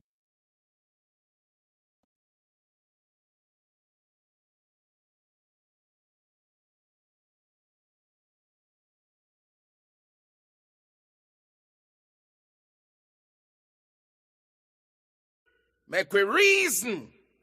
Make we talk. If we see corruption in any shape or form, we're going to highlight it. Make we talk. Jeffrey Tavares represents yard and broad and the entire diaspora. As long as it affects the life of our nation, uncover the truth. Make we reason. Make we talk. And we don't care about no vumva viva va. No upper echelon. Nobody is not above the law. As long as it not help Jamaica. Make we talk. Make we talk. Unity is strength. Make we reason.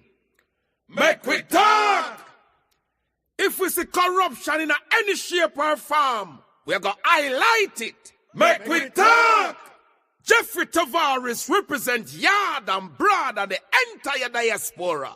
As long as it affects the life of our nation, uncover the truth. Make we reason. Make we talk. And we don't care about no vumva viva va. No upper echelon. Nobody is not above the law. As long as it not help Jamaica. Make we talk.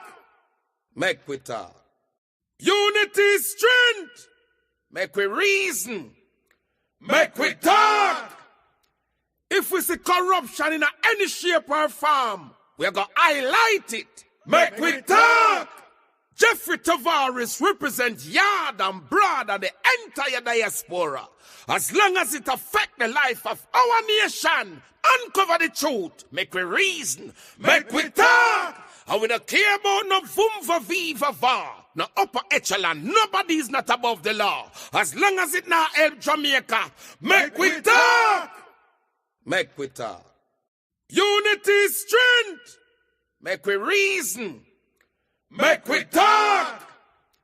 If we see corruption in any shape or form, we're going to highlight it. Make we talk. Jeffrey Tavares represents yard and broad and the entire diaspora.